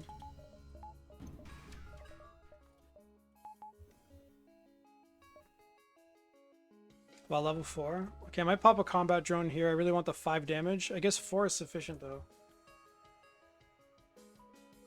Yeah, but what if they get dodges and shit? That's the problem. No, they don't get dodges unless they have level 3, because I can just do the damage here first before proccing the other thing or what. Buy a crew and name it Ratman? Will do. It is not all or nothing. Yeah, there is that thing where, like I was saying, if you only need 1 shot to land, then it's much better in terms of dodge. But if you need both shots to land, then it's much better to have the one thing and not have the both things that can proc dodge.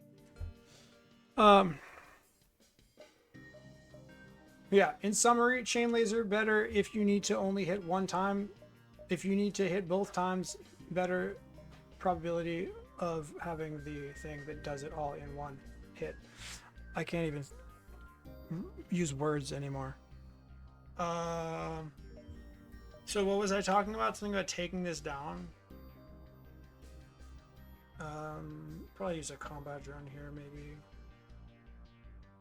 Yeah, because if this is level 3, if this could be level 3, so we take this, what I'm saying is we take this down 3 layers, you have 2, you go here, you hit 3. If it's level 3, then they still have dodge. If they still have dodge, then they might dodge 1 shot. And all they need to do is dodge 1 shot. Otherwise, I need 3 damage, I need 4 damage total, and the only way to get 4 damage is to have both of these shots land in with this in conjunction.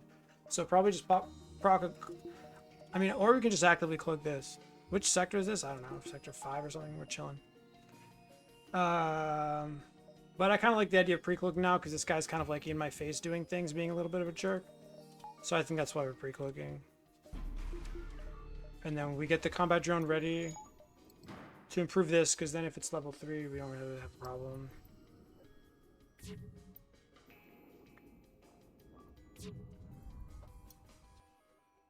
It's either 2 or 3, I guess. Yeah, exactly. So I'm just hedging against the possibility of it being 3 here. Because that way the combat drone does the thing and I can guarantee to get this damage in. No way to know. No way to know. I sure hope it's not Sector 6, is it? It's kind of fine if it is, but... So now we wait. Now we might actually get hit by this, but I think we do this now. Yeah, we might get hit by this if it's enough. Yeah, I guess we're getting hit by that, but that's fine. I don't really mind too much.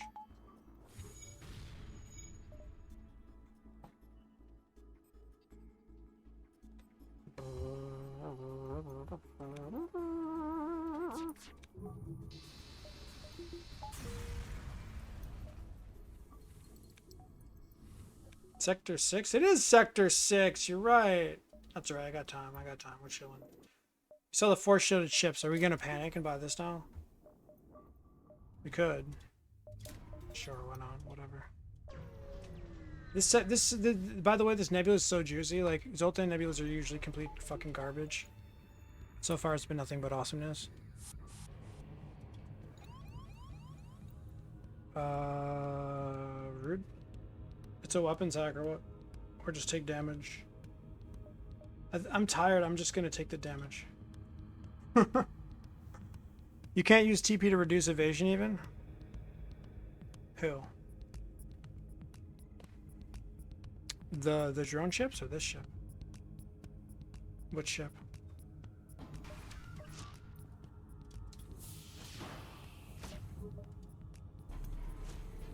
So, wow, that's a bit dangerous. I did the shield attack even though it's objectively the worst play here. Because I'm tired. But we're going to take damage here. And I'm not super happy that it's an Artemis because now we're going to take a lot of damage potentially. But we have a huge gigantic buffer on our glaive, so that's pretty chilling. Let's get this guy ready.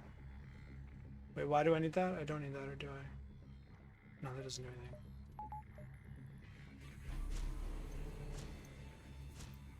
Civi nebulas are 100% clear. Talking about the auto, yeah. Can't use TP to reduce evasion. You can if it's level 2. I mean, I guess you'd need rocks or a fucking clone bay for that, though. No, right, you don't have a clone bay. Right, yeah. 13 seconds?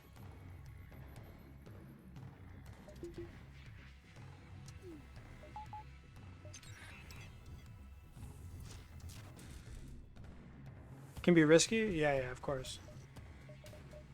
Let's just speed this up a tad. I wasn't gonna pop a drone or what? I guess I did. Too bad. Wait, are we just not getting hit again by this thing? Well, I guess I'm pretty glad. We could take this now and not take the 2. Probably just take the 2 though, right?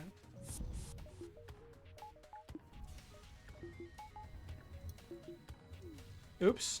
I guess we're taking 3. I was trying to drop shields to maybe see if we could, like, do the thing. If it's a fight, you can take the slow... Right.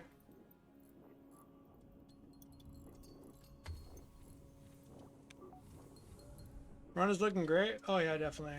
We're playing... It's taken a long time. Not that I need to make excuses about being long to you, but I'm tired. Like, so much chat. It's just because I'm not used to there being a lot of people in chat, and there's been so much chat, and I've been interacting with chat a lot, so I'm just like fucking exhausted. So we're like completely winning in OP, but we're just playing slowly because I'm just fucking, yeah. But yeah, GG. Posture, dude. All right, I'm gonna get some water, guys.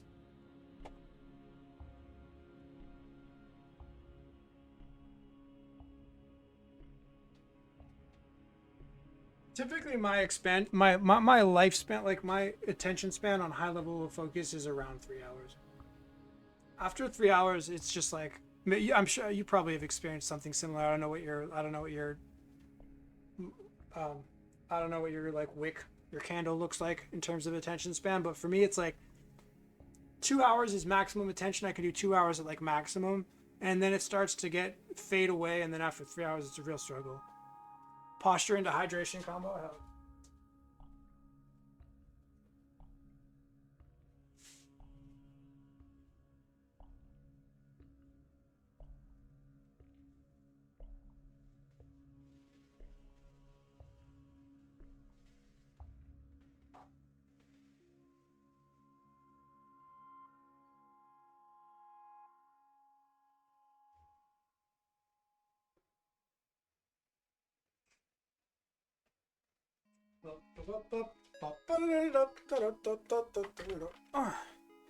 You start to fade after about 30 minutes. Really?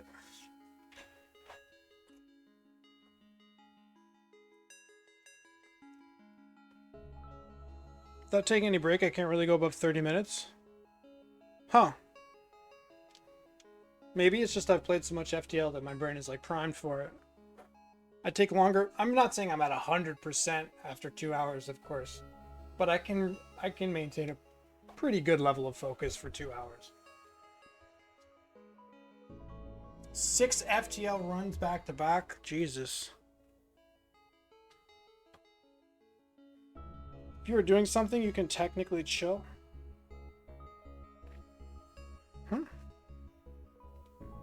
I guess I'm sort of chilling by talking to chat slightly. I'm not just playing. Depends. I feel like if I'm interested enough, I can just keep going, but there must be some deterioration. Streaming is more tiring than playing, it's true.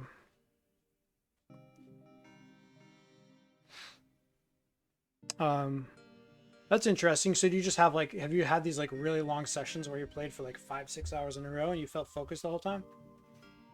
Because that's pretty cool. 8 in a day? That is nonsense. I'm not doubting you. It's just, it's craziness. Sort of get sucked in or forget to take care of yourself or no? Me? Yeah, definitely. But that's just my whole life.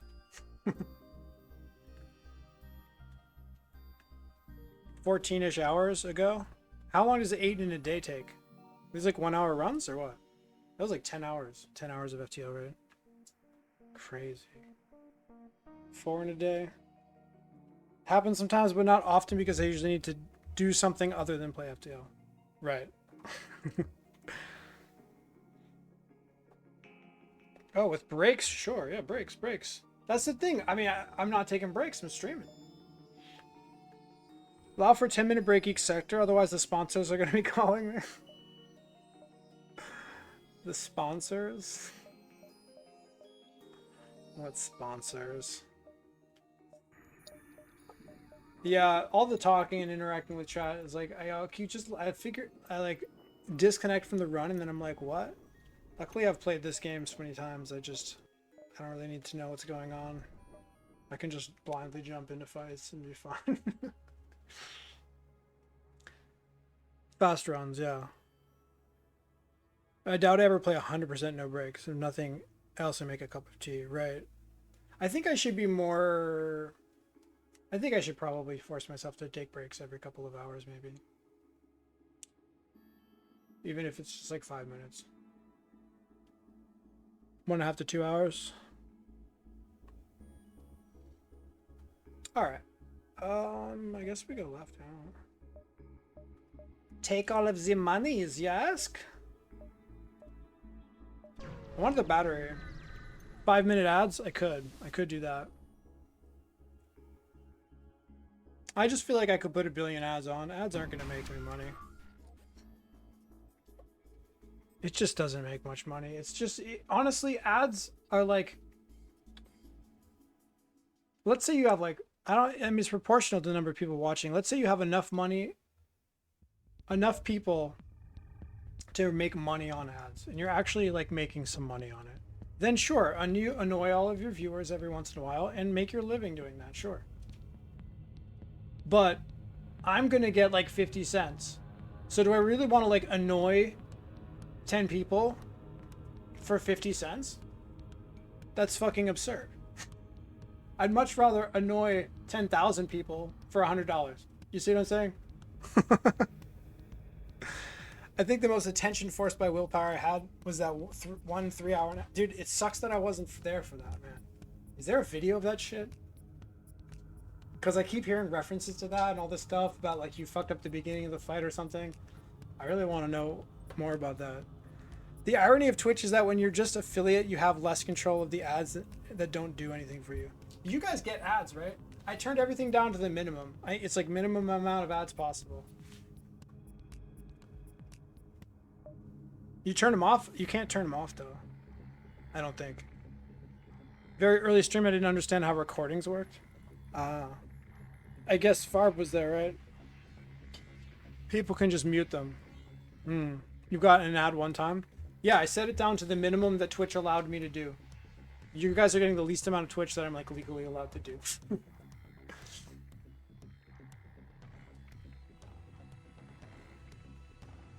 Like why would I like make you guys watch more ads for like even if it's like $4 or something? It's not worth it. Cuz it's like, I mean, I already said this before, but it's like annoying 10 people versus annoying 1,000 people is the same thing. There's like no difference. In terms of, there's no difference.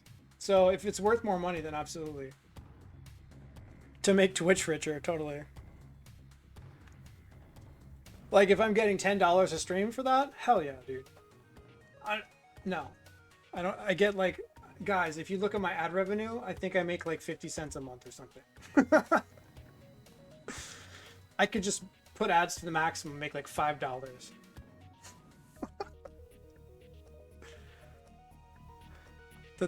This guy's gonna be a pest. I'm gonna do a billion drum parts. We're just gonna go ham, dude. Oh yeah, so for Mike, you're at the part of the run where I just use resources to save brain power, and I just hack shields every single fight, and I just fall asleep. 50 cents a month? Yeah, something like that. Maybe it's $1. It might be $1. Whatever.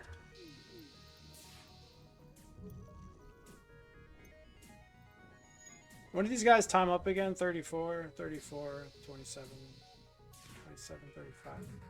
Never. It was awful and also amazing in a perverse way. Yeah, I mean, it must have been amazing. Like, you must have felt pretty happy after, like, getting through that, you know? Perseverance and stuff. I might not have been able to do that. I mean, I don't know. I feel like I would have just gotten frustrated and fucked it up at some point, probably. Well,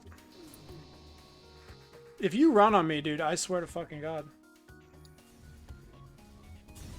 Has there over it status? Yeah. I was losing my mind for sure. I bet. So can you, in like one paragraph, just explain what happened? So I can understand that, frame the scenario a little bit. It was like cloaking at the wrong time or something, and then the hack cloaking cycle got fucked up. That's as much as I know. I get the Twitch ads that all streams have from you, but that's it. Yeah, I turned it down to the minimum. By the way, so, okay, I want to check something real quick. No, not you guys, not you guys.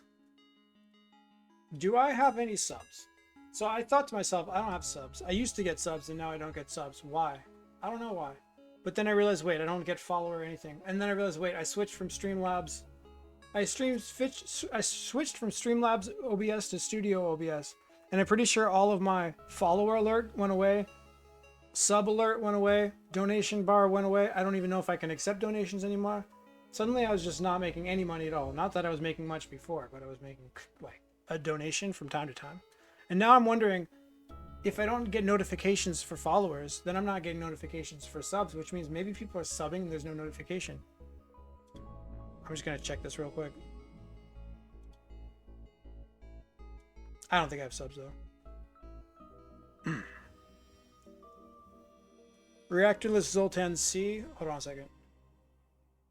Do you guys know where to find the thing? Community? Activity? Roles Manager? Maybe I don't know if I have any subs at all. Analytics. Payouts. Earnings. Subscriptions. 0.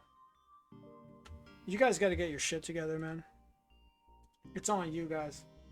And yes, if you sub, there will be no notification. You will get 0.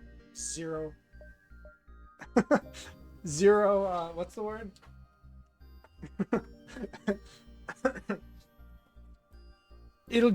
I won't even ever know. I'll never know. Recognition. 0 recognition. That's my pitch. Sub to me. I don't get a notification. You don't get any recognition for whatsoever. That's my pitch. Raptorless Zoltan C. Stacking Ion against a rock ship with upgraded cloaking. Oh god. Oh no.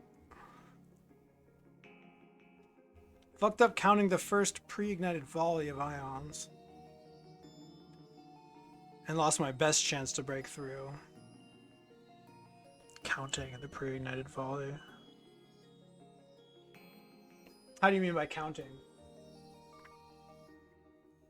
So they just close. So basically, you had to like land X number of shots in a row to do any damage, and you just had to wait. And you hacked weapons, and you're shieldless, so you couldn't hack shields or anything. So you hacked weapons. Did you take no damage? And you just had. And I'm guessing the weapons hacking cycle had to be so perfect that like as soon as hacking ended, you had to cloak or something like that. So you like had to be focused the whole time. Thought I was about to cloak again, but I could have actually have fired another ion. If they were subbing, it would come up in chat. Oh, okay. Hard times, man. Not subs, not in this economy. I'm like, what's changed? I used to get subs. Probably the fucking economy, honestly. Also, my content is garbage. And everybody hates me. I'm just kidding. I'm gonna stop here. I'm gonna stop. Like, that's so cringe. Anti-drone is decent. Another combat drone is cool if I was playing with AE off, but probably not. Karen, how you doing? Heavy Laser 2, Hermes.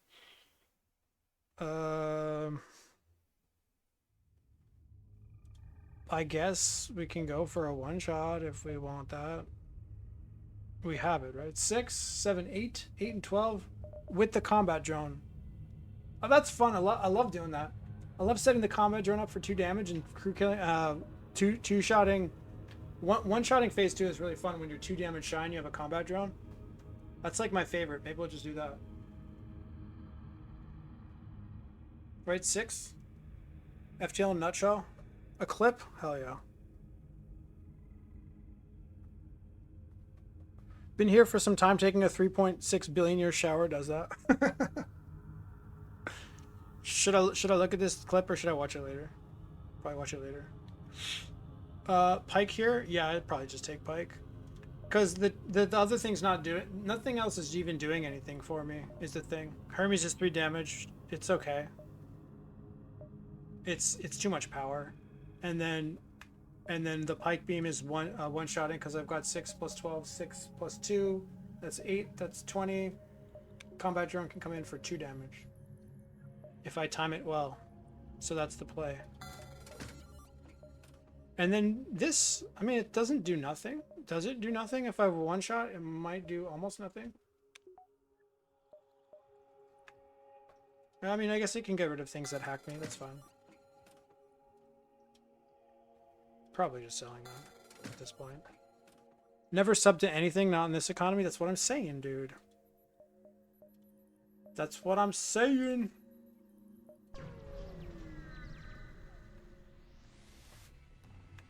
No,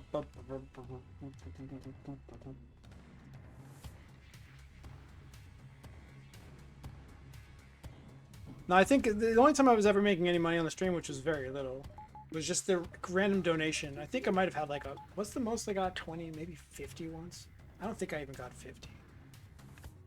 Maybe I did at one point. But I never had... I think the most I might have had 3 subs at one point. That's like, what, $7 a month? Like, it's like just completely inconsequential amounts of money. Oh, this guy. Am I playing FTL right now? Oh wait, are we playing a game of FTL? Maybe I should think about what's happening. Actual garbage play. Imagine buying a run-winning weapon instead of a crew member to name Ratman. Oh my god! There wasn't an NG there, was there? Why is the chain laser firing? Oh my god. Mike, this one's for you, baby.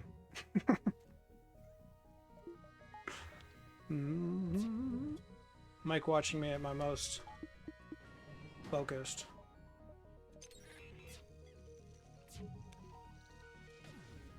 Don't worry me. We pay you in a friendship and love, maybe? Yeah, absolutely. I mean, why would I continue to stream every day if I didn't enjoy the company, right? It's okay. We've already proven. Yeah, I can't count to 3. You've got nothing to worry about. Dude, counting the 3 can be hard. Okay.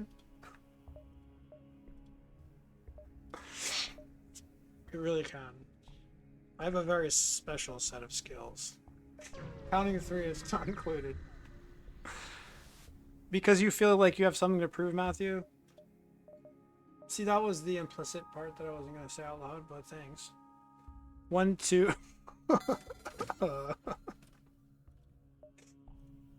Uh-huh. So, I sold the stun bomb, and now am I considering buying a stunner here? I don't think so. With combat drone and shield drone, with combat and chain laser, we have plenty of shield suppression to weapons hack in fights where we feel like we need to weapons hack. Which are probably none of them because, as you can see, I don't care about taking damage. I'm just trying to save brain cells. So probably not weapons hacking unless it's a double drone fight. Double drone fight, yeah, I weapons hack, sure. Otherwise, it just takes some chip damage and shields hack for the most part. Crew? Any crew? I can't afford crew. This is stupid. I hate this. Battery instead of a crew number? Dude. But what happens when I press B impulsively and nothing happens? Do you guys know how fucking triggering that is? To go into a fight and then press the B button and have no response. Like, story of my life. Literally every day of my life, I come home from work, I stream for hours, and it's just me repeatedly pressing the B button and nothing happens. I feel like a fucking monkey.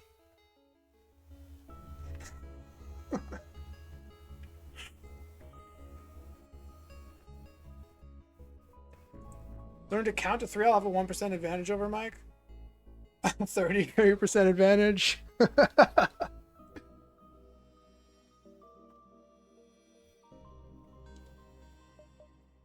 Keep stacking up those 1%, man. Alright. There's nothing to do here. Except buy Vincent. Whatever.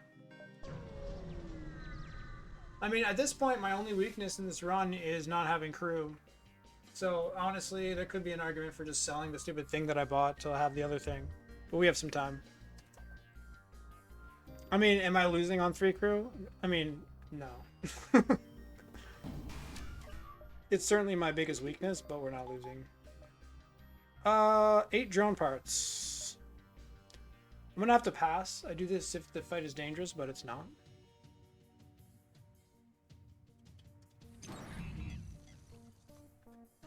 Slowly learn all the tricks that would give me the 5% you folks are lacking at 95. 95 overall or 95 with stealth B, there's a little bit of a difference.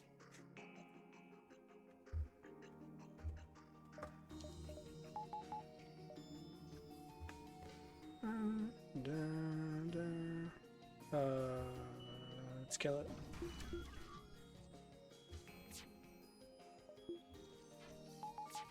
Ah! Thought they both...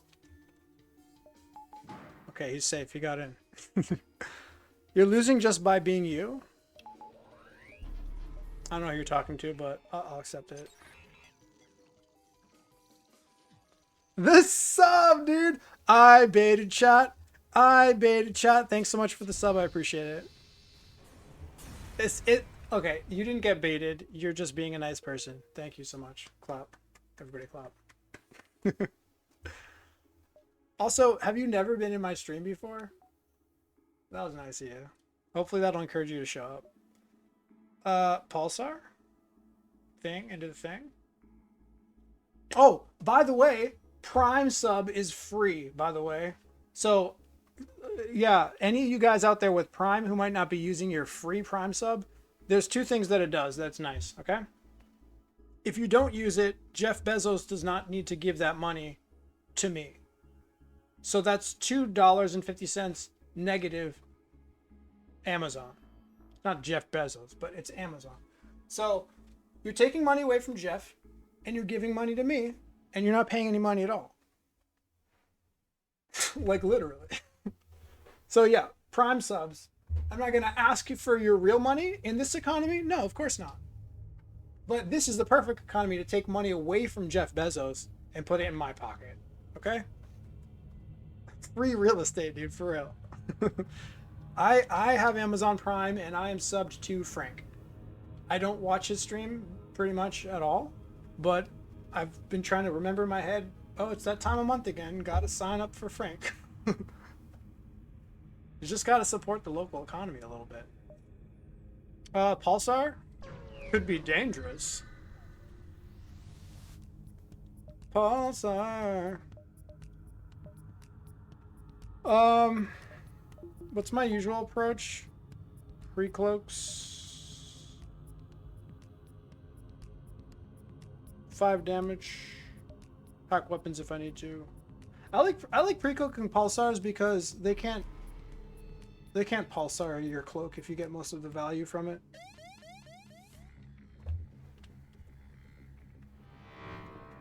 And then either we tank it or we don't tank it.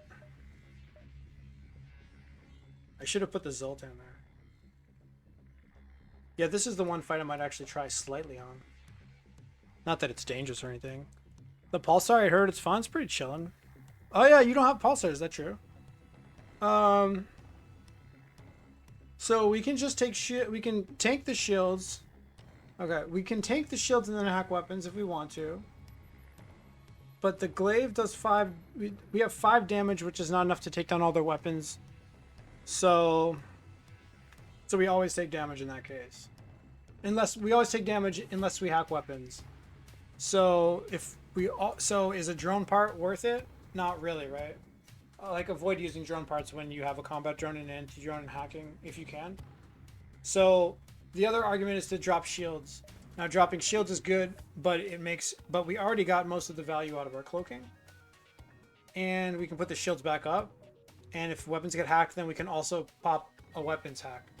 So if weapons get hit, so what I'm saying is there's 2 things you should always consider. Do I want the shields to get hit, or do I want to protect my other systems and let the shields get hit?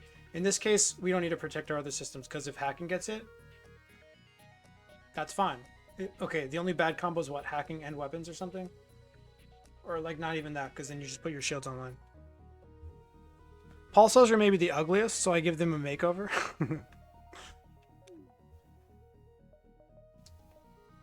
Yeah, I've been kind of doing better with pulsars, sort of.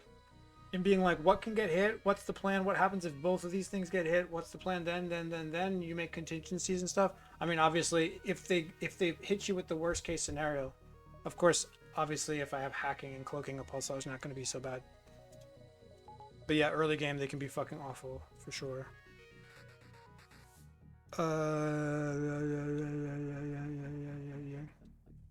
So they hit drone control. Are we going to use a hacking part anyways, or no? Not really, right? See, it's not worth it. Like, why would we use one if we don't have to?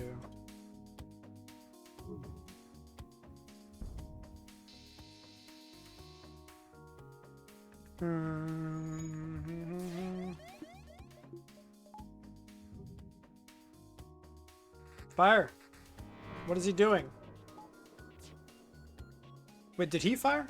Okay. There's no way, right? We just tank it. We tank it. I'm pretty sure we can have this. I'm pretty sure we don't get hit by that. Pretty sure. Cool. I got confused because I saw that something hit and the heavy laser hit first and then the simple laser, but for some reason I thought the simple laser hit twice in a row, like 5 seconds apart, and I was confused. They had a sub of somebody I used to watch a lot that I forgot to cancel and have been meaning to. Yikes. You can have it for a while? Thanks, dude. Just for being crazy enough to streak Stealth B, I appreciate that. You could just save the money, though. Or is that Prime? Maybe it's Prime. Wait, was that a Prime sub? It doesn't say if it's Prime or does it? I honestly prefer if it's Prime. Like, why would people give me money?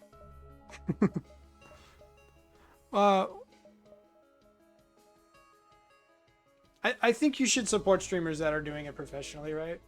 Like, you don't have to, but it's like a nice thing to do. But for streamers where it's like a tiny little bit of money on the side,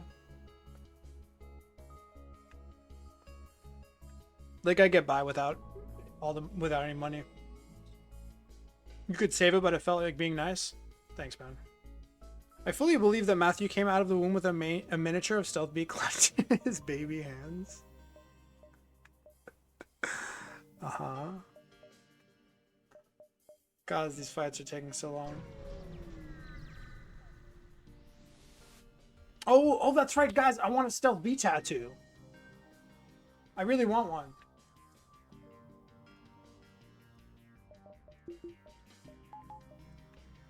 But I'm not sure what to do. I'm not sure what the design is going to be or what it's going to look like. As per the title, what does it mean for this to be your last run? Would you dissolve into obscurity after this? Uh-huh. It means it's the last run that I'm going to do, like, oh, I'm streaking Stealth B. Let's continue to play Stealth B every single day. But we're going to... I mean, the streak doesn't die. This streak is alive. I was just going to cycle normally, probably. And then we'll end up playing Stealth B when we cycle normally. Because, I mean, at this rate, I might last for a lot, you know, it might last for a while longer, and I'm tired of it. Chat likes it, but hopefully chat will come back for the normal runs. Hopefully. Also, Void War. Void War tomorrow, probably. Guys, tomorrow, Void War. Maybe even tonight. It's 11 p.m. We might even fucking play after this. Might just do a normal run after this or go to sleep. But Void War is coming in soon. I was gifted Void War by a kind member of the FTL community, Slow. Viable audience for streaming, wouldn't want anybody to sub to me. That's the thing about subs. I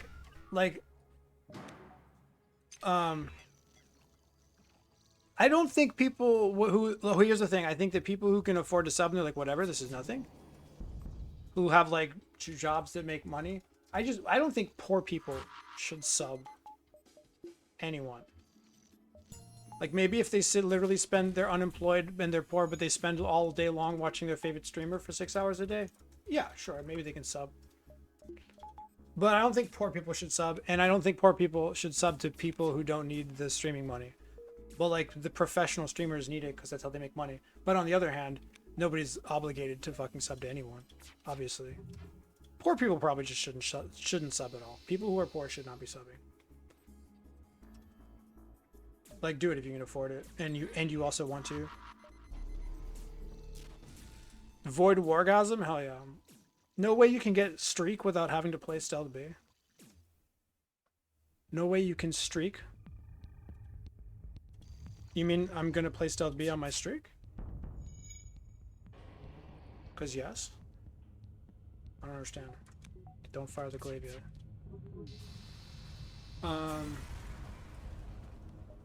Yeah, the Stealth B is going to increment up as I do random cycles. That's what's going to happen. You heard it here. Burrito hates poor people and doesn't want them to watch his stream. No, I want poor people to watch my stream for free. I mean, I know that you know that I said that, but I'm just making that clear for anybody who... I like being coy with chat. When chat's sarcastic and then I just take it at face value and be really coy, I like that. I like doing that.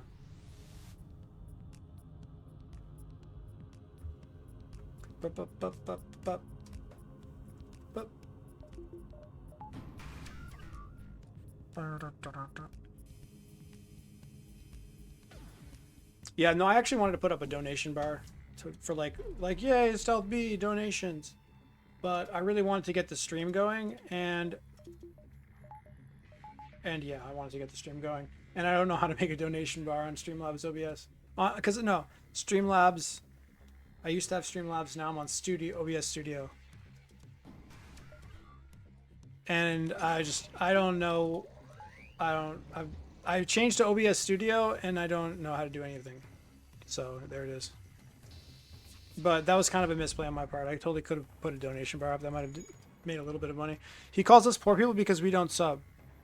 No. I'm saying poor people should not sub.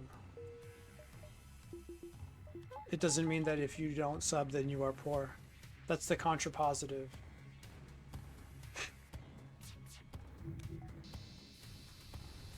Posture check.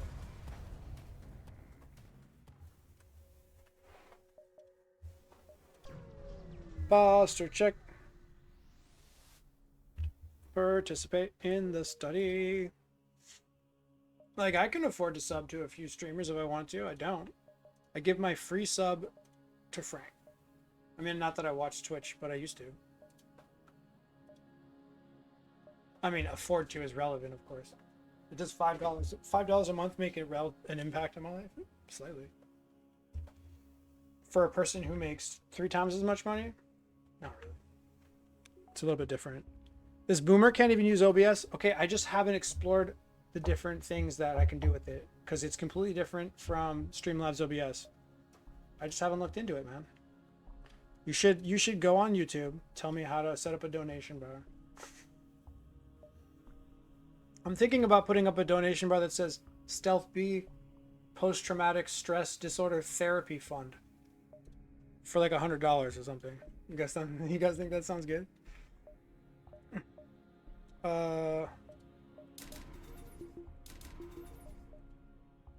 Wait, we have one-shots? Why haven't I been one-shotting ships? Bro! Have I been sitting here with the one-shot shield hacking ships like a numbskull? Okay, where are we? Sector 6 going into Sector 7. How are we looking? Great. Fantastic. Probably just get a bar of engines or something. Maybe even doors. Maybe even doors. Shields are not bad. Post-traumatic stealth disorder. Exactly. Yeah, maybe that's good. That's a good title. Post-traumatic stealth disorder therapy fund. Yeah. So what are we looking to get soon? Okay, how many ships can we one-shot with this but cannot one... If there are ships that I can only one-shot with putting the chain laser on, that's probably worth. Otherwise, we could just go for shields or something, or just nothing. Whatever, let's get the fuck out of here. Let's hold on to money and see if we can find a star, maybe a pre-ignitor. Probably just cloaked out. Unless... Bro.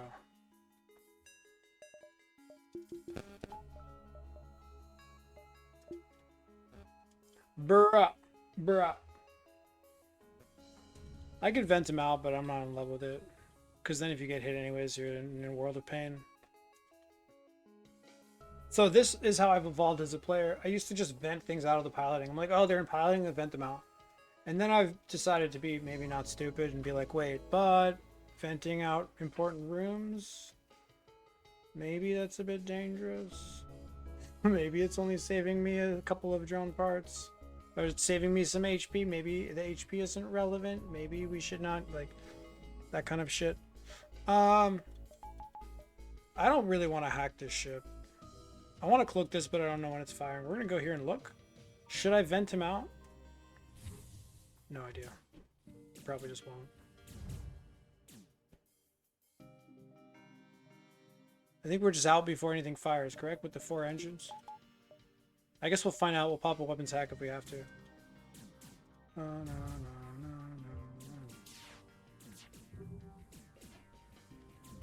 Maybe we just kill it. That would be convenient. Wow. Latest fucking ASB of all time. Is this gonna fire? Guess not. Ow. Now we have to determine if we need a hack. Bro. And the answer is that we better decide pretty damn soon. It's probably fine. That face when you eat spicy food and you vent it out in a crowd. Excuse me, bro. Alright, Pike and Glaive go swipey. Enemies come on board, and we're out of here, bro. It's over. Bye. NG homeworlds for the chillest experience of your life versus Mantis controlled for the chillest experience of your life plus getting boarded. Boarded, lame. NG, chill. Boarded, cool. Homeworld's lame. Man, everything cool and chill. So, I don't know. Stores for pre-igniters and the chilling and the drones, free drones. We could find good drones.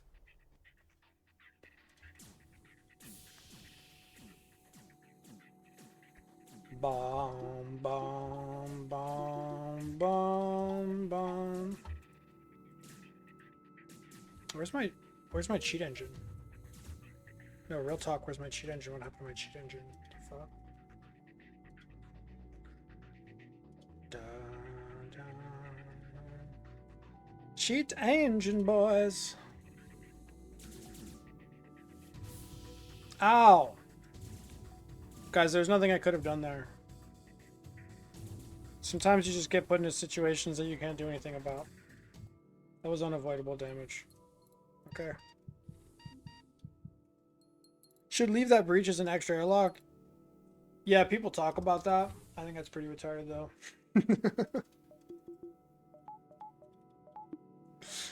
Although, the funny thing is,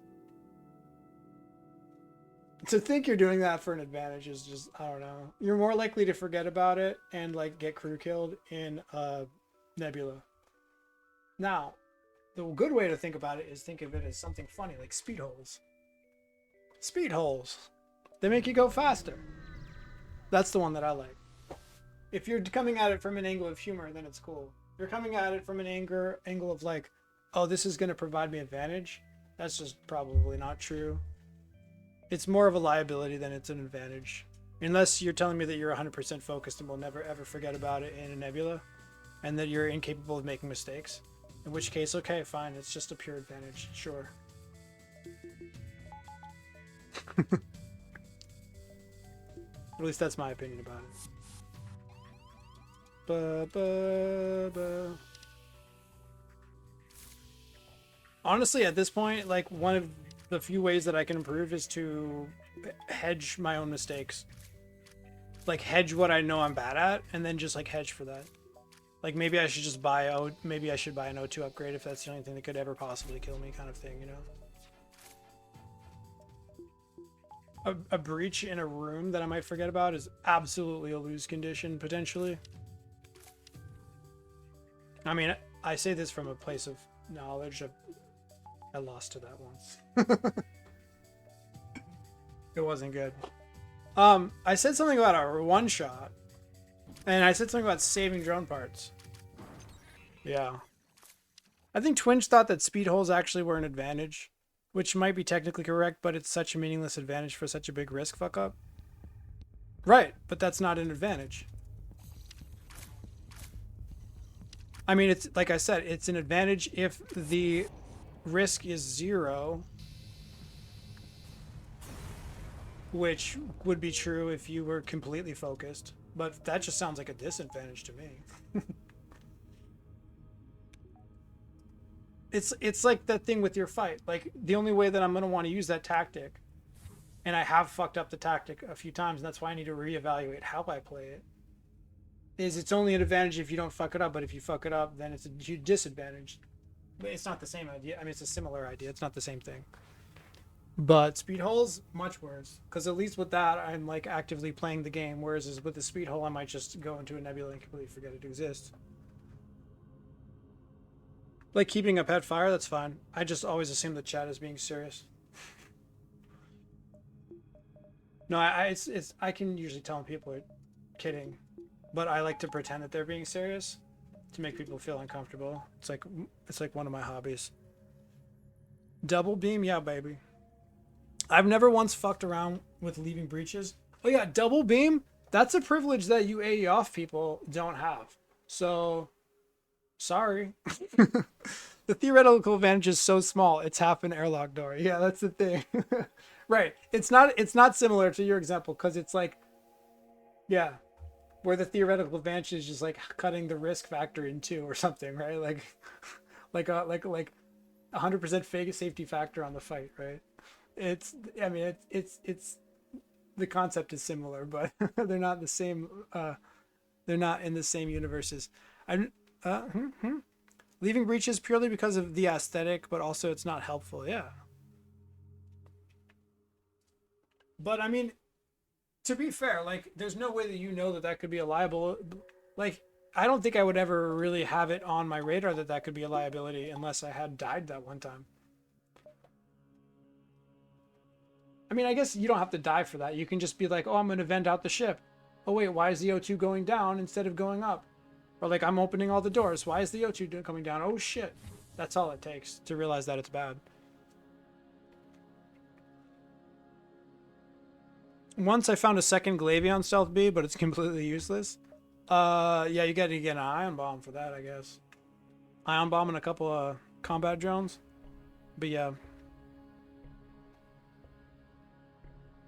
Oh wait, never mind. You can't run the Ion Bomb with 2 Glaive Beams. Okay. Drone control with 2 combat drones and a combat. Dude, Mike, I had a run on this streak. It was amazing.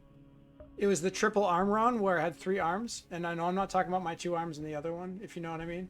I had the repair arm, the hull recovery arm. No wait, the repair arm, the drone recovery arm, and the scrap recovery arm, triple arm run, and then we got drone control, and then we fucking got level 8 drones, and we had a drone 2, combat drone 2, combat drone 1, combat drone 1. We melted the flagship. It was fucking incredible. So not only did, and I've never done that before, not only did we have 8 power and drones with a combat 2, combat 1, we also had 3 arms. It was amazing. Pre-ignited ion and Sven ion bomb and 2 glaive beams would go kind of hard. It does go hard until you find a ship with cloaking, and then you're just crying. He did get all the arms. I did. The mythical triple arm build and max drones, it just fell into my lap. I mean, this wasn't planned at all. But we were like super far ahead of the curve, and then I don't even know what gave me the idea. I think I probably bought the drone arm naturally because I had the cloaking. No, because I had this. So I bought the drone arm, and then I found like a repair arm, and I was like, wait, arms? Something like that. And then we had the drone recovery arm, which drones, and then wait, did I say I had 3 drones? Guys, I'm playing Stealth B. I didn't have 3 drone slots. I'm so sorry. Wait, what? Wait, was this an NGB run or something? What run was this? Oh, it was Stealth C! It was Stealth C. Yeah. It was Stealth C, absolutely. It was amazing. It was so good. Do you like it when the 3rd arm falls into your lap? Have you had that happen? Or are we talking about something else? I had a Flak Halberd Zoltan C with 2 combat 2s a while ago. It's so amazing. Found a repair arm in Sector 1. Repair arm's pretty okay a lot of the time.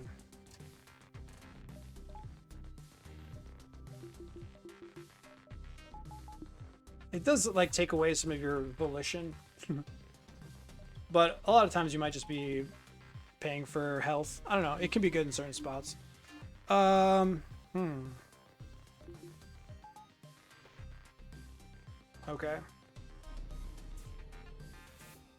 Whatever, I guess I'll go hang out with this dude. We can be friends. We can be friends.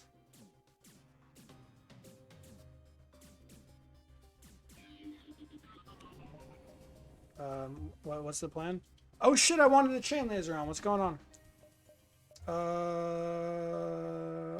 Oh my god, guys, look what I have. I thought we were in danger. I have 3 shields. He's done it. The madman bought 3 shields. You never thought it would have happened, but it happened. I guess we're using a drone part for no reason. Is getting more crew a good idea versus MC? Yeah, it's a pretty decent idea to do that. That's kind of something I'm going to be looking for sure. And I should have done it the last store and probably sold the anti-drone. I just I was getting cognitive dissonance from buying it and then selling it, so I chose not to, but the correct play is probably buying crew there. Like, real talk.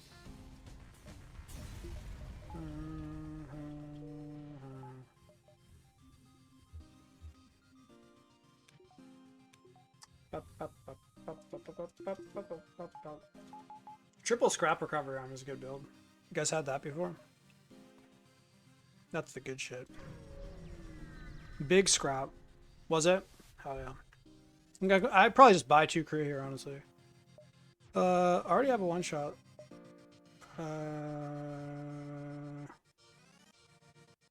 Oh wait, this is 8 versus 6. This is the 2 damage for free. 2 damage and save $100. That's save $100 minus 65 minus 65 plus the 30. So save 70-ish. That's pretty good. Because we can get the one shot with the combat just for funsies. Flak 2 is dope though.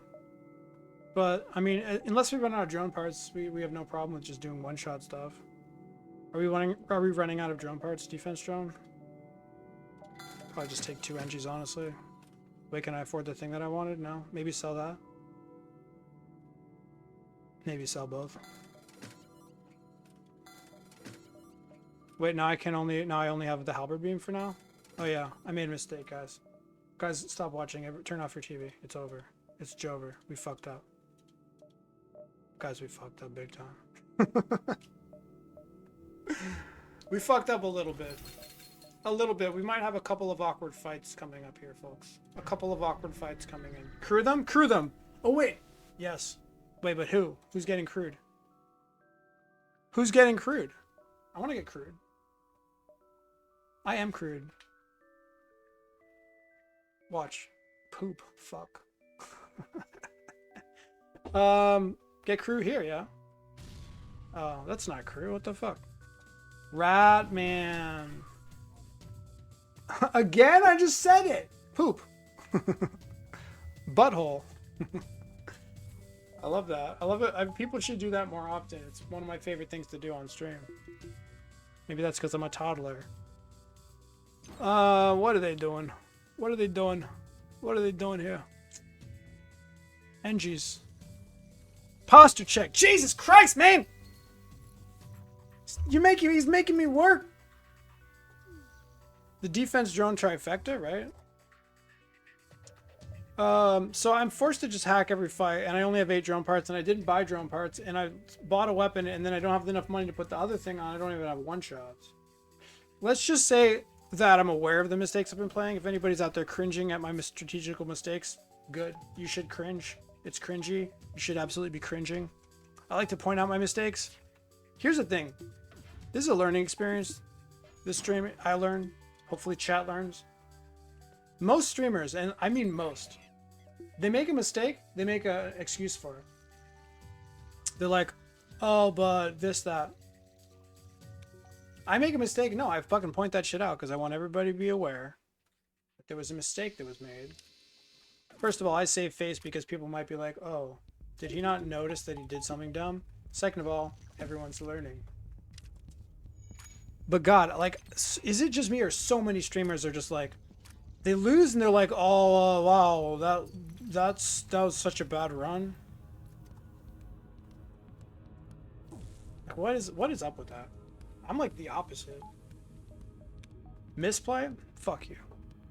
All good, you're winning? Of course it's all good. Everything's good here, man.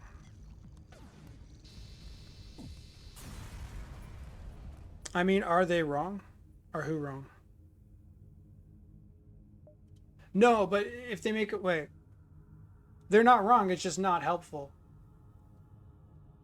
Like, they're blaming the game on the loss, but it's not helpful for chat to be like, to improve. Like, it's not helpful for them to improve.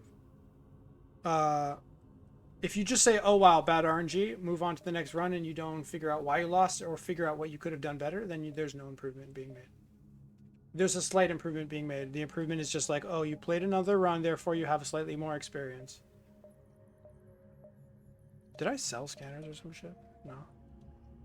That's why the copium emote exists. Yeah, but I see streamers do that where it's just cope after cope after cope, and of course nobody's using the copium emote because if they do, they'll get timed out because the streamer like has thin skin. Like who's this guy? Rothel. Okay, no, I don't know this guy. No shade on this guy. He's just a normal streamer because most streamers do this. He's trying these gold stake runs. You know, he like recently won the Balatro tournament. Now the Balatro tournament was about getting max score, which is completely different. It's like score farming. Think about FTL. So like it's like score farming. So it's a little bit different. Anyways, he won it. The best player in the world who's just like gold stake streaking, just like he's so good that he's just like almost never loses. And I see Raffle play gold stake, and it's like I'm just using him as an example because it's the last thing that came to mind. He loses, he makes some comment like, "Oh, that was really bad luck," or that was like, "Oh, those are bad Joker combos" or something, and there's just like no real analysis going on, no real reflection, and I'm just like,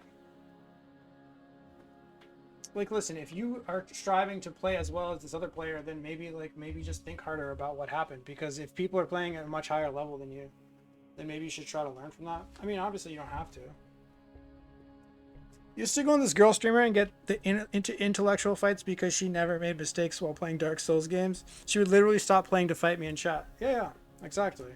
I mean, it's human nature, I guess, but it's not, for me, it's very unnatural.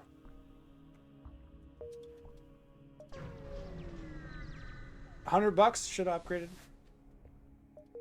Free money, upgrade. Okay, so now the only thing we have to worry about is drone parts, which I guess I'll buy like 2 here probably. Yeah, strategically, you know, letting myself get this low on drone parts while forcing hacking is a little bit weird. I still haven't renamed. Oh my god, who do you want to be? NG? Jason Bovey? Okay, I can't change that guy's name. But Burko's pretty cool name too, though.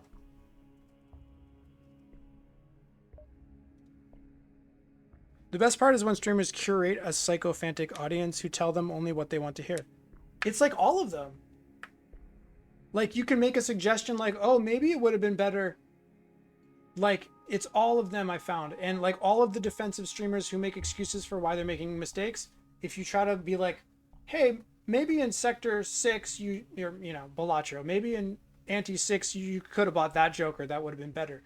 You say that and the chat just dogpiles on you. You might get timed out or banned. The streamer has a bad response.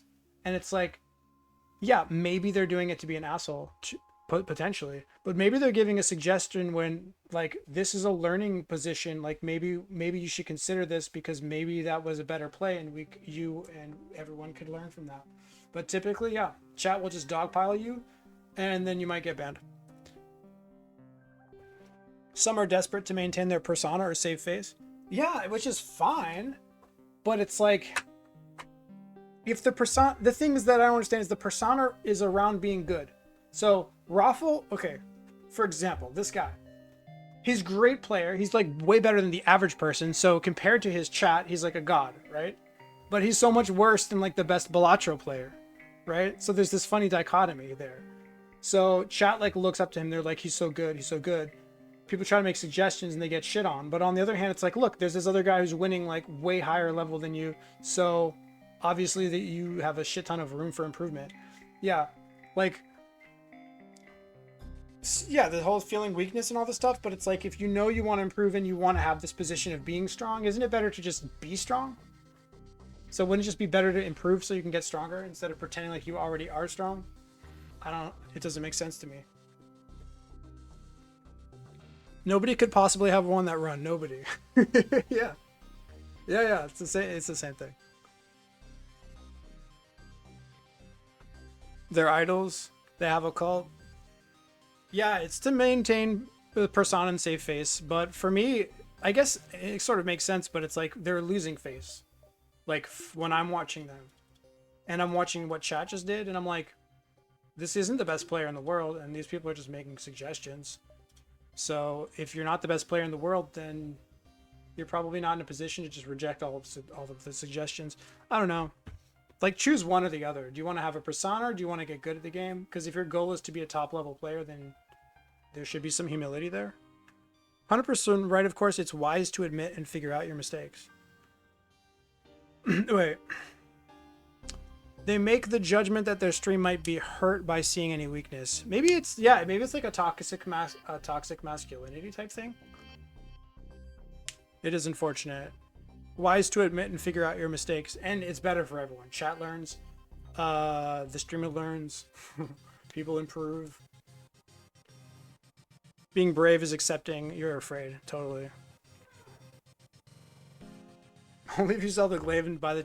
Dude, I can't wait. There's got to be a run where I have to sell the glaive and buy a TP. There's got to be one. I mean, all it takes is I don't find any improvement. They offer me a TP, and I'm facing only 3 shielded chips forever. But I'm still waiting for that run. I'm impatiently waiting for that run. I'm excited for that run to show up. That doesn't look like 3 jumps to me, so... I don't know. Whatever. Did we go NG and now there's no fights? Is that what happened? That is what happened, isn't it? I'm like, where are all the fights? Oh, right. The consequences of your decisions. Putting the B in stealth B? Oh, you mean the B for the boarding? Yeah. So there was some talk I said about maybe selling the thing for the thing. There's nothing here. I already have one of those. There's nothing here. There's nothing here. Setup is fine. We have a one-shot with the combat in phase 2. Everything's good. We just need to maintain drone parts, and that's fine. So 9 drone parts would only ever be a problem if there are no things, and realistically we might only be playing around 9 fights, and if there are fights that otherwise we can run away. Cloak the bad volley, run away. So what I'm basically saying is I'm trying to justify buying health and not drone parts, and I think that's completely fine.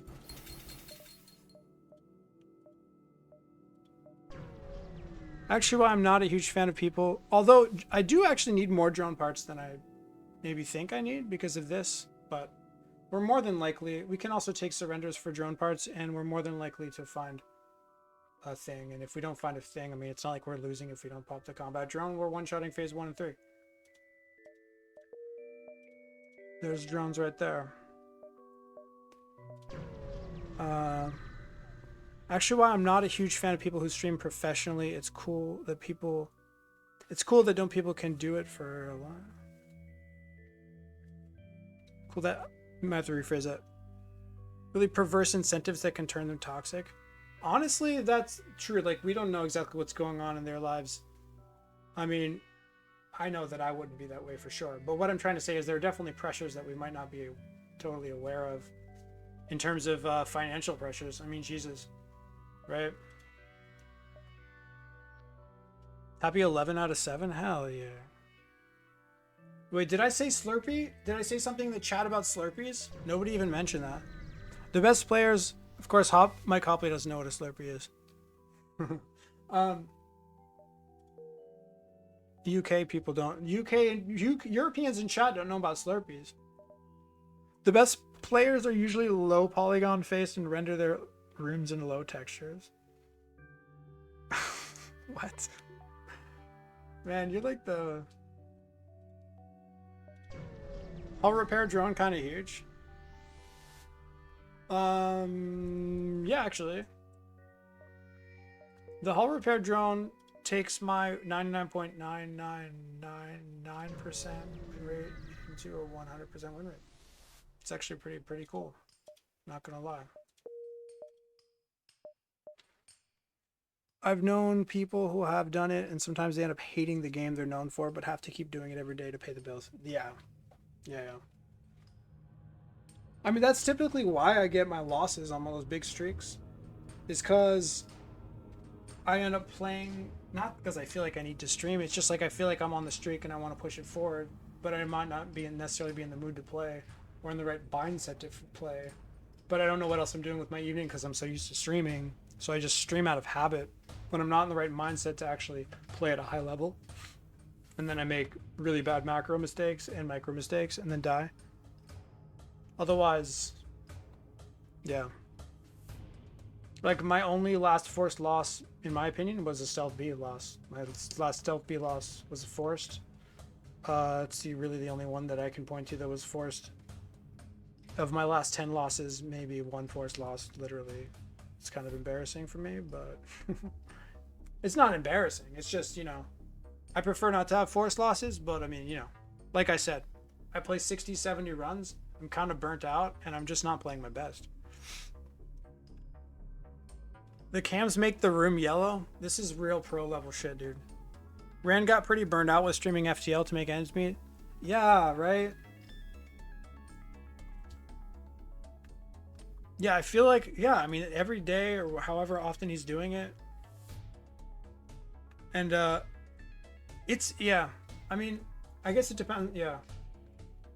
It's actually, it sounds really, really bad because the money is tied into the viewers, and if the viewers are tied into the game and they're not, if you're not, that's why, like, you got, you know, it's really nice to be able to figure out how to shift into that, like being a general game streamer that can just shift and the audience follows them. But if you don't, if you can't accomplish that, like, that's, you're just stuck. Hated playing FTO. Yeah. That sucks. And it's true. I mean, I've seen him stream. He streams FTL. He has maybe like 60 viewers or something. And if he streams another game, it's maybe like 20. So, like, that's a pretty significant impact on the money that he's bringing home. Right?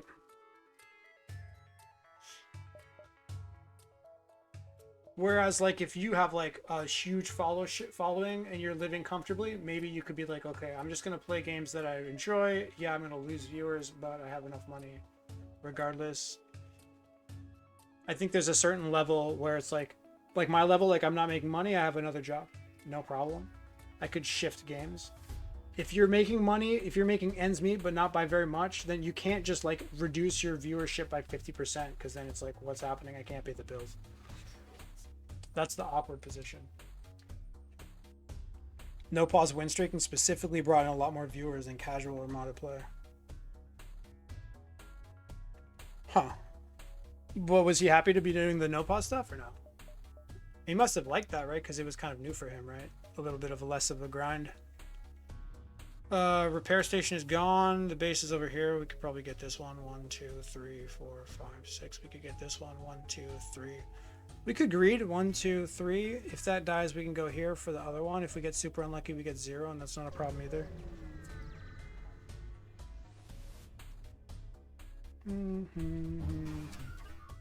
Oh, hello, Mr. Drone Man friend.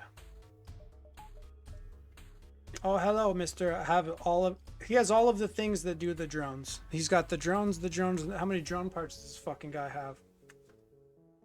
The win streaking turned into a grind, especially after he got the cycle. Oh, he kept going after the cycle. Oh. I really want to get a no-pause cycle someday. I would have to take the game seriously and like do different key bindings. I'm like really scared. Like, I'm not even playing a video game. In order to be good at no pause, I would have to change the key bindings to something more ergonomic, but I've played almost 4,000 hours with the same key bindings, and like, I don't feel super comfortable just changing the whole thing. Because I know at the beginning, probably for the first 100 hours or something, I'm just going to be like misclicking constantly and like fucking up. No pause stealth B cycle when? Yeah, I don't think that's ever going to happen for anyone.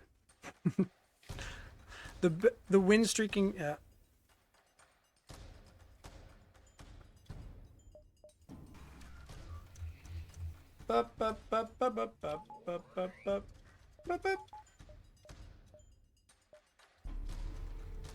Can you...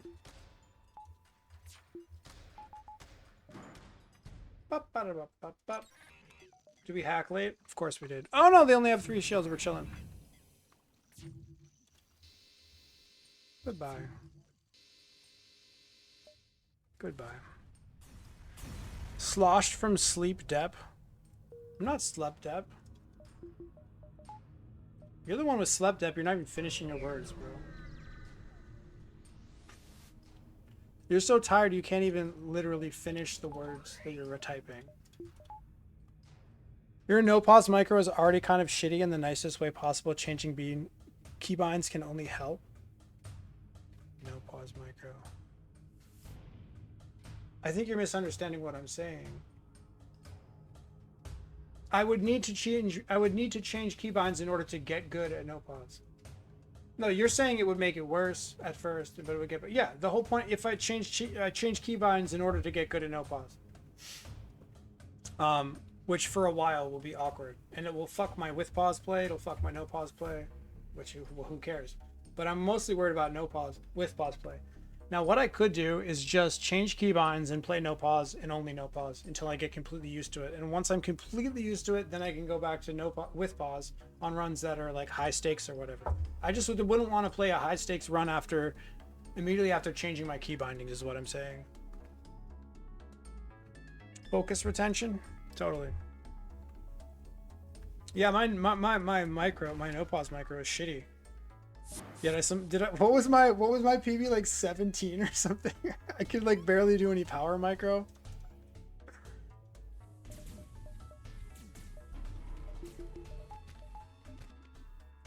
For a second I thought we were fighting a dive ship. Trying to get used to some new keybinds with pause, and even that's a bit annoying. Yeah, I mean, honestly, one single mistake when you're having a run that like you care about, it can be kind of triggering, honestly. So yeah, if I did the keybind changing thing to try to get a good no pause, honestly, I think I would have to just stick to no pause for a while until I felt comfortable that I was really used to it. And it might take a very long time. Guys, when did these NGs come from? A long time ago. Glad to have them on board. Welcome, NGs. Oh, Ratman's here. Put Mike here too. Mike. Just Mike. 17 with bad micro is a testament to the macro. Welcome aboard, Mike.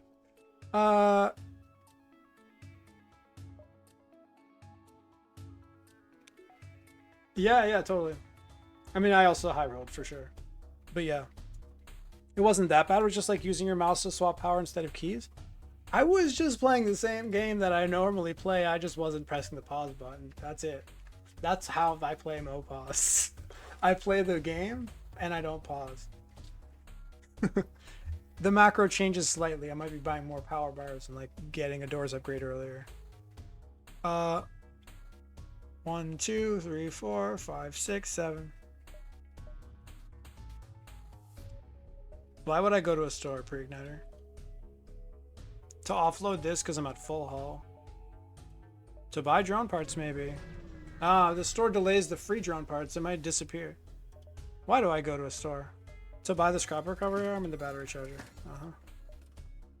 And another NG. Let's go. Get out of here. Last sector. Go, go, go! Sector 8 unicorn. Scanners can go. And we don't need that. And we also don't need that. Okay, let's buy more of these. Let's keep moving. CYCLEGET, dude. Every time you say something, it's such a non sequitur and so like weirdly, it's philosophically strange. With those augments, we're saved. Yeah, I realized that we actually didn't need them, so I just sold them. Actually, it was the correct play, because we weren't getting much value from having them, so by selling them, we have more money that we can invest on our ship.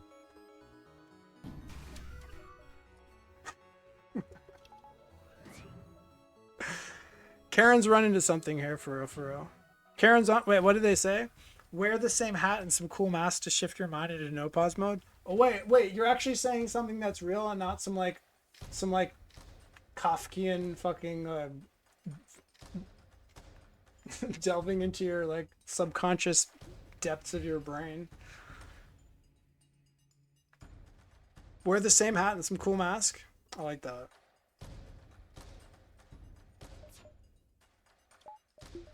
Karen's like, yes. I said a real thing. Did I hack early? I might have. Oh shit, they can damage me, bro? That's crazy. Why would they do that? Why would they do that to me? That's so rude.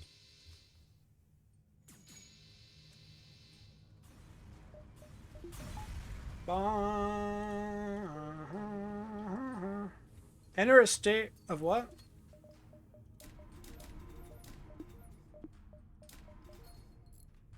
Channel your inner burrito man. No pause becomes Matthew X. Yeah.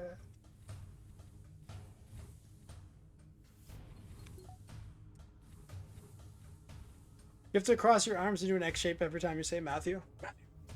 Like that. 1, 2, 3, 4, 5. 1, 2, 3, 4, 5. 1, 2, 3, 4, 5.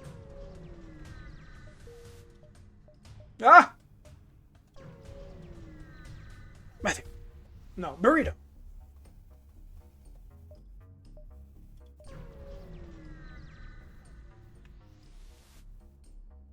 It's late, boys. I'm exhausted mentally, but I'm not exhausted like physically or emotionally or anything like that. I could keep playing after this, but it is late. We do like an easy run if people want to hang around. Do one of them Sailor Moon dances and become a waifu? Nah, I'm good. Nothing against waifus and people who want waifus. Just not my thing. But I might make an exception for you, Karen. It's like midnight for you, LOL? Yeah. It is. Not sure why that's funny, though. Kids these days just LOLing at everything. I bought a hamburger today, LOL. Okay.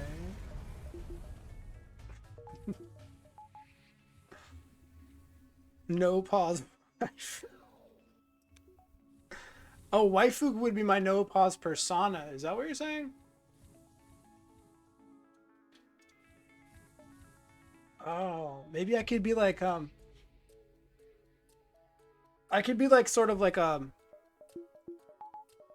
non-binary, and I use the no pause persona as a way to you know, get the feminine energy out. That could be a real thing. How is it being midnight now? It's midnight, bro. Bro. Oh, shit.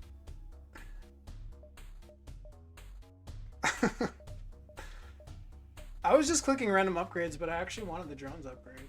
What else should we get? Great questions. Guys, I spent all my money. What happened to my money? Oh my god, are we gonna lose here? It's fucking over, dude.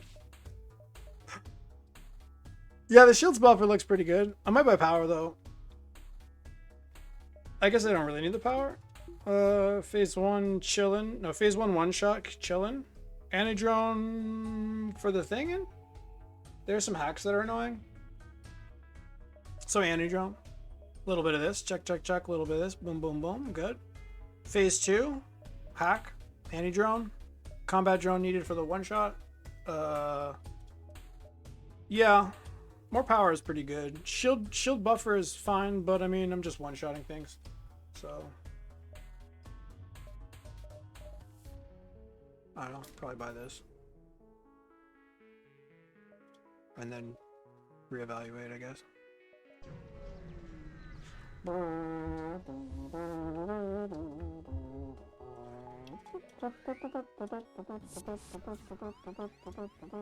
Right in my pylo tank. Heal 2. Heal 2. Sorry?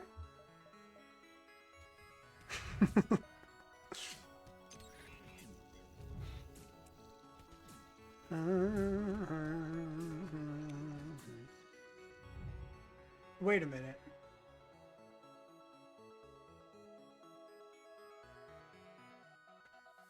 Didn't I just drag this guy in from another room to help with the fight? And a Fico Man was there at the beginning. Why is a Fico Man at full health? Something ain't right here, guys. Are we playing a modded game? Oh my god, chat's gonna figure it out. There's definitely no mods. I've no mods installed. I would never install any mods. This streak is totally clean. I might be wrong, but I think they were already there. What? Why? How? They must have already been there. I mean, it's like the only thing that makes any sense. Man, it's always annoying when I'm trying to just chill, man. I'm just trying to have a good time. I'm trying to dive into the flagship, and these fucking guys just fucking bored into me, man. Bro.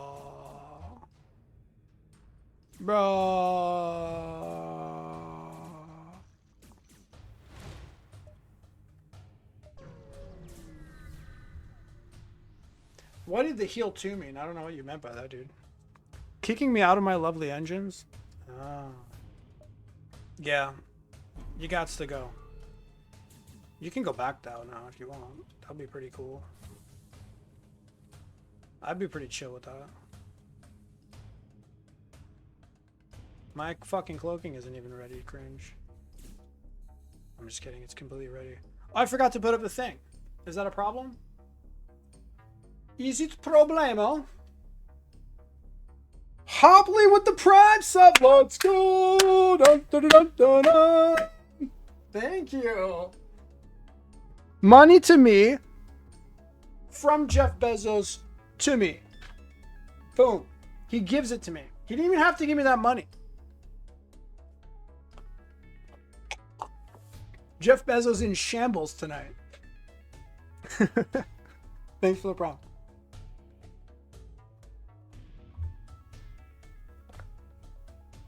I just like the idea of him staying up at night, like constantly looking. He's like, oh my god, the Prime memberships have gone up by 10% this month. What am I going to do? Medbay 23 about to heal your soul. Sorry, what?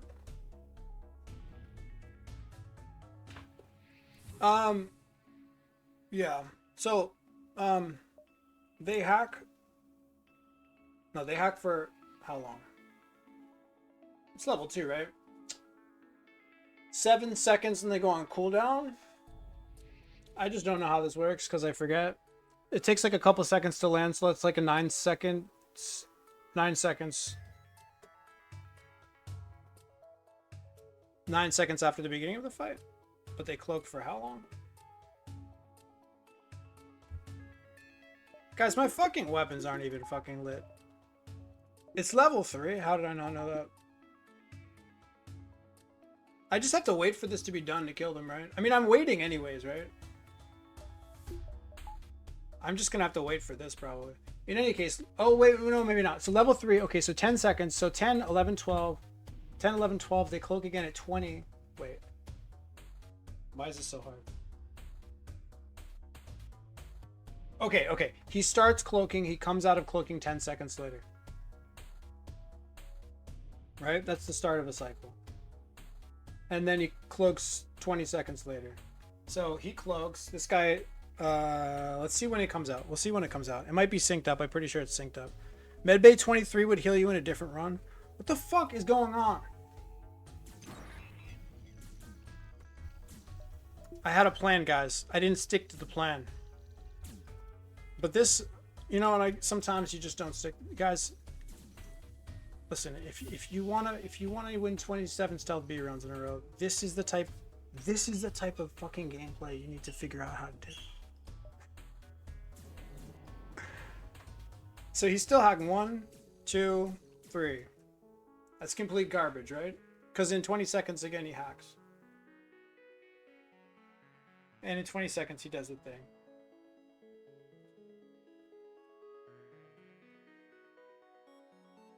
Or maybe he just finished. He just finished, so he finishes in 20 seconds. No, no, no.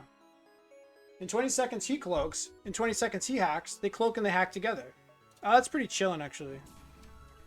They're like super, super synced up in a sense that it's really not going to disrupt me very much. Is sort of what I'm getting. I also have the option to hack now. Oh, wait, that's the play, isn't it? That's got to be the play, right? Probably. What do you bet the hacking drone explodes? That's the thing. Like, it might explode. bad things can happen. Let's just hack now and get some damage in, bro. I didn't drop these before they landed. That was a natural dodge, wasn't it? Whatever, who cares?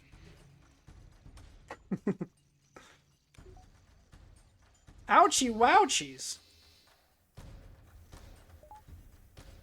Ouchie wajouchies. There's got to be a 0 damage line here. Kekaweka? Stop kekking me. This is so good. It's timed up so good, guys. Not Halberd. Actually, Halberd fine. Actually, Halberd annoying. 12 damage. Easy. Hacking. Bring it. Give it back.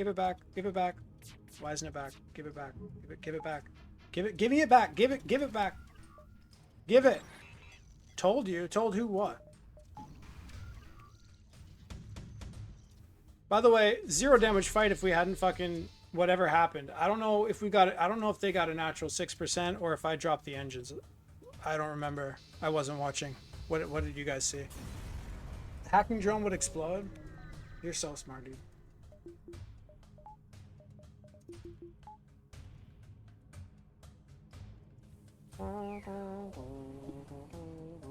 Theoretical 0 damage fight. Just kidding. Theoretical 6% chance of no. Theoretical 94 cubed damage fight times 1. Something like that. Sheep go boom boom. Yeah, we make them go boom boom here, baby. That's how we like to do it. We should spend money on, I don't know. I'll let chat decide. First comment. Stream delay. Fucking cringy stream delay, like 30 seconds long. Chat. God, how long is the stream delay? There it is. A pony! With you and Kessler subbing today, I might actually be able to afford that. I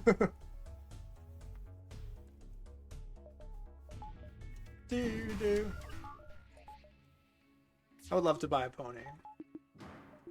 If I had enough money for like a stable and fucking hay every day. That'd be cool though.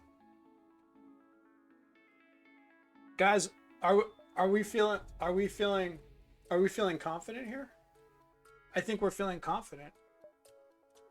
Oh, is he gonna do it? Is he gonna pre-cloak the entire fight? This level of confidence has never been seen before.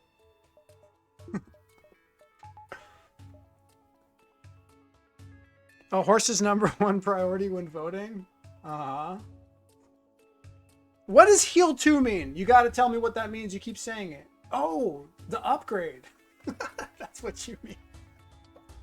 A stable economy. Nice. We can hack a bit late. Is there any reason to do so? Yeah, because it lasts longer. Because it stays up longer.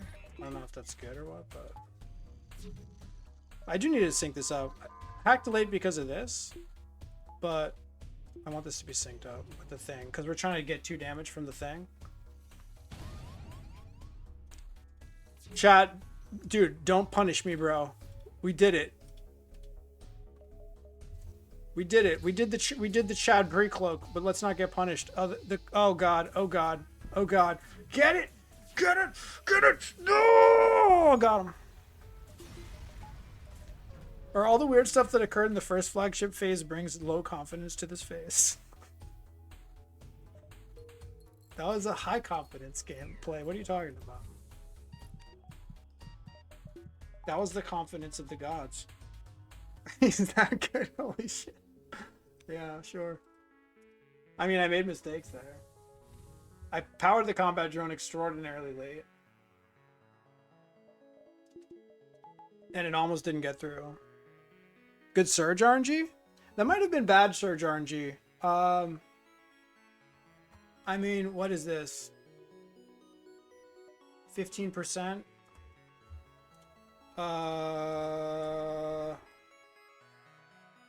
25 times 0.85. plus whatever. Let's just add the 1 and the 1. Add the whole thing together.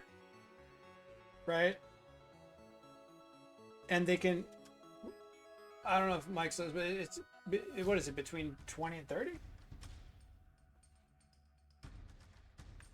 It's between 20 and 30, I think.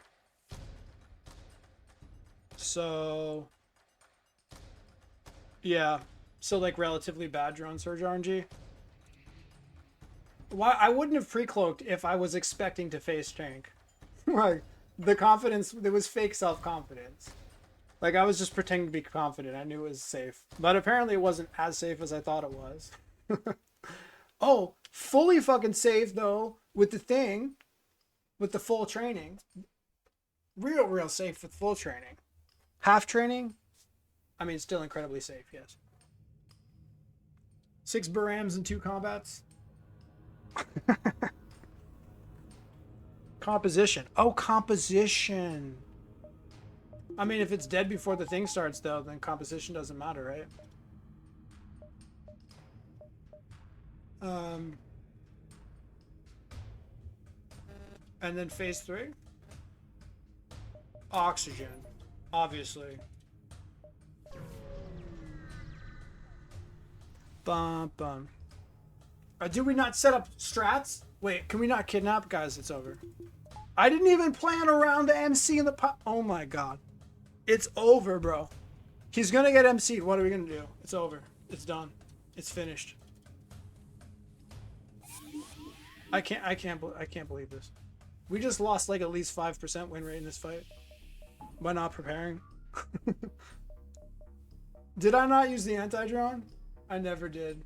I don't think I used this once this run, guys. I don't think I used it once. Alright, time to let him shine. I forgot to use him phase 1.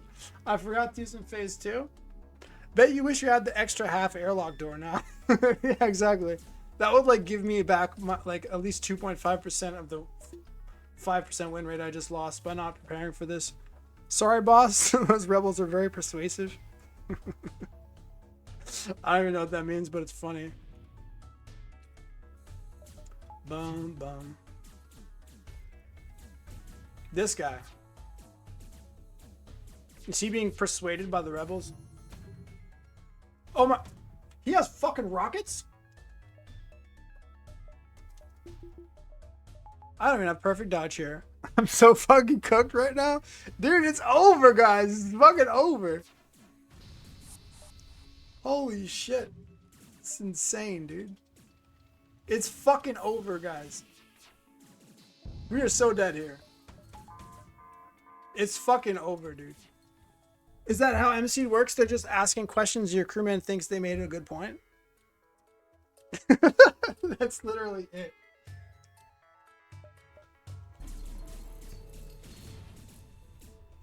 That's literally all that it is. Did they shot it down? Wait, what did they shoot down? The combat drone. How dare they?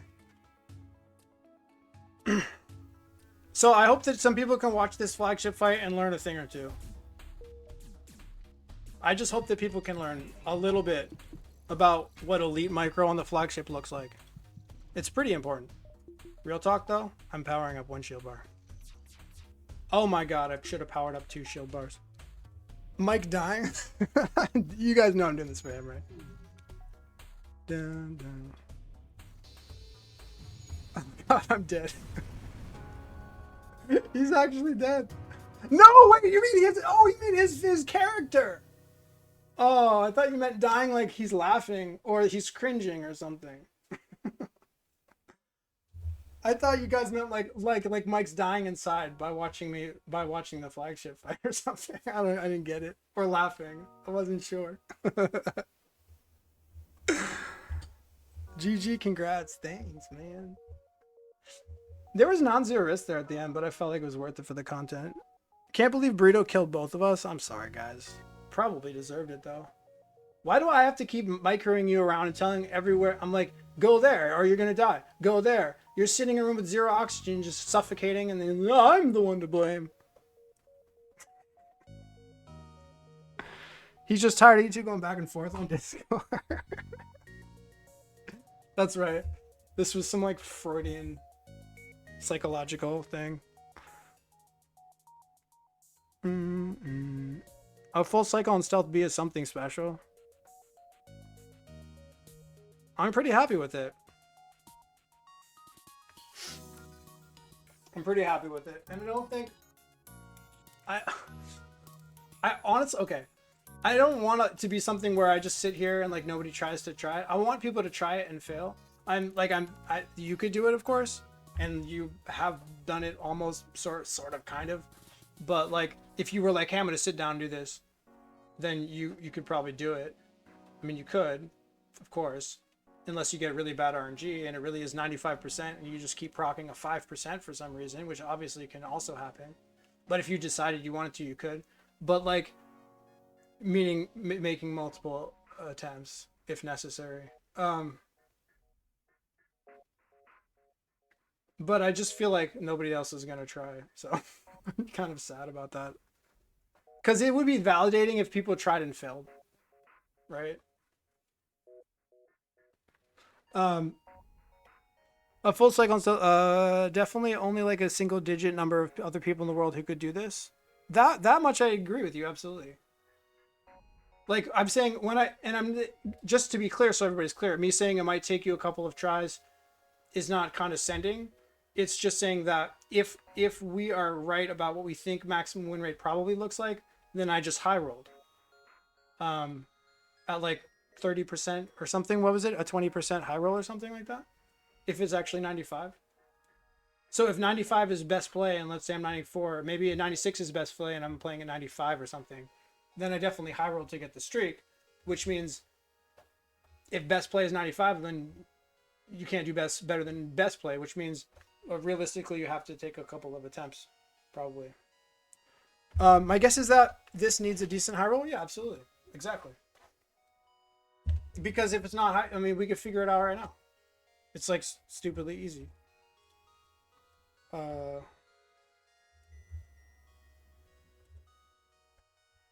I mean, Jesus. I mean, dude. Like, what's the definition of a high roll here? Anything above 50? Not okay, 97.5. You're not high rolling if you're winning stealth be at 97.5.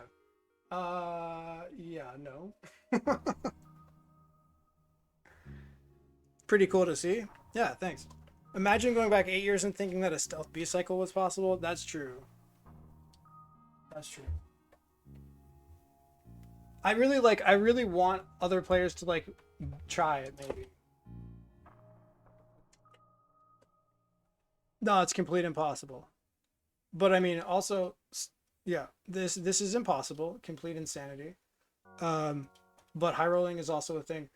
And typically I've talked to some people with streaks. I'm not gonna say who or whatever, but some people have like streaks feel on any game feel like they deserved it or something, or that they just played, and of course they do, but it's like not recognizing the high roll is a little bit weird.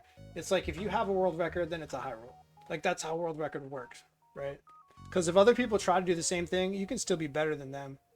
Let's say 100 people are trying to do the same thing, and even if you're better than all of them, the odds are that they're gonna get something, right? Like just statistically speaking. So like any good world record is high roll, like almost most of the time, just by definition. Like world records have to be high rolls, otherwise you're here and everybody else is down here, right? Try the stealth B cycle tomorrow. Let's do it, dude. Let's do it. But yeah. Oh yeah, so realistically though, let's say I'm playing at 95. Yeah, it's even worse. It's even worse than I thought. 23%. Yeah, so you try a few times and fail and then get it. On average. Thanks for watching, folks. Do I keep playing? We could play another run. It's 12 p.m. No? You go to sleep? I could go to sleep. I'm just kind of like wired from all this. You think I'm tired? You think playing Stealth B and winning and getting the cycle that I was looking for is tiring? It's the opposite of tiring.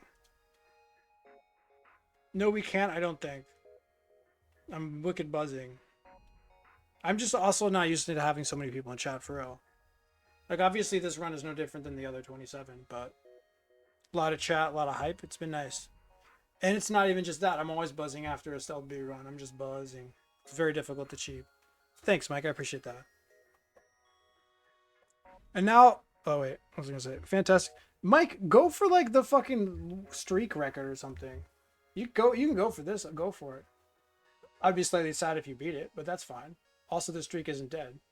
But you should go for stuff instead of hiding out in your corner and trying not to compete with anybody else. Which I get. I sort of get that. Although the whole streak thing, 150 runs is like, it's such a grind. It like destroyed me mentally almost. Like I was saying earlier, I get to like 60, 70 runs or something and I'm just like, wants to die. So maybe that's why you don't want to. Motivation to do actual streaking? Yeah. I think the Stealth B thing, one thing that I liked about this is it felt reasonable. Like I got it done in a reasonable time frame. Whereas going for the world record is like if you have 99% win rate, like Neozar's not playing at 99, I'm sorry. And then even if he was, it would be the same likelihood as getting my Stealth B streak. So I don't think Neozar is playing at 99 realistically. So it's like, how do you expect to get that? Well, you just have to try a bunch of times. I don't know. It's just very intimidating. And the difference between this is it's not that much of a difference, but like you can do a Stealth B streak attempt. Like, I mean, you can play multiple runs per day in theory, but it's like you get it done in a month or two. World record is like 6 months effort, and then it's just like, oh, okay, we died. Real life has been interfering a lot with that? Yeah, no, totally.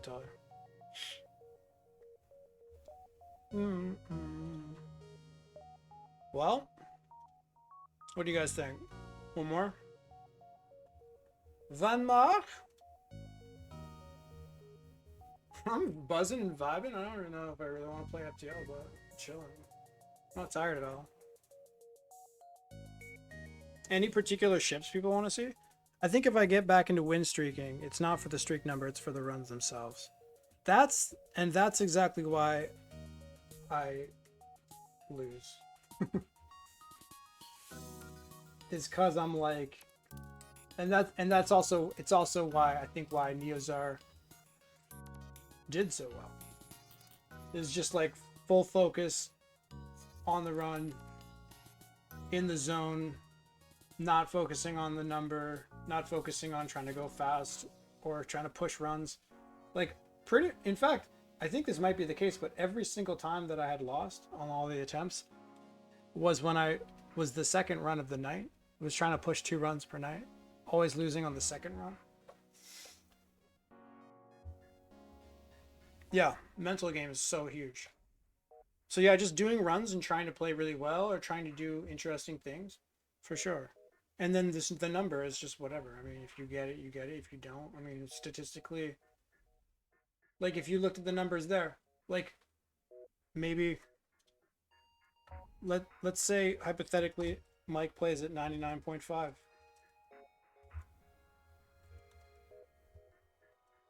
Okay, he's 50-50 to get the world record. And if Mike was playing at 99.5, hypothetically, those are like what? 7-hour runs. So that's like a year. I mean, you can't focus on the numbers. You can't. That's the thing. It's like you try to get it, you play faster. You're like, no, it's fine. I'll just play faster, and then your win rate goes down. Like it's just horrible. It's horrible. Like You either play really slow and it takes you a billion years, or you try to play faster and your win rate is bad. It's you win, you know. That's the nature of these things. Which I don't know. I think I'm gonna do the same thing as you. I'm just gonna play the runs. We're gonna have a good time. We're gonna play slowly, and we're not gonna think at all. There's no goal. There's no end goal. If it takes me a year, then that's fine because I'm just playing I'm just playing FTL for fun because I enjoy it for a year. And if I don't feel like playing it that day, I don't because I don't enjoy it that day. That's how you do it. Then you take your run slow, no pressure, chilling, always focusing in a good frame of mind, and then you have a reasonable chance of getting it. Easy. Positive influence from win streaking for me that I can stay more engaged. Yeah. No, absolutely. I'm just saying. Oh, right. You're saying like versus what I was saying of how there being like a negative influence for me personally. Yes, but the time commitment is still very much real. is kind of what I was saying. I think for me, the goal of streaking it's helpful at the beginning, and then at first at some point it starts to feel like a grind, but I still feel like I need to stream or something, and then it's not helpful at all. Then it's quite the opposite. It's like probably helpful for win rate at the start, and then like less helpful as time goes on. Going to bed, Cabal? Poop, poop, poop. Lanius B and pull a crow. I have an active streak going, but we could just say that it's a non-streak run. We could play NASB and let the... Is that what you want me to do? I'll do it for chat. This is not a streak run.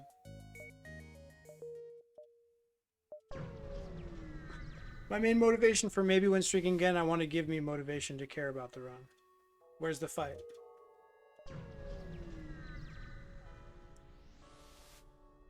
I want it to give me the motivation. Right. You want a win streak because you want to feel invested in the run. Guys, I can't lose. We can't lose. We can't even fucking lose. We have Laniuses. We can't even voluntarily lose. Dude, this game, this ship really literally has a 100% win rate. I can't even voluntarily lose. I turn off the O2 to kill my crew. It doesn't work. I can't find fights. What the hell is going on here? Fucking ridiculous.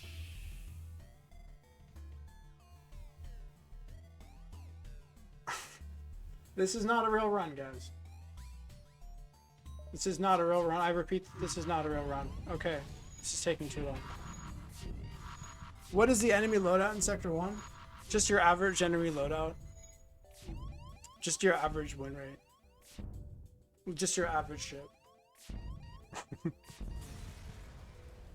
Alright guys, it's over. Good run. Should I keep playing that for real? What if for this special run someone many others specifies some rules for you to follow? I'm too tired for that shit. 90 score? I tried, dude. I really tried to lose earlier. I tried as hard as I could to get less than 90 and the game said no.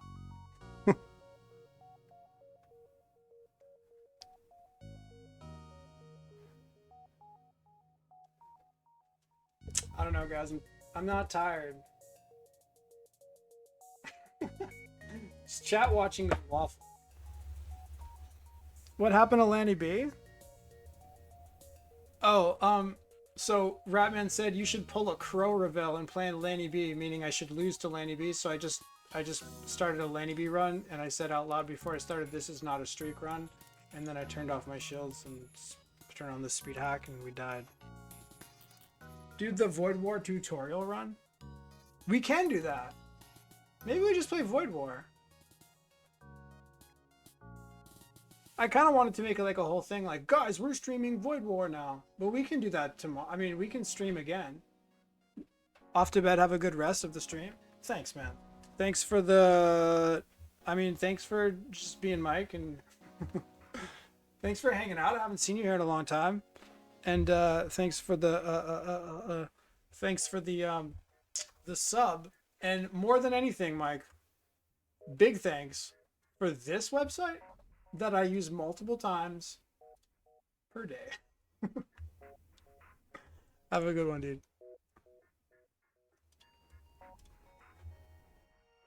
Play an easy difficulty game just for relaxation? You mean NGB? Most welcome. See ya.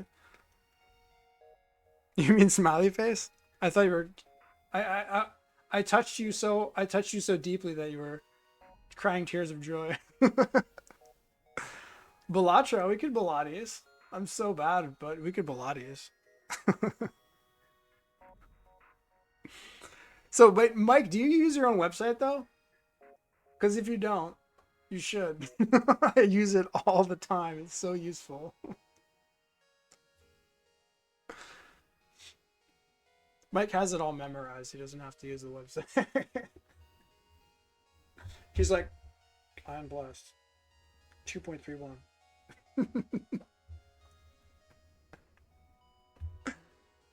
Yeah, we could play Balatro or Void War for sure. Void War's a little bit more on theme, but it might be kind of involved. I don't know. At least Balatro's familiar, and I know how to play it. There's a tutorial run though. Is that something? Is that like quick and fun and easy? Because that's cool. We could do that. Let's do that. Let's do Void War tutorial. I like the sound of that. All right. How do I press buttons on my computer? Void War, Void War. Who here has played Void War? Show of hands. I would raise my hand, but that's only if I have a teleporter to go 2 minutes into the future. Where's the game?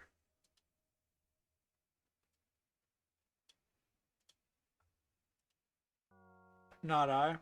16 torment difficulty levels? Wait, is there are there really, really difficult difficulty levels? Like, is it harder than FGL at the highest level of difficulty? I mean, not that hard one is difficult or anything. Okay, this goes away. Void War, get in. Where are you? Game capture, properties. Yeah. Let's go, boys. I knew this game would be fucking dope. I just had a good feeling about it. When I saw the aesthetic, I was like, that's actually kind of grungy and cool looking. Is this a one developer guy or what? Oh yeah, so Slow gave this to me. Slow is the Discord mod, also a developer of Insurrection Plus. He gifted this to me. I was going to tell him when I was going to play it, but we'll probably play it again tomorrow, honestly. Change the title stream and all that? Oh my god. Y'all making me work. But you're right, I should. I do need chat to help me like do really basic things. Because I'm a little bit in cognitive decline at this point.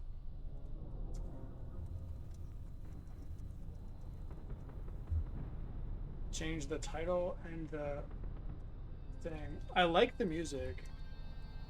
It makes me feel like epic shit is about to start happening. And I think epic shit is about to start happening. I really like metal a lot. The metal aesthetic is sick. I'm happy about this.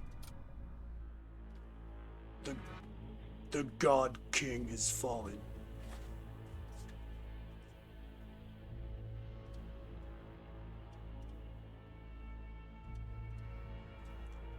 The Empire is in despair. The time is nigh for you to be our instrument for salvation. You will now be familiarized with the basics of void warfare. Thanks, Lysius. Wait. Announcements. There's something on the announcements thing. Hold on. Void War. Get in here now.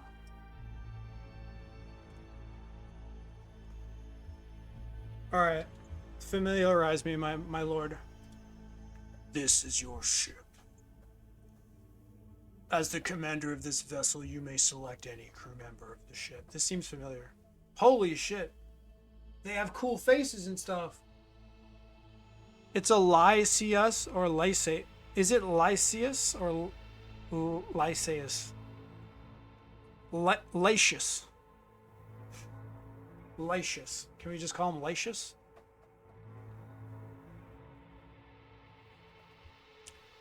Including yourself. Wait, that's me? I have my own character? By clicking their portrait frame, you may also select them by clicking on them directly or dragging a box around them.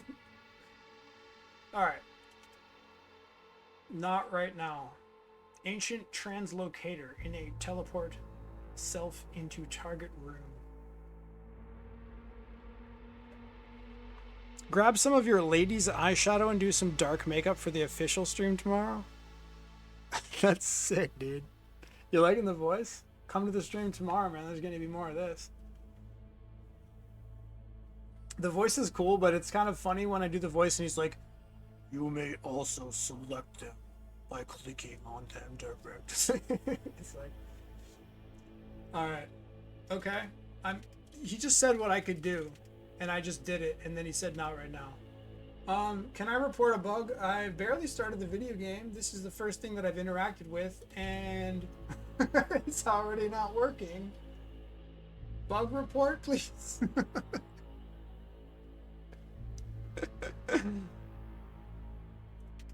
No, seriously? Good chat, I need help. Maybe he's pooping. Not right now. Alright, you may also select them by clicking on the directly or dragging a box. Click on the little body. This? You mean this guy? But why did they say that? Why was there an arrow pointed over here? So you click on the man? See, I know how that works. This must be a special effect. But seriously, there was an arrow pointed this way. I mean, come on. I can do that, though. That's cool. I can also drag around them. Okay. So, while crew members are selected, you may issue commands by right-clicking any of the rooms on your ship. Move yourself to the designated room. Let's go. The selected crew member will move to the destination and automatically perform any required tasks upon arrival.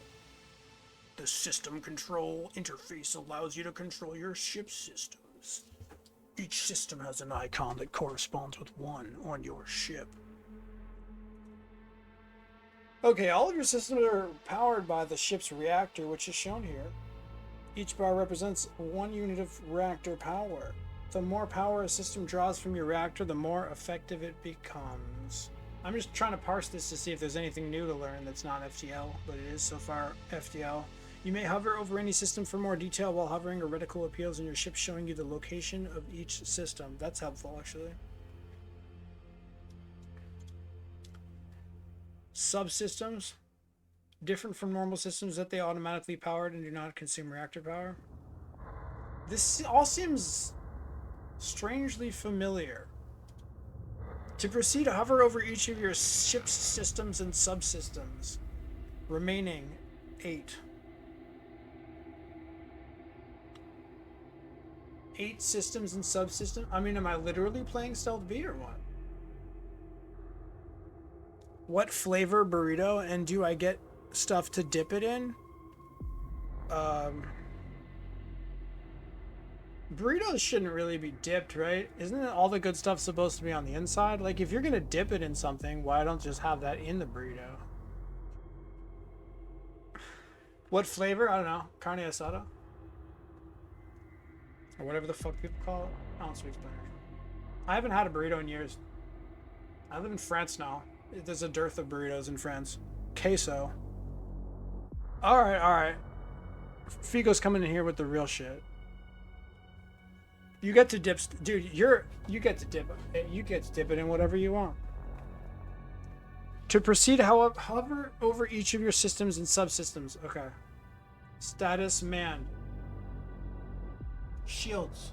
Grants 1 shield barrier for every 2 power bars. Each shield barrier can block 1 shot. Manning improves shield charge speed. Okay. Powers the ship's subspace drive and allows it to dodge enemy attacks. Manning increases subspace charge speed and improves evasion.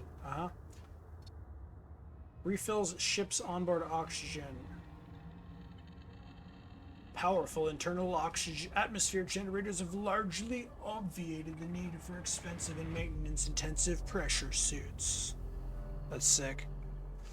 Are there not good burrito restaurants like in Spain? Are there good burrito restaurants in Spain? Colloquially known as the Death Sled. Launch bay.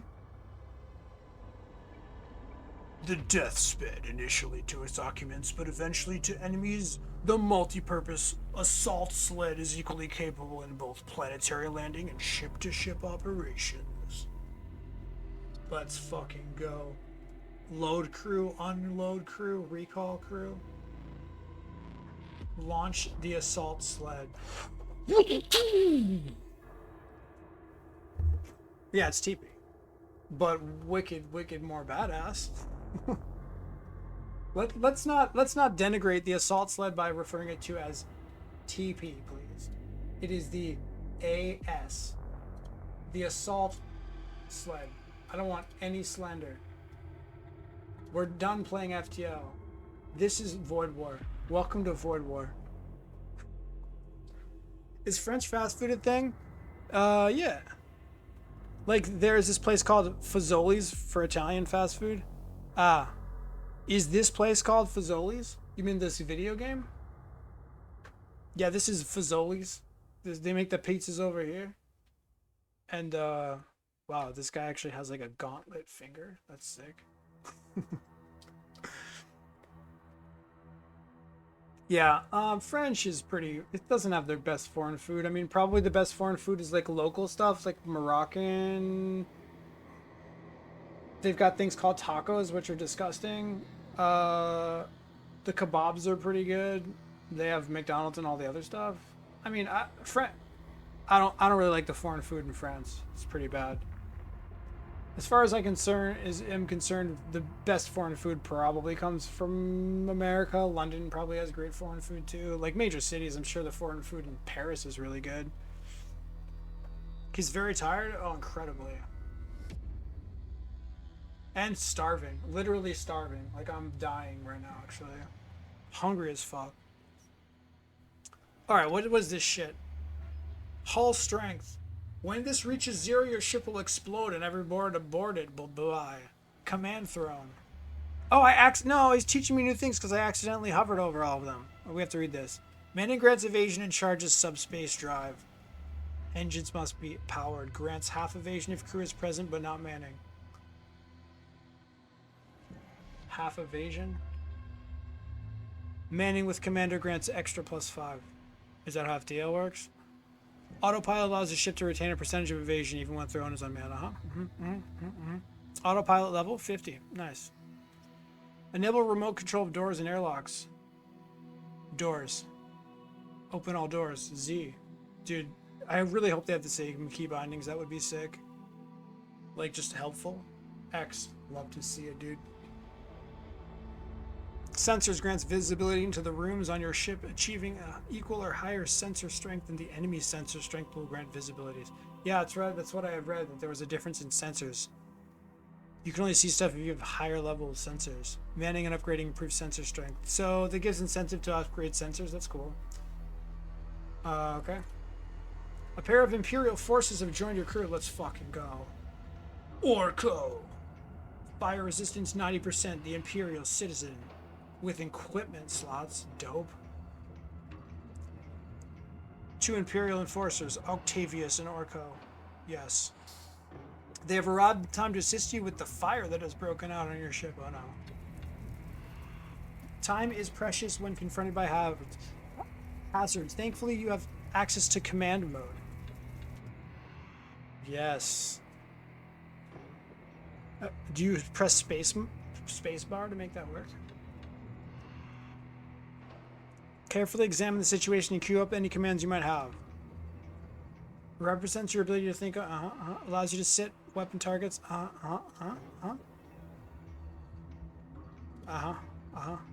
Okay.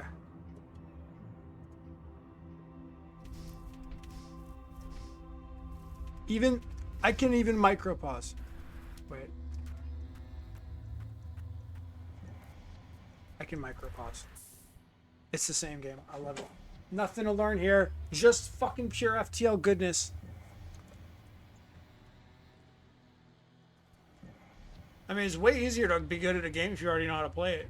Unfortunately, bro. Instead of sending crew, you use your ship's doors. Use the doors.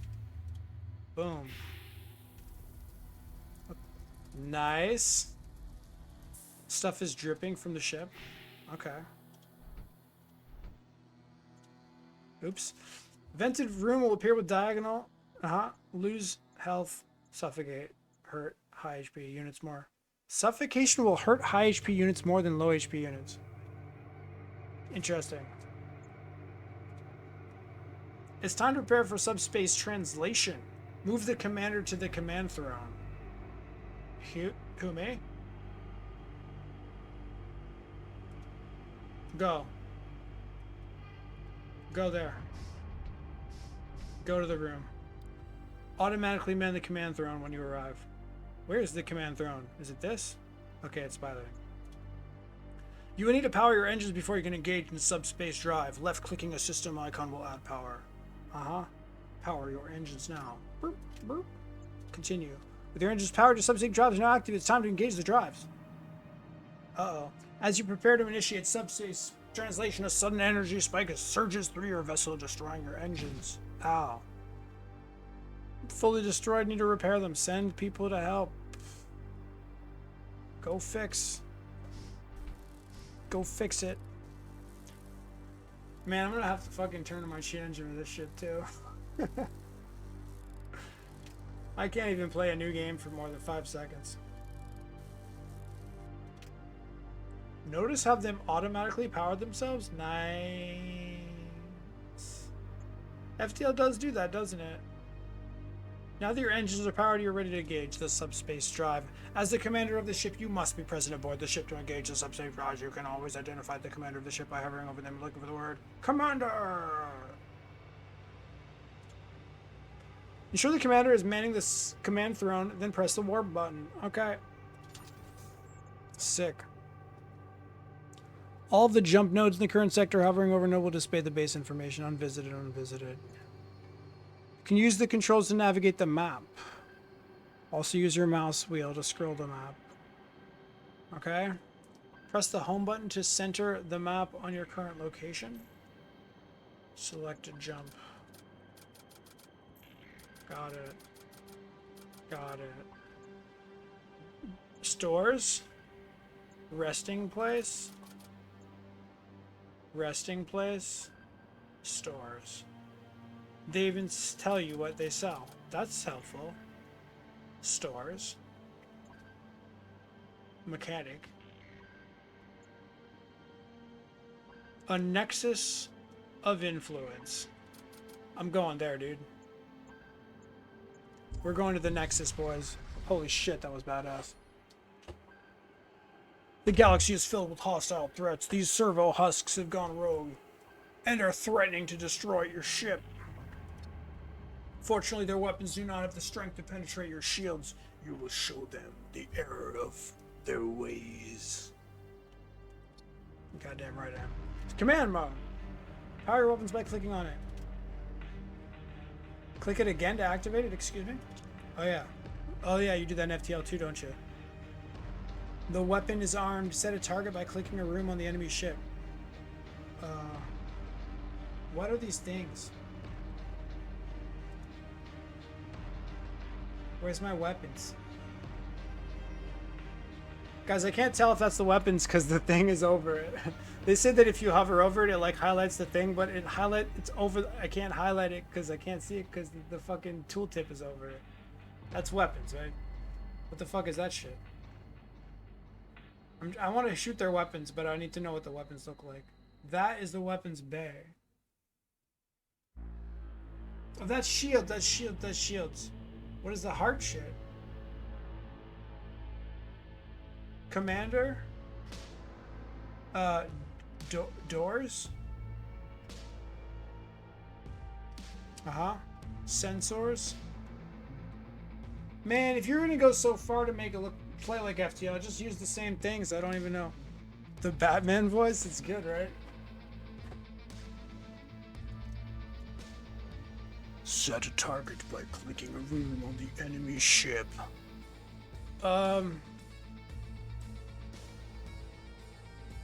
So that's weapons, okay. So we're gonna kill their weapons because that's how you do things if you're a smart guy. I'm a smart guy. Sensors work differently here. Oh, what's up, Slow? Hey, dude, what's up? You're here. That is Slow, right? You are the person who bought me this video game? This isn't my official stream, by the way. I got my 28 cycle, and I wasn't tired enough to sleep, although I'm fucking starving. And, probably won't play for very long, but tomorrow I think we're gonna play and do like an honest to God run. Video games? Yeah. I'm loving the music, by the way. Yeah, so Slow bought me this game, by the way, just letting everybody know. Very kind of him to do so. Alright, let's do it. Sensors need to outlevel the enemy sensors in order for you to see inside. Yeah, they mentioned that earlier. I did religiously read all of the stuff. Oh, and if you can't see inside, you don't even know where the systems are, I guess, right? Yeah, because seeing inside isn't that useful, right? I mean, sensors are kind of dumb, actually. Like in FTL, it's like, what do they do? Oh, we can see the crew. It's kind of useful, but it sort of makes sense that maybe you don't even know where the systems are. I actually like that. I'm assuming that's what it is, right?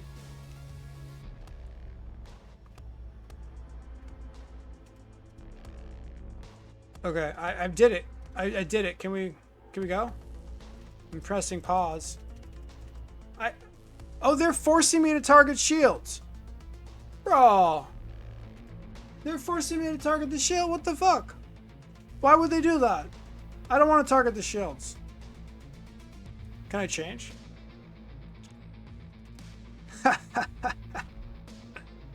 I can change it.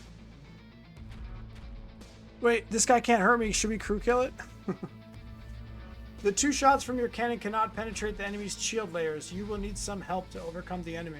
Oh shit, are we gonna launch our homeboys in there?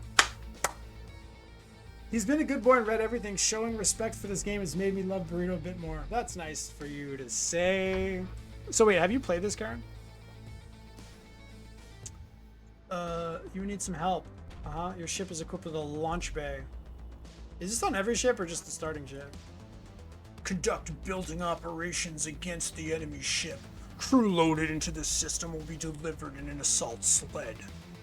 The assault sled is designed to penetrate all enemy ships before crashing it. Enemy shields into crashing. Here's the enemy ship. Blah blah. You have played and you have watched? How? Send your crew to the launch bay. Bro, I'm sending them all in. Oh wait, it's only 2 players. It's only 2 peoples. I wanted to send this guy in. Oh, are we getting training, by the way? Anyway, let's launch these motherfuckers in. Launching an assault sled is a multi-sled. It's a good idea to lever in the spacebar. Click the load button. Load. Hidden from view inside the ship, they are shown in a small counter at the top of the bay system. Interesting. There is no skill training? Dope. Thank you. That's excellent. So they're making improvements. I mean, you know, they're improving things that suck. They're shown the small counter at the top of the bay system. Click the launch button and target the enemy shield room to launch the assault sled. So this is interesting. It's an extra step that doesn't appear to do anything, but I mean, they're probably safe in there, so you could prevent crew kill situations maybe by having some dude in the launch bay. There's probably other stuff you could do with that. Upgrading the sled increases how many people you can send over. Dang. Launch them. What? I have to click next to it? Okay. Leave command space mode. Boom. Oh my god, it's badass. Oh look, they're fighting. Malfunctioning husk. Okay. Imperial Enforcer. I feel like these bars might get a little bit annoying after you've already read all of the stuff. Like maybe there's a way to minimize it. It doesn't matter though. The Imperial Enforcer, that's me. A keeper of order. Kept in constant pain via implanted cyclephagelants. Such is the price of eternal vigilance against deviations from Imperial protocol. Fighting the malfunctioning husk. No amount of maintenance can restore this unit to its full operational capacity. Fortunately, over 80% of its organic components and 95% of its inorganic components are fully recyclable. Yeah, this game is metal as fuck. I love it. I love the aesthetic. Like, actually dig it a lot.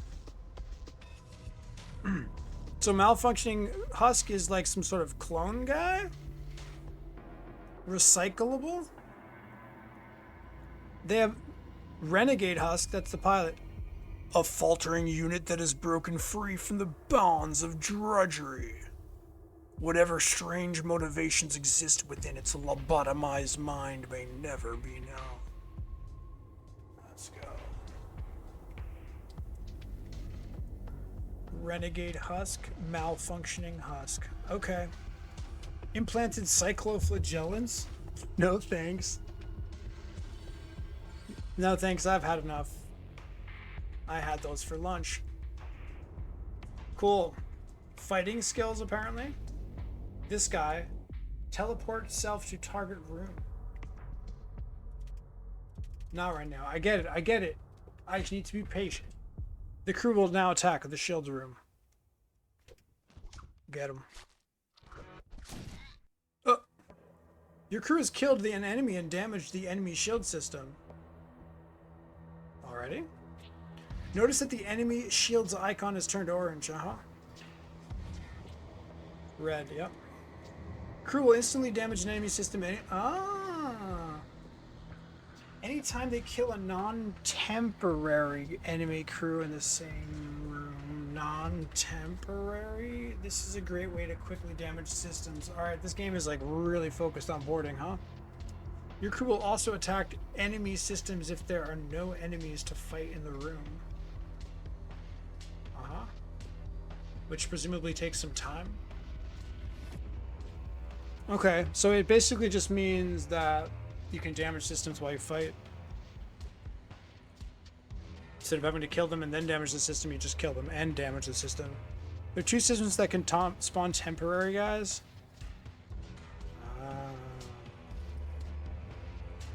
Were these these were not temporary guys, no. Magic and summoning, dope.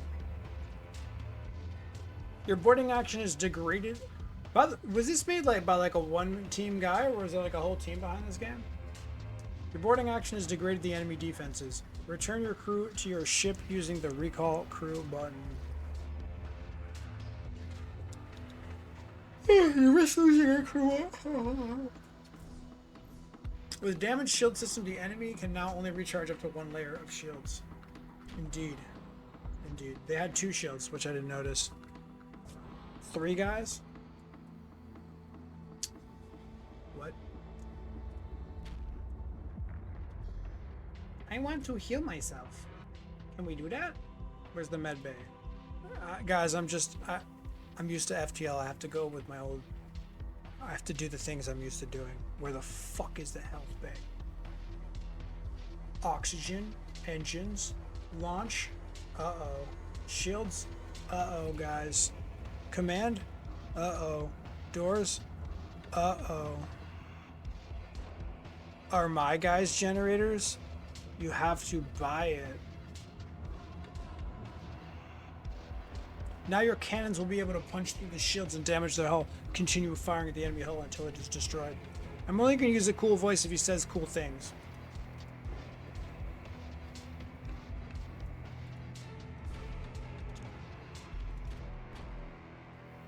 Ba-ding ding. Got him.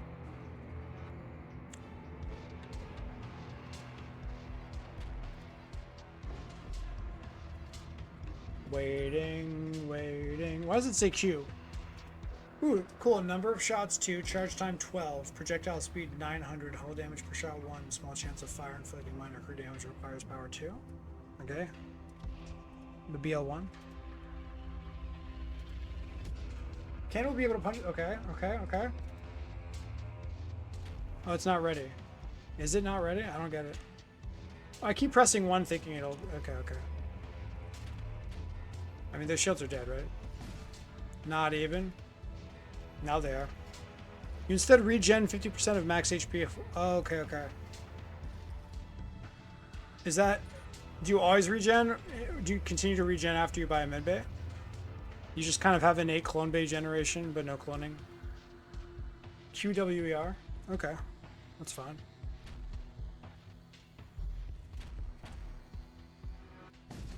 Can be rebounded pretty easy.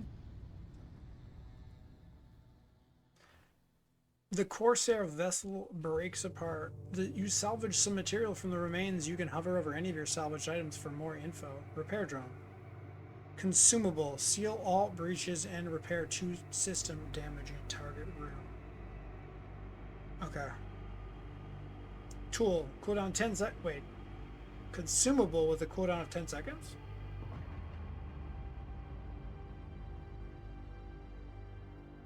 Projectile speed.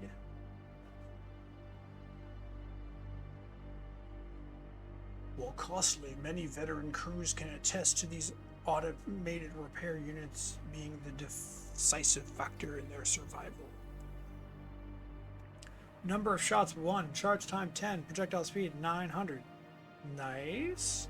Small chance of hull breach, inflicts minor crew damage. Nice.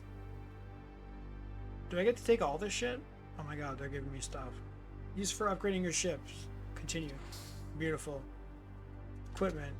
Dope. Scrap. Equipment. Upgrade. Nice. Piece of crew equipment. Crew equipment offers powerful bonuses that can greatly enhance the effectiveness of your crew. Only be equipped in slots that match their type. Since your repair drone is a tool, it must be equipped as a tool slot. Equip your repair drone by clicking on it and placing it in the appropriate slot. Excuse me? Starship weapon. Yes. Close the loadout panel by clicking anywhere outside the interface. Total power capacity of your weapon system is not enough to power all your weapons. Your weapon system has a capacity of 2 bars. Upgrade.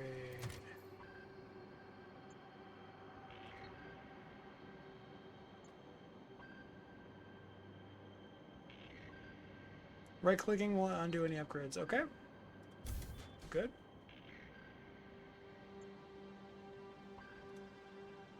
Crucial to keep your systems upgraded as you journey through the void. Dank. Losing charge. Bolt cannon. This is 1 shot, yeah? 10 seconds, 1 shot. 1 power. Good. A sudden energy spike has destroyed your life support system. This could be dangerous. Without life support, the oxygen in your ship will gradually deplete and eventually suffocate your crew. Ow. You can use the repair drone to use equipped earlier to repair your life support system remotely. Certain pieces of crew equipment such as consumables and psychic powers will also grant an active ability. These abilities will appear on the porch of the crew they are attached to. Click the repair drone ability and target your life support room system to repair it. Why did this guy get it automatically? Okay, repair drone. Boom. He shoots at it. Nice. Your life support system has been repaired. One last thing. Your translocator has been enabled. You can use it to board enemy ships, escape from a difficult situation, or simply to get around your ship faster. Right, self-teleport to target room. He can board with that. That's cool. Try it. Dude, I'm sick. This concludes your training. Okay. As you set out, be on guard against the craven pirate, the dead cultist, and the Imperial, who yet clings to his fallen deity. Let none bar your path to the Vault of Souls, for only within its argent flames lie our destined salvation from this forsaken realm.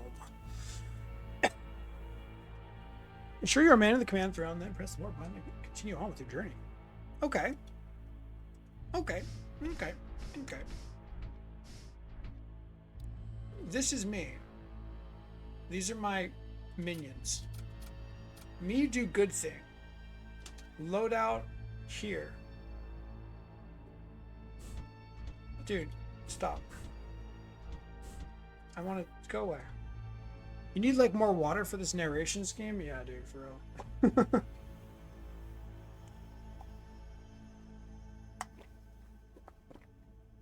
Shield. All. Save stations. Manning? Manning bonus? 15 HP on warp. Commander is a load-bearing character. Okay.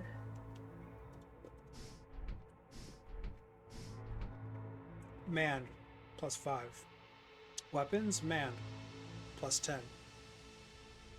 Nice. Piloting, man, +5. And if I leave, but he's still in the room, unman. Evasion, where's the evasion?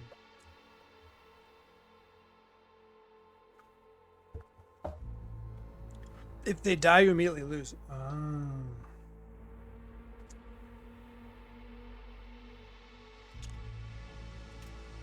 A, auto fire. Auto fire. Okay. I like this. I like this. Let's save this. Save stations. Send everyone over here. Unpause. Return. Beautiful. Loadout, upgrade, toggle descriptions.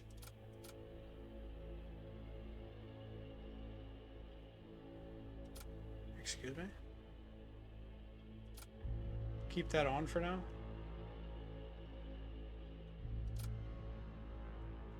Alright, let's go. Boom. Rest. You encountered an Imperial vessel. Judging by the scorch marks on its hull, it appears to have taken some damage.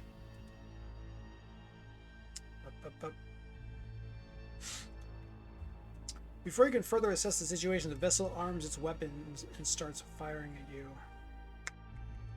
Okay, okay. He's not at full hull, the poor guy. 4 out of 10. Oh, that's interesting. 10 dodge. Okay, we have 20 dodge here. Got it. Let's kill it. Pause. Why wasn't he doing? What was he doing? We should probably have boarded already, huh? What has he got for weapons? Here, the bolt cannon. A measly bolt cannon? Bro, it's Brover. Imperial recruit. An unwashed brute, employed in ceaseless toil. The stench of their sweat aboard Imperial vessels is one of the few universal constants. He's kind of hot, though. Two of these little hotties with the stinky bodies. Alright, we're just gonna blow this guy up. I don't think he can hurt us.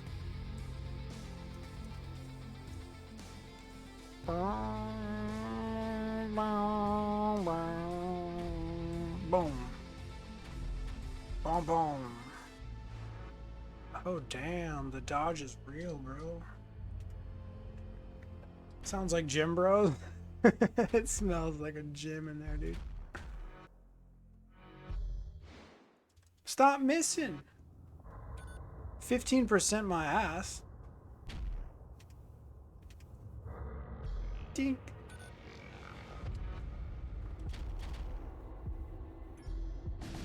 Got him. Ooh, big fire. Is a crew kill a thing? We can try.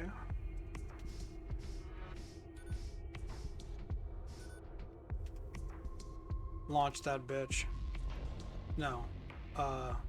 Load. And launch. Is that just like an unnecessary added step, or does that actually help? I'm confused. Send him. Bop, bop, bop, bop, bop. Who's winning? Of course, losing HP here for no reason is not a good idea, probably. But what happens if I kill everyone? Huh? Huh? You search through the remains to find a few useful items. Are the crew kill rewards better? Munitions. Scrap metal. Return. Recall. What's the recall button? Is there a hotkey? Are they going to tell me what that is, or I just press this every time? It's fine though.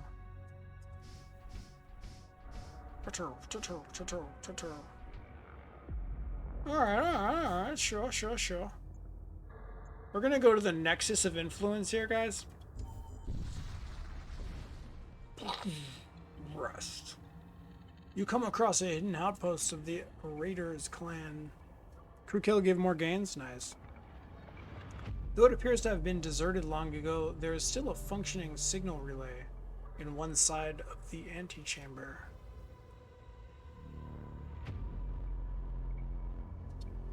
The relay utilizes an ancient, powerful technology capable of broadcasting messages at range far greater than conventional equipment. It is said certain Raider clans use this technology for messaging their networks of operatives across the galaxy. You have the opportunity to broadcast a transmission. This might not be a good idea, but we're gonna do it. Pledge allegiance.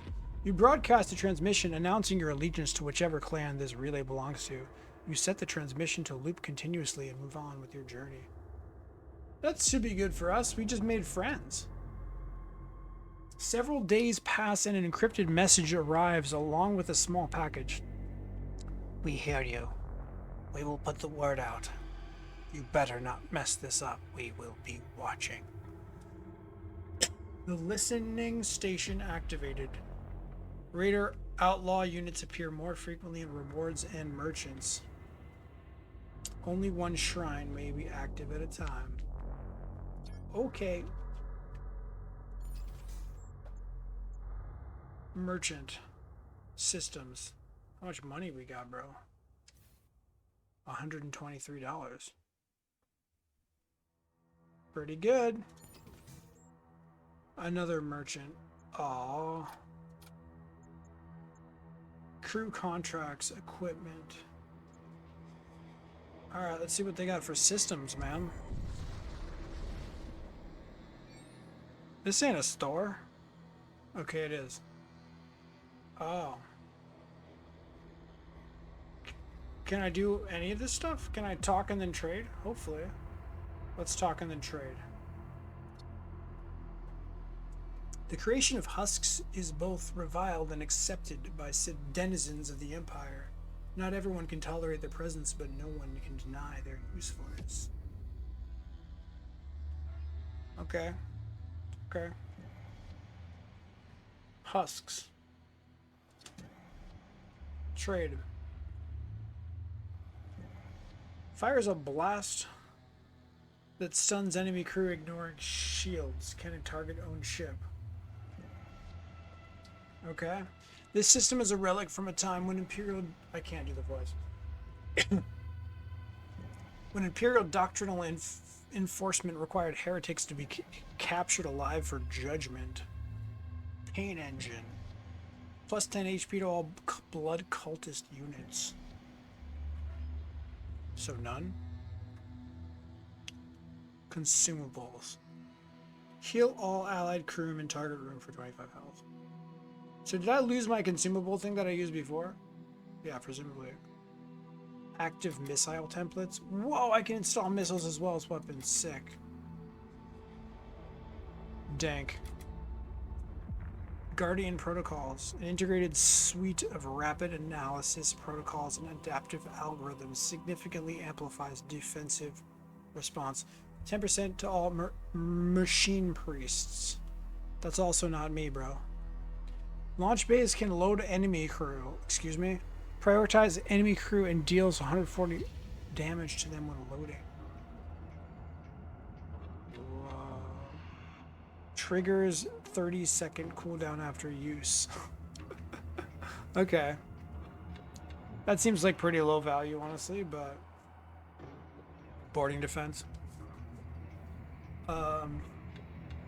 Missile bay. Loads and fires missiles. Come with free missile template. Do I not have one?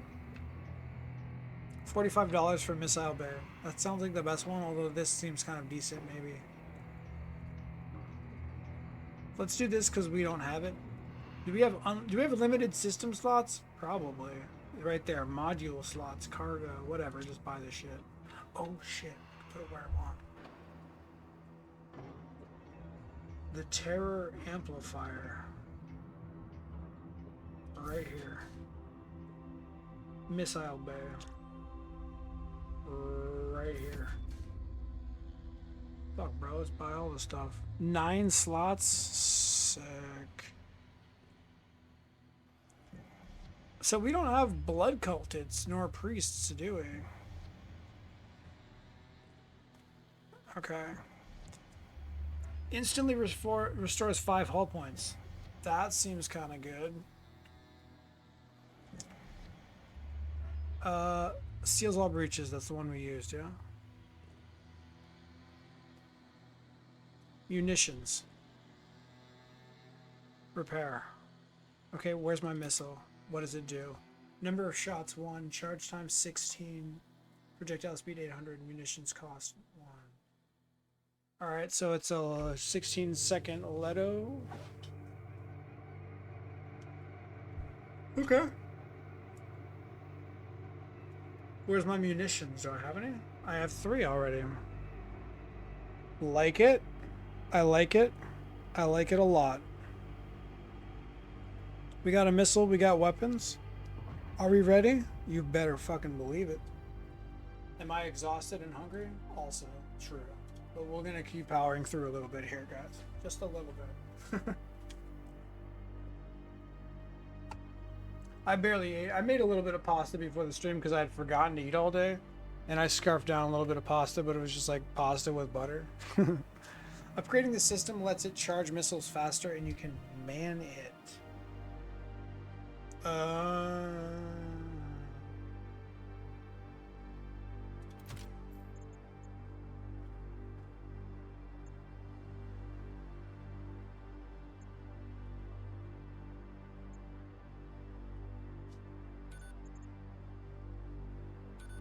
Reduces missile cooldown.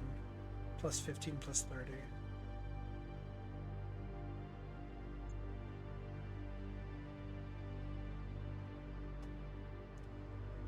Increased capacity, decreased cooldown. Dank. Terror amplifier. Fires a psychic blast that stuns enemy crew for 5 seconds. Can target own ship. Upgrading reduces charge time.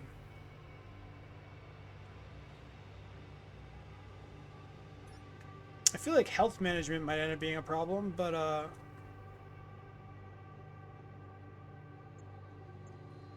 we get out of here. We currently cannot afford this, so that's fine. Let's get out of here, guys. Change missile types if you have more templates, right? Just like loading a tank cannon with a different shell in real life. Okay. The Gladius missile. Load it. Load it. Alright, bro, we're going. We're moving on. We're moving to this node over here.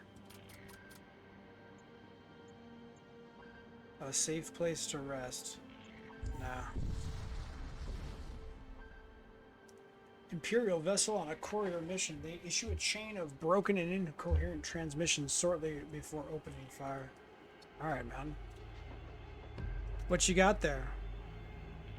Question, is the tutorial run easier than our normal run? Should I turn on a normal run here or what? Or is it normal that they all just have like simple lasers on every ship?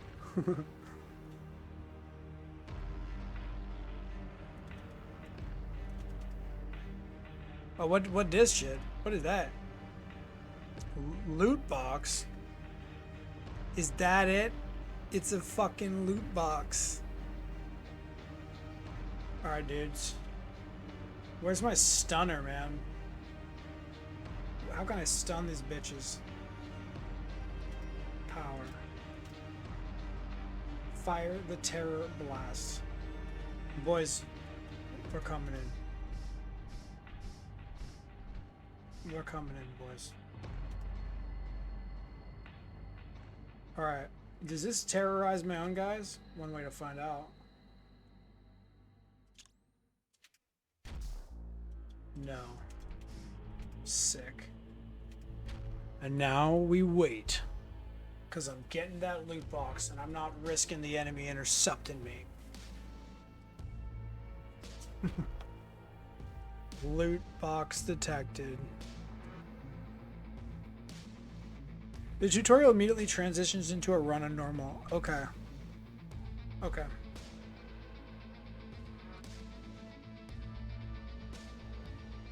Alright, dude. It's time to load and launch, motherfucker. Send him in. Right here. Right here. I can't go to the weapons room. Why? Okay. Whoppa! Get ready, bitches. Stunned. Wait for it.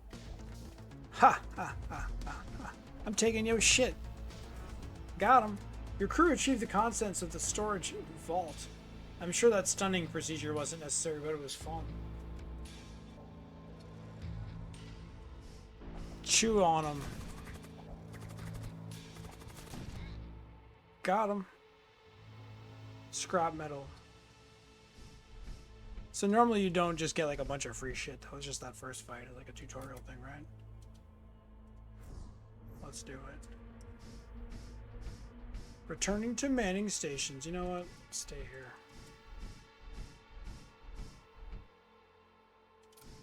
Stop it.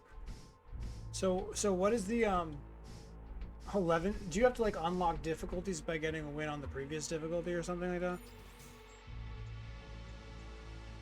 I guess we go here and then opt out if we don't want it. Resting. If you send the sled into a room that has less space than you have crew, then the rest of the crew will get stuck in the sled until you move your guys out of the room to make space. Huh.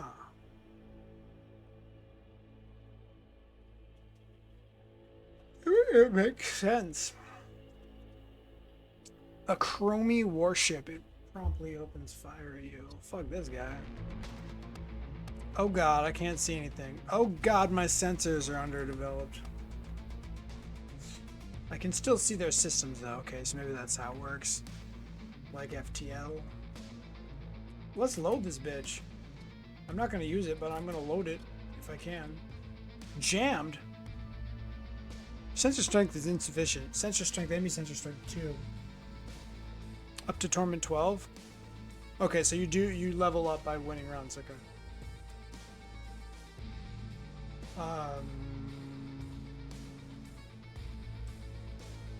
Fuck it, we ball.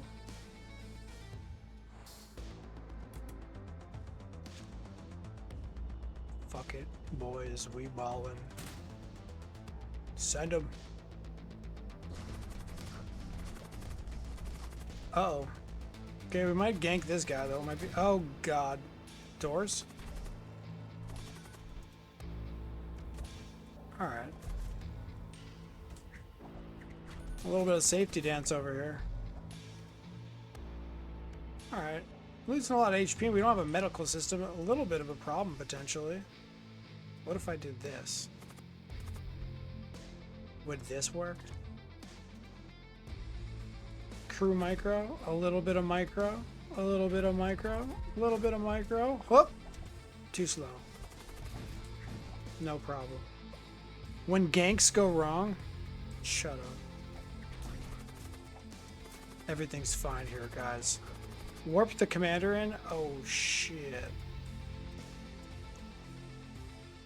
He can yeet himself.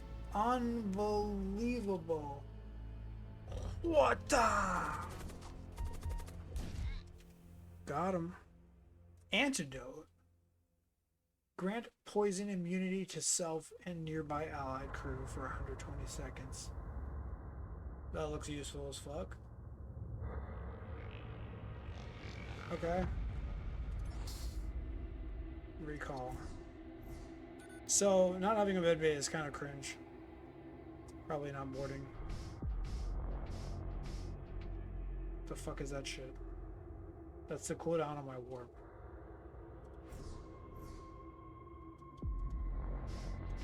Any cool stuff over here?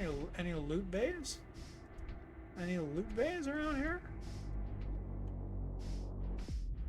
Okay, so this guy can yeet every little while. The yeet becomes the yeeted. Yeet. And then you can install shizzies. Load out.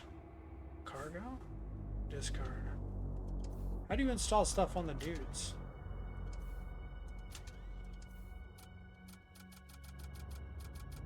Don't I have to like install consumables or something? Didn't we just get a consumable?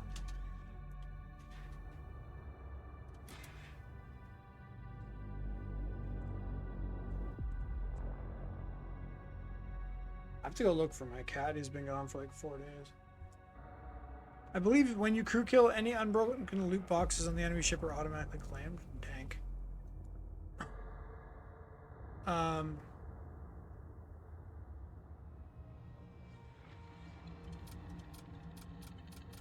Don't you install consumables on the dudes? Where are my consumables? By the way.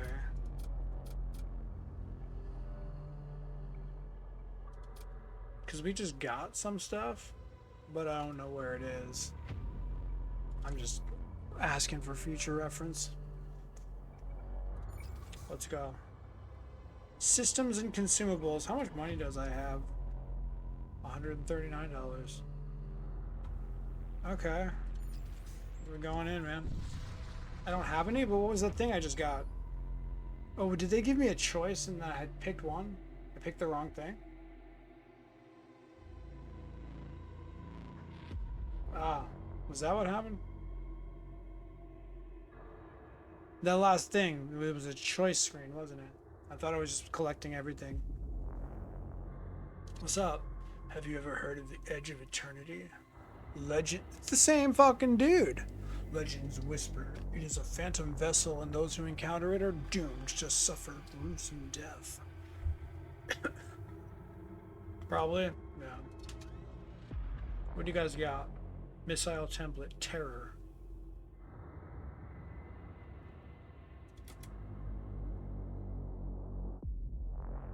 Stuns crew in target room and adjacent room for 8 seconds. Fall damage per shot, 2. 2 systemless rooms, cringe. Ignore shield, small chance of fire. Oh, okay, that's not too bad. Shiv missile.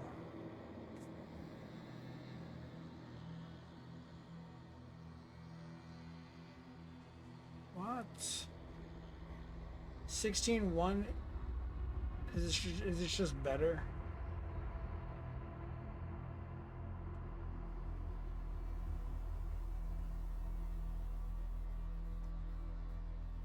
Okay.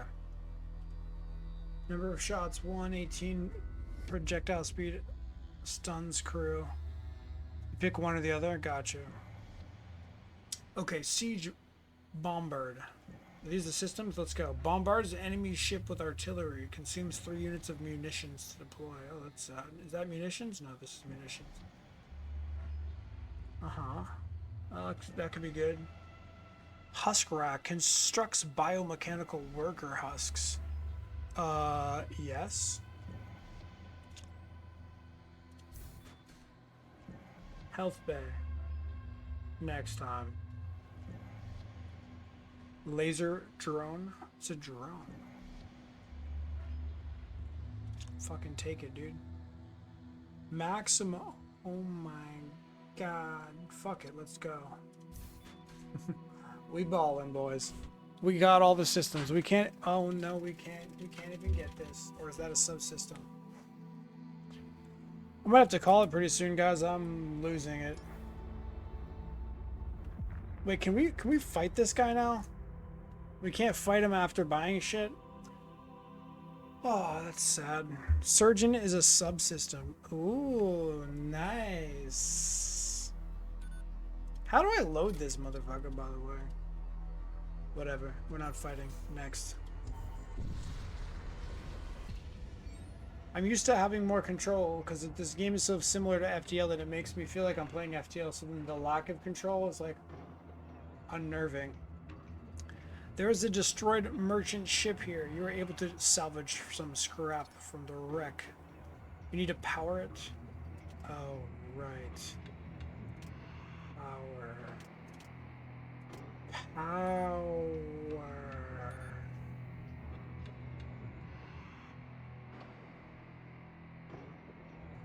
What the fuck is this?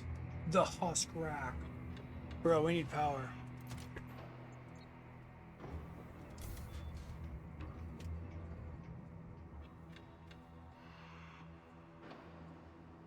Husk me, daddy.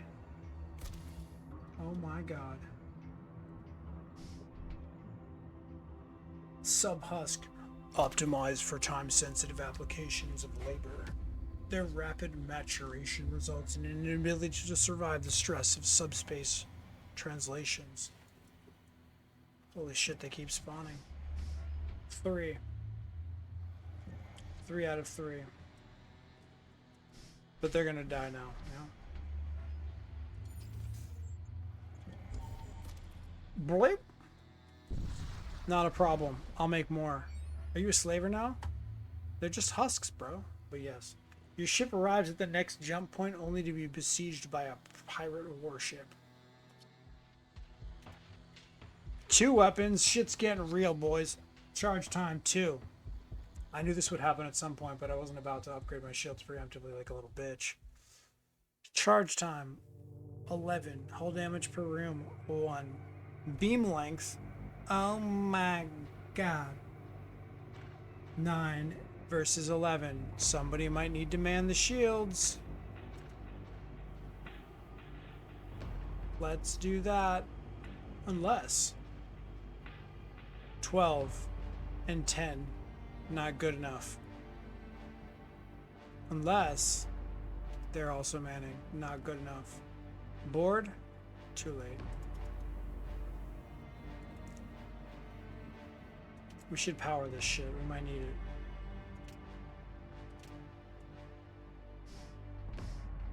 Wait, where are you going? Oh, I told him to man the shields. Here it comes, boys. Boop. Oh wait, no, the shield's manning ain't gonna do shit because the projectile's landing on us all the time. Oh, boys, here it's coming. My engines weren't fully powered.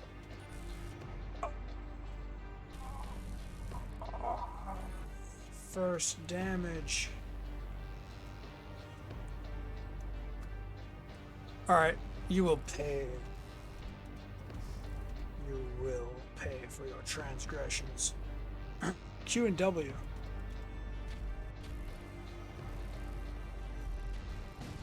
Got him. Yeah, man. Make your husks, man. We need that shit. Make the husks. I probably should change key bindings. There's a fire in your ship, bro. Alright, Huskies, get in there. Load it. Air support underpowered? Dude, chill out. Nobody cares. Load. And send them. Husks, go. Boop. I said send. Send. Launch. They have a med bay. Uh-oh. I don't give a shit. I got husks. I got husks on board. Med bay? Uh-huh. I bet you do want to go to the med bay now, don't you? Wait, he doesn't want to go to the med bay? Rip. My husks don't have much HP, do they? Nope. And they have a med bay, but their med bay is dead. Alright, Commander. I need you. Boink. Ooh, another husk. Huge. Teleporter ready? What's wrong? What's the problem? No crew loaded. Crew capacity, cooldown 20. Okay, cooldown, got it. Load. No, send. Send him in. Got him. Thank you. Send home. You can just do this because you're good at that. Boink. Recall. Recall. Recall. I recall telling you to recall. Do you recall? Ah, cooldown. Come on. Make the cooldown go to 0 at the end of the fight. Come on. Please. Alright, Husks. It's been nice having you. I hope that your short duration of lifespan for like the last 3 minutes was enjoyable, because you're going to be sent to the void again. From whence you came. It's pretty fucking metal, dude. A safe place to rest. Uh-huh, sure. Bleh. I am the slaver. Ooh. Hidden research facility here. You recover some advanced technology from within. Module. Volt knives. 2 DPS tall radar outlaw units. I don't have radar outlaw units, bro. Install it? Sure. Bolt knives. The husks get recycled. Sounds like me IRL. Maybe that's what happens every night to everyone. This guy is fucking dank. Does he have to be the pilot though, for real? He doesn't have to be the boss. What the fuck is he doing in the piloting room? He's so good at other things.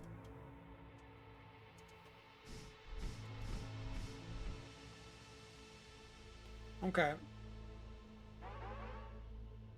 Uh-huh. Where's the shields? $50, huh? I ain't doing that. Why would I do that? Grab more power. So we can do this. And everything is fun. Everything is great. Merchant weapon dealer. You know what? I'm probably decent for weapons right now, if I had to guess.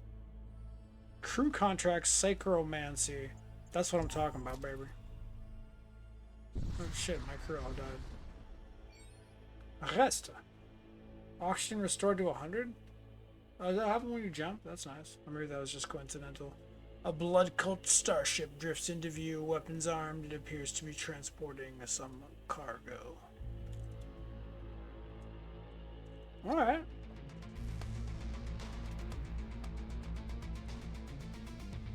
Where are my Husky boys? Okay, my commander is here. What are they doing?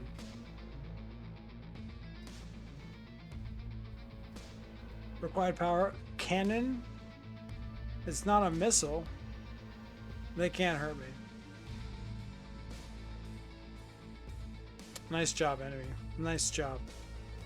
You know what? It's time.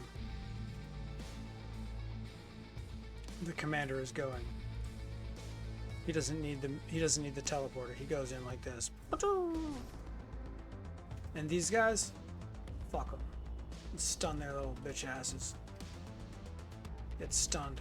Oh wait, it has to get like sent over, doesn't it? Terror blast. In here, in here, in here, in here. Terror, terror. Stunned. Just give me the loot.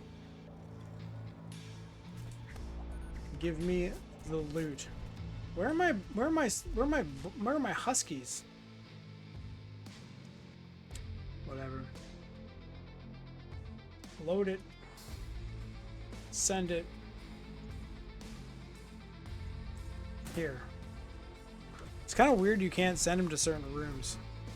You retrieve the contents of the storage vault. Very nice. Da, da, da. He doesn't want to fight. Interesting. This guy really doesn't want to fight me. Got him. $35. Recall. Is there a hotkey for this shit?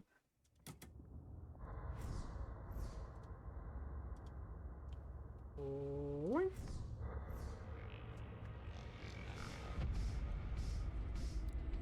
Put this guy in piloting here. Bum, bum, bum, bum. Save stations. Alright. Probably finish the sector and then call it a night because I'm losing my shit over here. And they'll play more tomorrow. Merchant weapons dealer. Ship armament. Fuck you. Maybe if you don't fight, if I don't fight, they'll let me live, right? They tried to fight me, didn't they? Your chip tears back into real space. Warning lights flash and an ominous shape appears on your view screen. It looks like the blood cult has found you. Blood cult? Entire planets. Mothers, fathers, sons, and daughters have vanished beneath the rippling pools of Haima. That scarlet blight upon our domain. Haima? I'm a pretty nice guy. Fuck these guys, what are they gonna do? Airspeed demonic. Okay, that seems fucking dangerous though. Oh shit. Man, these guys can't do shit to me though, real talk. I'm gonna send some husks over there. Load them. Ship them. Dip them. Ariokeen frigate. Yeah. Send some husks in there. Blast them. Huh. We got them, boys. Send some more fucking husks in there, bro. Alright, wait.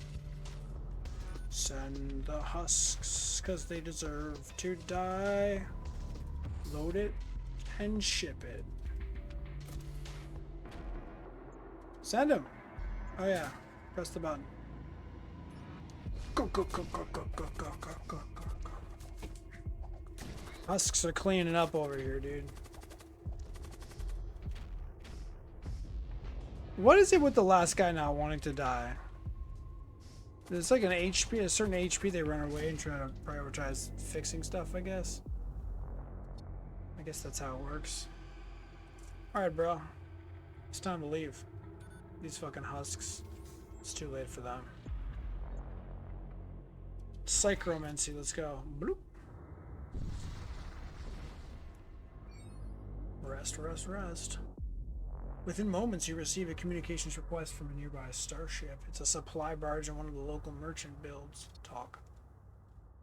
Ariok's faithful hold that they are the true physicians of the cosmos, performing the necessary surgeries to excise the malignancies that fester within. They believe their actions are the cure, not the disease. I bet they suck. Volt knives? What is going on? Crew. Empty slots. Equipment slots. Okay.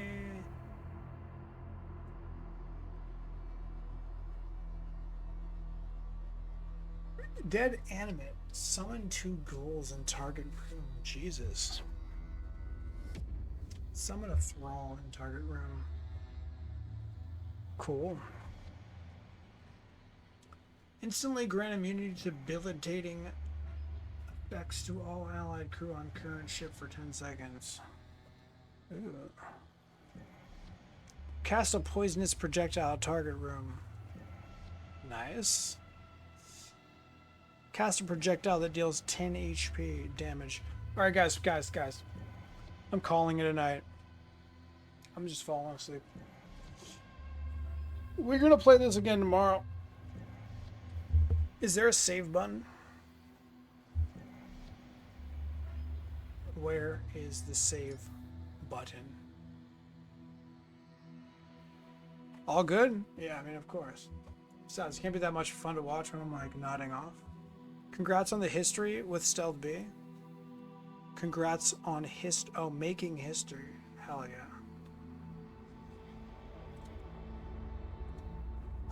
Of course, I still have to live with Mike, like, what? You know, going on the Discord, like, I also have 128 ships. I think he hasn't finished all of those runs. But of course, that's the same as Neozar feels. He's like, I've got the world record. And Mike's like, well, I actually haven't lost in all 300 runs, but I didn't finish all of those runs. We all love Mike. Mike, if you ever watch this VOD, this is no shade on you. I'm just saying that, you know, makes other people feel a certain type of way. Sleep well. Discord, hell yeah. Love you guys. Thanks for watching.